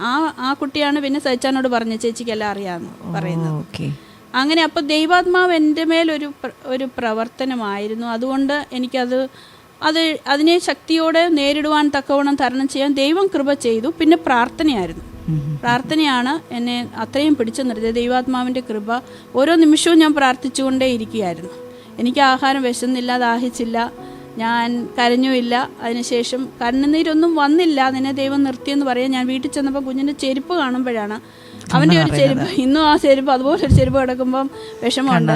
അന്ന് ഞാൻ കരഞ്ഞപ്പം കർത്താവ് എന്നെ പറഞ്ഞു, Mini this is not a weeping house, this is heavenly feast. കർത്താവിൻ്റെ അടുത്ത് പോയെന്നുള്ള എല്ലാം എനിക്ക് ഒത്തിരിയുണ്ട്. സാക്ഷ്യങ്ങൾ പറയാൻ ഒത്തിരിയുണ്ട്. ദൈവം എന്നോട് പറഞ്ഞു, ഇത് നീ കരയണ്ട. കാരണം അവൻ പിന്നെ ഞാൻ കാണുന്നത് എൻ്റെ ഹെവൻ ഇങ്ങനെ ഡെക്കറേറ്റ് ചെയ്ത് വെച്ചേക്കുന്നത് പോലെ, എൻ്റെ വീട് ഡെക്കറേറ്റ് ചെയ്ത് വെച്ചേക്കുന്നതും അങ്ങനെയുള്ള ഓരോ ദർശനങ്ങളാണ് എനിക്ക് തന്നിരുന്നത്. പിന്നെ ഓരോ സമയത്ത് ഞാൻ അന്നൊന്നും ഉറങ്ങിയിട്ടില്ല സത്യം പറഞ്ഞാൽ. കാരണം ഉറങ്ങുവാൻ ഞാനെപ്പോഴും വീഡിയോ ചെയ്തുകൊണ്ടിരിക്കും, മെസ്സേജ് പറഞ്ഞുകൊണ്ടിരിക്കും. അന്നും ഞാൻ മനുഷ്യരെ ധൈര്യപ്പെടുത്തിക്കൊണ്ടായിരുന്നേ. ഞാൻ വചനം പറഞ്ഞുകൊണ്ടേയിരിക്കും, ഞാൻ വചനം എഴുതിക്കൊണ്ടേയിരിക്കും. ആ സമയത്തൊക്കെ കർത്താവ് എന്നോട് ഇങ്ങനെ പറയും. എന്നോട് പറഞ്ഞത് ആമയും മുയലിൻ്റെയും കഥ എപ്പോഴും പാരബിൾസിൽ കൂടിയാണ് എന്നോട് ആ സമയം സംസാരിച്ചിരുന്നത്. പല നൈഫ് കാണിച്ചു തന്നിട്ട് പറയും, ഈ നൈഫ് ഇങ്ങനെ ഫ്രൂട്ട്സ് കട്ട് ചെയ്യാൻ വേണ്ടിയിട്ട്, അത് മറ്റേത് വലിയ ഹാർഡായിട്ടുള്ള കപ്പയൊക്കെ കട്ട് ചെയ്യാൻ വേണ്ടിയിട്ട്. അപ്പോൾ ഓരോ നൈഫിനും ഓരോ സമയമുണ്ട്, ഓരോ ഷേപ്പുണ്ട്, ഓരോ യൂസ് ഉണ്ട്. അപ്പോൾ അതുപോലെ ഓരോ മനുഷ്യ ജീവിതത്തിലും യൂസ് ഉണ്ട്. അതിനൊക്കെ ദൈവം വെച്ചിരിക്കുന്ന ഒരു ഉപയോഗമുണ്ട്. ആ ഉപയോഗം കഴിഞ്ഞാൽ ദൈവം എടുക്കും. അങ്ങനെയൊക്കെയുള്ള ഓരോ പാരബിൾസ് എനിക്ക് തരാൻ തുടങ്ങി. പിന്നെ ഞാൻ തിരിച്ചു വീട്ടിൽ US ചെന്നപ്പോഴും പല സമയങ്ങളിൽ എനിക്ക് സങ്കടപ്പെടുന്ന അവസ്ഥകളും ഭാരപ്പെടുന്നതും ധൈര്യം ചോർന്നു പോകുന്ന അവസ്ഥയിലൊക്കെ കർത്താവിൻ്റെ അടുത്ത് വരാറുണ്ട്. അവന് സൗദിയിൽ ജോലി ഉണ്ടായിരുന്നു. പിന്നെ അവന് കൺവെൻഷൻ സമയത്ത് ഇഞ്ഞ് നാട്ടിൽ വന്നതാണ്. പാസ്റ്റർ എങ്ങനെ ഈ ഒരു സാഹചര്യം അത് അക്സെപ്റ്റ് ചെയ്യും, എങ്ങനെ പാസ്റ്റർ അത് ഫേസ് ചെയ്തു? നിശ്ചയമായിട്ടും ദൈവം തന്ന ഒരു ബലം, ദൈവം തന്ന ഒരു കൃപ എന്ന് മാത്രമേ പറയാൻ പറ്റത്തുള്ളൂ. കാരണം സ്വാഭാവികമായിട്ടും ഒരു മാതാവിന് അല്ലെങ്കിൽ ഒരു പിതാവിന് താങ്ങാൻ പറ്റുന്നതിന് പ്രത്യേക ഒരു സാഹചര്യമാണ്. പിന്നെ പറഞ്ഞതുപോലെ ദൈവം ആ സമാധാനം തന്നു, നമ്മളത് താങ്ങുവാൻ. എൻ്റെ വിഷമം എന്ന് പറഞ്ഞാൽ ഞാൻ എങ്ങനെ ഇവളോട് പറയും, മിനിയോട് പറയും. ഞാനതിന് ഓരോ എക്സ്ക്യൂസസ് കണ്ടെത്തുമായിരുന്നു. കാരണം വെച്ചാൽ നീങ്ങി വാ, പെട്ടെന്ന് വാ എന്നൊക്കെ പറഞ്ഞ് വിളിക്കുമ്പോൾ ഇവൾ ഓരോ ക്രോസ് ക്വസ്റ്റ്യൻ ചോദിക്കും എന്നോട്. ഉത്തരം കൊടുക്കും. അങ്ങനെ ഞാൻ ആന്റി വന്നപ്പോൾ പാസ്റ്റർ ഈ കാര്യം ആന്റിയോട് പറഞ്ഞപ്പോൾ ഹൗ വാസ് ഹർ? അല്ല, അന്നേരം ഞാൻ ഈ പറഞ്ഞ പോലെ തന്നെ ഇവർക്ക് മനസ്സിലായി എന്നുള്ളൊരു ബോധ്യം എനിക്ക് ഐ ഫെൽറ്റ് ദാറ്റ്. പക്ഷേ എനിക്കങ്ങോട്ട് പറയാനൊരു മടി. ഞാൻ എങ്ങനെയാണ് പറയുന്നത്, എന്തുവാ പറയുന്നത്, ഇപ്പം എന്ത് ചെയ്യേ എന്നൊക്കെ ചോദിക്കുമ്പോൾ ഞാൻ എന്തോ പറയുന്നത് എന്നൊക്കെയാണ് എൻ്റെ മനസ്സിൽ കിടക്കുന്നത്. ഞാൻ ഓരോ പ്രാവശ്യം നീങ്ങി വാ, ബാക്കി നമുക്ക് പിന്നെ പറയാം, നീ ടെൻഷൻ എടുക്കണ്ട, നീങ്ങി വാ, വന്നിട്ട് ബാക്കി പറയാം ഞാൻ പറയുന്നത്. അവൾക്ക് ആദ്യം ഇച്ചിരി ഒരു അപ്സെറ്റായിട്ടൊക്കെ എന്നോട് ചോദിച്ചത് ഷിക്കാഗോയ്ക്ക് പോകുന്ന വഴിക്ക്. അത് കഴിഞ്ഞപ്പം എനിക്ക് തോന്നുന്നത് അബുദാബി വന്നു കഴിഞ്ഞിട്ട് മറ്റേ ആ കൊച്ചിനോട് സംസാരിച്ചില്ല. അവൾ എന്നെ വിളിച്ചിട്ട് പറഞ്ഞു, ചേച്ചിക്ക് കാര്യങ്ങളൊക്കെ മനസ്സിലായിട്ടുണ്ട് എന്നുള്ള രീതിയിൽ അവളെന്നോട് പറഞ്ഞു. ഞാൻ പറഞ്ഞു ഓക്കെ. പിന്നെ വന്നു കഴിഞ്ഞപ്പം ദൈവം തന്നെ ആ ഒരു സമാധാനം എന്ന് പറയാനേ ഉള്ളൂ. അതിനപ്പുറം എനിക്ക് വേറെ ഒന്നുമില്ല. കാരണം അവൻ്റെ ആ ലാസ്റ്റിൽ അവൻ എഴുതിയ ആ ലെറ്റർ ഞങ്ങളെ ഒത്തിരി ബലപ്പെടുത്തി. അത് ശരിക്കും പറഞ്ഞു കഴിഞ്ഞാൽ ഇപ്പം ഞാനത് ഒരു വ്യക്തിയോട് പറയുമായിരുന്നെങ്കിൽ, വെർബലി പറയുമായിരുന്നെങ്കിൽ എല്ലാവരും പറഞ്ഞാൽ ചുമ്മാതെ പാസ്റ്റർ എന്തുവാ ഒരു സെൽഫ് സാറ്റിസ്ഫാക്ഷന് വേണ്ടി പറയുമായിരിക്കും എന്നൊക്കെ. പക്ഷേ അത് അവൻ്റെ കൈ കൊണ്ട് തന്നെ എഴുതിയ ആ ലെറ്റർ, അതിനകത്ത് അവനെ വളരെ ക്ലിയറായിട്ട് പറയുന്നു, ഞാൻ ഫുൾ ടൈം ഗോസ്പൽ മിനിസ്ട്രിയിലേക്ക് ഇറങ്ങുകയാണ്, I want to serve my Lord. എന്നിട്ട് ആ ദേവദാസിന് കൊടുത്തിട്ട് എന്നിട്ട് ഞാൻ ആ വിഷയം ദേവദാസിനെ അറിയിക്കുന്നു. ദിവസം പറഞ്ഞു, അങ്ങനെയാണെങ്കിൽ നമുക്ക് അടുത്ത ബാച്ച് തൊട്ട് അവനെ ഇവിടെ നോർത്ത് ഇന്ത്യൻ മിനിസ്ട്രിയിലേക്ക് റോൾ ചെയ്യാം, അവനോട് വന്ന് ഞങ്ങളുടെ കൂടെ നിൽക്കട്ടെ. അങ്ങനെ അവന് അതുവരെ അവന് മാനേജ്മെൻറ്റും ഫൈനാൻസും മിനിസ്ട്രിയും എന്നൊക്കെ പറഞ്ഞ വലിയ ഫൈനാൻഷ്യൽ എപ്പോഴും പുള്ളി മില്യനും ബില്യൻ്റെയും കഥകൾ പറഞ്ഞു നടക്കുന്ന ആളാണ്. സോ അങ്ങനെ ഒരു വ്യക്തി ഇത്രയും ഒരു സമർപ്പണത്തിലേക്ക് വരിക എന്ന് പറയുന്നത് എനിക്കൊരു ഭയങ്കര ഒരു ഇതായിരുന്നു. അന്നേരം അതുതന്നെ ഞാൻ മനസ്സിലാക്കുന്നു, അവനെ ദൈവം ആ ഒരു പീക്ക് സമയത്ത് അവനെടുത്തൊരു സ്ട്രോങ് ആയിട്ടൊരു ഡിസിഷൻ തന്നെ അവൻ്റെ ജീവിതത്തിൽ ഒരു വലിയൊരു മാറ്റമായിട്ട് മാറി. കാരണം ഈ യങ്സ്റ്റേഴ്സിനകത്ത് എപ്പോഴും അപ്പ് ആൻഡ് ഡൗൺസ് എപ്പോഴും ഉണ്ട്. ഇന്ന് പറയും, നാളെ വേറൊന്ന് പറയും, ഇന്ന് ഒരു തീരുമാനം എടുക്കും, നാളെ ഒരു വേറൊരു തീരുമാനം എടുക്കും. സോ അങ്ങനെ ഉള്ള ഒരു സാഹചര്യത്തിലേക്ക് അവൻ പോകാതിരിക്കാൻ ദൈവം അവനെ തിരഞ്ഞെടുത്തു. അവൻ തീരുമാനം എടുത്തു, ദൈവം സന്നിധിയിൽ അവൻ സമർപ്പിച്ചു. അവൻ്റെ കൈ കൊണ്ട് തന്നെ ഒരു സമർപ്പണം തന്നു. അവൻ അതിനായിട്ട് പ്രിപ്പയർ ആകുന്നു. സോ ഞാൻ മനസ്സിലാക്കുന്നു ബെസ്റ്റ് ടൈം ഫോർ അങ്ങനെ ദൈവം അവനെ വിളിച്ചു, അവനെ ദൈവം എടുത്തു. അതൊരു അനുഗ്രഹിക്കപ്പെട്ട ഒരു സിറ്റുവേഷനായിട്ട് ഞാൻ മനസ്സിലാക്കുന്നു. കാരണം നേരെ മറിച്ച് അവനൊരു അനേക കുഞ്ഞുങ്ങൾ നമ്മൾ ചുറ്റും നോക്കുമ്പോൾ ഏതൊക്കെ തരത്തിലെ പ്രയാസങ്ങളിൽ കൂടെ, ബുദ്ധിമുട്ടിൽ കൂടെ, വലിയൊരു ആപത്തിൽ കൂടെ പോകുന്നു. അതിനൊക്കെ മധ്യത്തിൽ കർത്താവ് കുഞ്ഞിനെ കാത്തു അവനെ ഒരു അനുഗ്രഹിക്കപ്പെട്ട ഒരു തീരുമാനത്തിലേക്ക് എത്തുവാനും അവിടെ അവനൊരു അങ്ങനെ ഒരു അന്ത്യം കൊടുത്തെങ്കിൽ നമ്മൾ ഈ ലോകത്തിൽ എത്ര നാൾ ജീവിക്കുന്നു എന്നുള്ളതല്ല ഇമ്പോർട്ടൻ്റ്. ഞാൻ 10 വർഷം കൂടെ അല്ലെങ്കിൽ 50 വർഷം കൂടെ അല്ലെങ്കിൽ 80 വയസ്സ് വരെ ജീവിച്ചിട്ട് നാട്ടുകാർക്കും ദേശക്കാർക്കും ലോകത്തിനും ഒരു ഉണ്ടാക്കാതെ ഞാൻ ആർക്കും ഒരു പ്രയോജനപ്പെടാതെ ഞാൻ മരിക്കുന്നുവെങ്കിൽ ആ ജീവിതം കൊണ്ട് എന്തർത്ഥം? നേരെ മറിച്ച് ഞാൻ ദൈവത്തിന് വേണ്ടി അവസാന നിമിഷം ഒരു തീരുമാനം എടുത്ത് കർത്താവിൻ്റെ കാര്യങ്ങളിൽ സമർപ്പിക്കപ്പെടുന്നെങ്കിൽ അവൻ്റെ ഒത്തിരി നല്ല കാര്യങ്ങൾ പിന്നെ നമുക്ക് അറിയുവാൻ സാധിച്ചത് അനേകർക്ക് അവനൊരു അനുഗ്രഹമായിരുന്നു. പ്രത്യേകിച്ചും പ്രായമായ ആൾക്കാർക്കൊക്കെ അവൻ വലിയ സപ്പോർട്ട് ചെയ്തതായിട്ടും ഒത്തിരി കാര്യങ്ങളൊക്കെ അവനിൽ കൂടെ പിന്നെ അങ്ങനെ ഒത്തിരി കാര്യങ്ങൾ പിന്നെ നമ്മുടെ വിശ്വാസത്തിൻ്റെ ഒരു വലിയൊരു ബലം തരുന്നൊരു അവസ്ഥ. ഇങ്ങനെ ഈ അവസ്ഥയിൽ കൂടെ കടന്നു പോകുന്ന അനേക മാതാപിതാക്കളുണ്ട്, അനേക സഹോദരങ്ങളുണ്ട്, നമുക്ക് ചുറ്റും അനേകരുണ്ട്. ഈ സമയത്ത് നമ്മൾ തളർന്നു പോയാൽ, ഈ സമയത്ത് നമ്മൾ വീക്കായി പോയാൽ അങ്ങനെയുള്ളവർക്കും ഭാഗം നമുക്കെന്ത് സാക്ഷ്യം പുലർത്താൻ പറ്റും? ദൈവം നമ്മളെ വിളിച്ച് വേറെ തിരിച്ചത് നമ്മൾ തളർന്നു പോകാനും ആ സമയത്ത് കർത്താവിൻ്റെ നാമം ദുഷിക്കപ്പെടാനും അല്ല. നമ്മൾ ബലമായിട്ട് നിൽക്കുക, കർത്താവിന് വേണ്ടി നിൽക്കുമ്പോൾ ബാക്കി കർത്താവ് തരും. മുമ്പോട്ടുള്ള നടത്തുവാനുള്ള കൃപ അത് തന്നെയാണ് കർത്താവ് അപ്പോസ്തലനായ പൗലോസിനോട് പറഞ്ഞത്. അപ്പോസ്തലനായ പൗലോസിൻ്റെ ജീവിതത്തിൽ നമുക്കറിയാം, അദ്ദേഹം മരിച്ചവരെ വരെ ഉയർപ്പിച്ച ആ കർത്താവിൻ്റെ ദാസൻ. മരിച്ച വ്യക്തിക്ക് പോലും പ്രാർത്ഥിച്ചു കഴിഞ്ഞപ്പോൾ മരണത്തിൽ നിന്ന് തിരിച്ചു വന്നു. അസാധ്യമായ രോഗത്തിൽ നിന്ന് വിടുതൽ ലഭിച്ച അനേകരെ സൗഖ്യമാക്കിയ അനേക സുവിശേഷം, 1ഉം 2ഉം അല്ല, ലോകം ഇന്നും അനേകർ ലക്ഷക്കണക്കിന് ആൾക്കാർ ആ സുവിശേഷം വായിച്ച് ദൈവസന്നിധിയിലേക്ക് ചേർക്കപ്പെടുന്നു, കർത്താവിനോട് ചേരുന്നു. അത്രയും വലിയ ആ കൃപയിലും കൃപാവരങ്ങളിലും ജ്വലിച്ച ദൈവദാസൻ തൻ്റെ ശരീരത്തിൽ ഒരു ശൂലം വന്നപ്പോൾ കർത്താവായ യേശുക്രിസ്തുവിനോട് പ്രാർത്ഥിച്ചപ്പോൾ 3 പ്രാവശ്യമേ പ്രാർത്ഥിച്ചുള്ളൂ. എന്നിട്ടും കർത്താവ് പറഞ്ഞു, എൻ്റെ കൃപ നിനക്ക് മതി. അതിൽ നിന്ന് വിടുതൽ കൊടുത്തില്ല. പക്ഷേ കർത്താവിൻ്റെ കൃപ മതി എന്ന് പറഞ്ഞപ്പോൾ ആ കൃപ കൊണ്ട് വലിയ വലിയ വലിയ കാര്യങ്ങളാണ് ദൈവം നടത്തിയത്. എന്ന് പറഞ്ഞ പോലെ നമ്മുടെ ജീവിതത്തിൽ ഒരു പോരായ്മ, ഒരു പ്രയാസമോ, ഒരു ബുദ്ധിമുട്ട് വരുമ്പോൾ നിശ്ചയമായിട്ടും അതിൻ്റെ പിന്നിൽ ദൈവത്തിൻ്റെ പ്ലാനുണ്ട്, ഒരു പദ്ധതിയുണ്ട്. ദൈവം അതിൽ കൂടെ നമ്മളെ കടത്തി വിടുന്നുവെങ്കിൽ ദൈവം ആഗ്രഹിക്കുന്നത് നമ്മൾ ദൈവത്തിൻ്റെ സാക്ഷിയായി നിൽക്കുക. ആ സാക്ഷ്യം അനേകർക്ക് ജീവൻ്റെ സാക്ഷ്യമായിട്ട് മാറും. മറ്റുള്ളവർ കേട്ട് പറഞ്ഞ സാക്ഷ്യമായിരിക്കും, ഇത് അനുഭവിച്ച് പറയുന്ന സാക്ഷ്യമാണ്. എന്നാൽ അതിനർത്ഥമുണ്ട്. അനുഭവത്തിൽ കൂടെ പറയുമ്പോൾ പറയാൻ എളുപ്പമാണ്. ഇന്നാളിൽ ഒരു ദേവദാസൻ്റെ സാക്ഷ്യത്തിനകത്ത് ഞാൻ കേൾക്കുകയായിരുന്നു, ഒരു ഭവനത്തിൽ ഒരു കുഞ്ഞ് മരിച്ചപ്പോൾ, ഒരു കുഞ്ഞിൻ്റെ ഒരു രോഗം വന്നു. ആ കുഞ്ഞിൻ്റെ മരിച്ചപ്പോൾ ആ കുഞ്ഞിൻ്റെ അമ്മയോട് ചെന്ന് ഇവർ ചെന്ന് പറയുകയാണ്, വിഷമിക്കേണ്ട, കരയണ്ട, പ്രാർത്ഥിക്കുക എന്ന് പറഞ്ഞ് അവരോട് ആശ്വാസത്തിൻ്റെ വാക്കുകൾ പറയുന്നു. അങ്ങനെ പറയുമ്പോൾ ആ വ്യക്തി കുറച്ച് ദിവസം കഴിഞ്ഞപ്പോൾ ആ വ്യക്തിയുടെ ഭവനത്തിലും ഇതുപോലെ ഒരു അപകടം ഉണ്ടായി. അവരുടെ ഒരു കുഞ്ഞ് മരിക്കുന്നു. അവരുടെ ഒരു കുഞ്ഞ് മരിക്കുമ്പോൾ ഈ വ്യക്തി മറ്റേ ആളിനേക്കാളും കൂടുതൽ അപ്സെറ്റായി ഭയങ്കരമായിട്ട് വയലൻ്റ് ആകുന്നു, ഭയങ്കര പ്രശ്നങ്ങളുണ്ടാക്കുന്നു. അന്നേരം മറ്റേ ആൾക്കാർ വന്ന് ഇദ്ദേഹത്തോട് ചോദിച്ചു, ഈ കഴിഞ്ഞ ദിവസമല്ലേ മറ്റേ ഭവനത്തിൽ മരണം നടന്നപ്പോൾ താങ്കൾ ചെന്ന് അവരെ ആശ്വസിപ്പിക്കുകയും കരയേണ്ട എന്ന് പറഞ്ഞത്. അന്നേരം പുള്ളി പറഞ്ഞൊരു വാക്ക്, അത് അവൻ്റെ പിള്ള, ഇതെൻ്റെ പിള്ള. എൻ്റെ പിള്ള മരിക്കുമ്പോൾ എനിക്കത് അന്നേരം പറഞ്ഞതിനർത്ഥം അവനവൻ്റെ ജീവിതത്തിൽ അനുഭവം ഉണ്ടാകുമ്പോഴേ നമ്മളതിൻ്റെ വേദന അവിടെയാണ് നമുക്ക് സാക്ഷ്യം പുലർത്തുവാൻ പറ്റുന്നത്. കർത്താവിൻ്റെ നാമം ഉയർത്തുവാൻ നമുക്ക് അവിടെ പറ്റിയെങ്കിൽ അതിനേക്കാളും വലിയ കാര്യം വേറൊന്നും. ഞാൻ വിശ്വസിക്കുന്നു കർത്താവ് തന്ന കൃപ മാത്രം. ദൈവം നിർത്തുന്നു, കർത്താവ് നടത്തുന്നു. അതിനപ്പുറം നമുക്കൊന്നും പറയാനില്ല. നമ്മുടെ കഴിവുകൊണ്ടോ നമ്മുടെ മിടുക്കും കൊണ്ടോ ഒന്നും സാധ്യമല്ല. കർത്താവ് നിർത്താതെ നമുക്ക് നിൽക്കുവാൻ സാധിക്കുന്നില്ല. അതിനാണ് നമ്മൾ പാട്ട് തന്നെ ഉണ്ടല്ലോ, നിന്നതല്ല ഞാൻ നിർത്തിയതാ തന്നെ. ആ പാട്ടിൽ എല്ലാം അടങ്ങിയിരിക്കുന്നു. ഞാൻ നിന്നതല്ല, കർത്താവാണ് നിർത്തിയത്. പ്രതികൂലങ്ങൾ അനേകമുണ്ട്, പ്രശ്നങ്ങൾ അനേകമുണ്ട്. നമ്മൾ സ്നേഹിച്ചവർ, നമ്മൾ വളരെയധികം കരുതിയവർ, നമ്മുടെ കൂടെ ഉണ്ടെന്ന് കരുതിയവർ, അന്ന് വരെ നമ്മളെ വളരെയധികം ബഹുമാനിക്കുകയും സ്നേഹിക്കുകയും ചെയ്തവർ, ഒരിക്കലും നമ്മളെ വിട്ടിട്ട് പോകത്തില്ല എന്ന് കരുതിയവർ, ഒറ്റ രാത്രി കൊണ്ട് കാര്യങ്ങൾ മാറി. കഥകൾ ഉണ്ടാക്കുവാൻ അവർ മിടുക്കരാണ്, പറഞ്ഞുണ്ടാക്കാൻ പലതുമാണ്. അങ്ങനെയൊക്കെ പലതും ചെയ്യും. പക്ഷേ വീണ്ടും സാഹചര്യങ്ങൾ മാറുമ്പോൾ, അന്ന് ഇപ്പോൾ എന്തെങ്കിലുമൊക്കെ ഒരു കഥ പറഞ്ഞെന്നിരിക്കാം, പക്ഷെ വരും ചില ദിവസങ്ങൾ അത് തെളിയിക്കും സത്യം എന്തുവാണെന്ന്. പിന്നെ തിരിഞ്ഞു വരും, അയ്യോ തെറ്റുപറ്റിപ്പോയി, ഞങ്ങൾക്ക് തെറ്റുപറ്റിപ്പോയി. എങ്കിലും ദൈവം നിർത്തുന്നു, കർത്താവ് നടത്തുന്നു. എല്ലാ മഹത്വവും കർത്താവിന്, അല്ല വേറെ ഒന്നും എനിക്ക് പറയുവാനില്ല. ആ കൃപയിൽ മാത്രം കർത്താവ് നടത്തണം.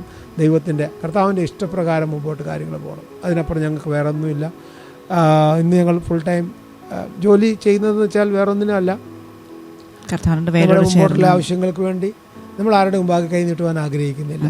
കർത്താവ് തന്നതല്ലാതെ നമുക്കൊന്നുമില്ല, കർത്താവ് തന്നതല്ലാതെ നമുക്കൊന്നും വേണ്ടാതാനും. അതുകൊണ്ട് കർത്താവിൻ്റെ സന്നിധിയിൽ മുമ്പോട്ട് പോകും. ദൈവം പറയുന്നത് പോലെ കർത്താവിനോട് ആലോചന ചോദിച്ച് ഓരോ കാര്യങ്ങളും ചെയ്യുന്നു. കർത്താവ് ചിലപ്പോൾ വണ്ടി ഓടിക്കും, ചിലപ്പം ഡ്രൈവർ പണിക്ക് പോകും. അത്യാവശ്യം നമുക്ക് ചിലവിന് വേണ്ടി പൈസ എന്തെങ്കിലും ആവശ്യമുണ്ടെങ്കിൽ, ഇപ്പം അവിടെ US എന്ന് പറഞ്ഞാൽ എനിക്ക് ഊബർ ഓടിക്കാൻ പറ്റും. എന്ത് പണിയും ചെയ്യാം. ഞാൻ ഊബർ ഓടിക്കാൻ പോയി കഴിഞ്ഞാൽ അത്യാവശ്യം നമുക്ക് ചിലവിനുള്ള പൈസ കിട്ടും. സോ അറ്റ്ലീസ്റ്റ് നമ്മൾ ആരുടെയും കക്കവും ഓട്ടിക്കുമല്ലോ.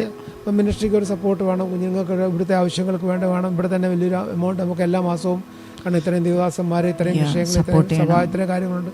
നോ പ്രോബ്ലം, ദൈവം നടത്തുന്നു. ദൈവത്തിൻ്റെ കൃപയാൽ കാര്യങ്ങളൊക്കെ പറയാനൊക്കെ ഒത്തിരി എളുപ്പമാണ് അമേരിക്കയില അല്ലെങ്കിൽ, പക്ഷെ ചിലവുകളും കാര്യങ്ങളൊക്കെ വരുമ്പോൾ പക്ഷെ ദൈവകൃപയാൽ കർത്താവ് നടത്തുന്നു. കർത്താവിൻ്റെ കൃപ മാത്രം. അത് കണ്ട് അനേകർ മുമ്പോട്ട് കടന്നു വരുന്നു. നമ്മൾ ചോദിക്കാതെ അനേകർക്ക് ദൈവാത്മാവ് പ്രേരിപ്പിക്കുന്നതനുസരിച്ച് അവർ വന്ന് നമ്മളെ സപ്പോർട്ട് ചെയ്യുന്നു. ചിലയിടത്തൊക്കെ വചന പറയാൻ പോകുന്നു, ചിലയിടത്ത് സുവിശേഷം പറയുന്നു. ഇപ്പം പറഞ്ഞ പോലെ നമുക്ക് കൗൺസിലിംഗ് ഉണ്ട്, ഓൺലൈൻ കൗൺസിലിംഗ് ഉണ്ട്, യൂത്തിൻ്റെ ഇടയിൽ നല്ല മിനിസ്ട്രി ഉണ്ട്, യങ്സ്റ്റേഴ്സിൻ്റെ ഇടയിലുണ്ട്, ന്യൂലി മാരീഡ് കപ്പിൾസിൻ്റെ ഇടയിലുണ്ട്. സോ അവരോടൊക്കെ അനേകം തകർന്നിരിക്കുന്ന കുടുംബം, അനേകം ഡിവോഴ്സിൻ്റെ വക്കത്ത് വന്ന് നിൽക്കുന്ന കുടുംബങ്ങളെ കർത്താവിൻ്റെ കൃപയാൽ അവരെ ഒന്നിച്ചു ചേർക്കുവാനും സ്നേഹത്തോടെ ഇന്ന് കടന്നു പോകാനും ഒക്കെ സാധിക്കുന്നു. അനേക മാതാപിതാക്കൾക്ക് ഒന്നിക്കുവാൻ സാധിച്ചു. അനേക കുഞ്ഞുങ്ങൾ വീട് വിട്ടുപോയ കുഞ്ഞുങ്ങളെ തിരിച്ചു കൊണ്ടുവരാൻ സാധിച്ചു. അനേക കുഞ്ഞുങ്ങൾക്കൊരു തുണയാക്കാൻ സാധിച്ചു. സോ അതൊക്കെ കണ്ടപ്പോൾ ആ കുഞ്ഞുങ്ങൾ വരും ദിവസങ്ങളിൽ അവർക്ക് കിട്ടുന്ന നന്മയിൽ നിന്ന് അവർ ദൈവനാമമഹത്വത്തിനായിട്ട് തരുമ്പോൾ അത് ദൈവവേലയ്ക്ക് പ്രയോജനപ്പെടുന്നു. നമ്മളൊരു കാര്യം ആഗ്രഹിക്കുമ്പോൾ നമ്മളൊരു കാര്യം വെച്ച് പ്രാർത്ഥിക്കും, കർത്താവേ ഒരു ഭവനം അല്ലെങ്കിൽ ഇന്നടത്തൊരു ഇന്ന കാര്യത്തിന് വേണ്ടി നമുക്കൊരാവശ്യമുണ്ട് എന്ന് നമ്മളടുത്ത് പ്രാർത്ഥിക്കുമ്പോൾ ആരെങ്കിലും ദൈവം അവിടെ കാക്കയെ കൊണ്ട് എലിയാവിനെ അപ്പം കൊടുപ്പിച്ചെന്ന് പറഞ്ഞ പോലെ ദൈവം എവിടുന്നെങ്കിലും അന്നേരം വഴി ഒരുക്കും. നമുക്കറിയത്തില്ല എവിടുന്നാണ്. അതുകൊണ്ട് നമ്മളെല്ലാവരിലും അല്ല, കർത്താവിലാണ് നമ്മൾ വിശ്വസിക്കുന്നത്. കർത്താവിനോട് പറയും, ബാക്കി പോസ്റ്റ്മാനെ അറേഞ്ച് ചെയ്യുന്ന കർത്താവാണ്. നമുക്ക് അതിനെക്കുറിച്ച് ബാക്കിയൊന്നും നമുക്ക് അറിയേണ്ട കാര്യമില്ല. ഫസ്റ്റ് എന്നാൽ ഒരു വാക്ക് പ്രാർത്ഥിക്കാം. ഇതുപോലെ ഇതേ സാഹചര്യത്തിൽ ഒത്തിരി പേര് കടന്നു പോയവരുണ്ട്, അല്ലെങ്കിൽ സ്വന്തം മക്കൾ മരിച്ചവരുണ്ട്. അപ്പോൾ അവർക്കൊരു ധൈര്യം കിട്ടാനായിട്ട് ഫാസ്റ്റ് ഇതുപോലെ ഈ പ്രോഗ്രാം അല്ലെങ്കിൽ ഈ ഒരു ടെസ്റ്റ് മണി കേൾക്കുന്നവർ അനേകരുണ്ട്. അപ്പോൾ അവർക്കൊരു മോട്ടിവേഷനായിട്ട് ജസ്റ്റ് അവർക്ക് വേണ്ടി ഒന്ന് പ്രാർത്ഥിച്ച് ഇത് നിർത്തിയാൽ ഒത്തിരി അനുഗ്രഹമായിരിക്കും. സ്തോത്രം. കർത്താവേ, അടിങ്ങളങ്ങേക്ക് നന്ദി പറയുന്നു. കർത്താവെ സ്തുതിക്കുന്നു, സ്തോത്രം ചെയ്യുന്നു. കരുണാസമന്നെ അടിലങ്ങേക്ക് നന്ദി പറയുന്നു. ബാപിതാവേ നന്ദി പറയുന്നു. പരിശുദ്ധാത്മാവാം ദൈവമേ നന്ദി പറയുന്നു. സകല മഹത്വത്തിന് യോഗ്യനെ, സകല പുകഴ്ചയ്ക്ക് യോഗ്യനെ ദൈവമേ സ്വർഗീയ പിതാവേ, ഈ നല്ലൊരു അവസരത്തിനായിട്ട് അടിലങ്ങേക്ക് നന്ദി പറയുന്നു. കർത്താവേ, ഇന്നത്തെ കർത്താവേ ഈ നല്ല സമയത്ത് കർത്താവെ പ്രിയ സഹോദരിയോട് ചേർന്ന് കർത്താവെ കർത്താവെ കരുതിയ, അങ്ങ് ഒരുക്കിയ അങ്ങയുടെ ഈ സ്ഥാപനം ഇതിന് നേതൃത്വം നൽകുന്ന കർത്താവിൻ്റെ ദാസന്മാർ, കർത്താവെ ഇതിന് പിന്നിൽ പ്രവർത്തിക്കുന്ന ഓരോ കുഞ്ഞുങ്ങൾ, ഞങ്ങൾ കർത്താവെ ഇന്നിവിടെ കടന്നു വന്നത് യാദൃശ്യമല്ല എന്ന് ഞങ്ങൾ പൂർണ്ണമായിട്ട് വിശ്വസിക്കുന്നു. എൻ്റെ നാഥൻ്റെ ഹിതപ്രകാരം, നാഥൻ്റെ ആലോചന പ്രകാരം ഞങ്ങൾക്ക് ഒന്നിച്ചു കടന്നു വന്ന് കർത്താവെ ഈ എക്സൽ മീഡിയയുടെ കർത്താവെ മാനേജ്മെൻറ്റിനോട് ചേർന്ന്, ഇതിൻ്റെ കർത്താവെ ബോർഡ് മെമ്പേഴ്സിനോട് ചേർന്ന്, പ്രത്യേകിച്ച് കർത്താവിൻ്റെ ദാസൻ വിനുപാഷനോട് ചേർന്ന്, പ്രിയ സഹോദരി പ്രീതിയോട് ചേർന്ന്, ഈ കുടുംബത്തിലെ ഓരോ അംഗങ്ങളോട് ചേർന്ന്, ഇതിൻ്റെ പിന്നിൽ കർത്താവെ കൈത്താങ്ങ് പകരുന്ന എല്ലാ കുഞ്ഞുങ്ങളോട് ചേർന്ന്, മീഡിയയ്ക്ക് കർത്താവെ നേതൃത്വം നൽകുന്ന കർത്താവെ പ്രിയ സഹോദരങ്ങളോട് ചേർന്ന്, അടിയനെയും മിനിയും അങ്ങയുടെ കരങ്ങൾ സമർപ്പിച്ച്, ഞങ്ങളുടെ കർത്താവെ പിന്നിൽ പ്രവർത്തിക്കുന്ന ഓരോ കരങ്ങളെ, ഞങ്ങൾക്ക് വേണ്ടി കർത്താവെ ആക്കി വച്ചിരിക്കുന്ന ഓരോ കർത്താവെ സഹായിക്കുന്ന കരങ്ങളെ, കർത്താവെ അങ്ങയുടെ ദേശത്ത്, അങ്ങയുടെ രാജ്യത്ത്, അങ്ങയുടെ വയൽ പ്രദേശത്ത് അധ്വാനിക്കുന്ന എല്ലാ കുഞ്ഞുങ്ങളെയും അങ്ങയുടെ കരങ്ങൾ സമർപ്പിച്ച് അടിയ നിമിഷം പ്രാർത്ഥിക്കുകയാണ്. കർത്താവെ ഞങ്ങളുടെ ജീവിതത്തിൽ കൂടെ കടന്നുപോയ അനുഭവങ്ങളെയാണല്ലോ ഞങ്ങളുടെ ജീവിതത്തിൽ കുഞ്ഞിലെ മുതലേ, ഞങ്ങളുടെ ചെറുപ്പം മുതലേ, ബാല്യം മുതലേ ഞങ്ങളുടെ ജീവിതത്തിൽ അനുഭവിച്ച ചില മുഖ്യ വിഷയങ്ങൾ മാത്രം ഞങ്ങളിവിടെ ഷെയർ ചെയ്തല്ലോ. എൻ്റെ നാഥൻ അത് ശ്രദ്ധ വെച്ച് കേട്ടല്ലോ.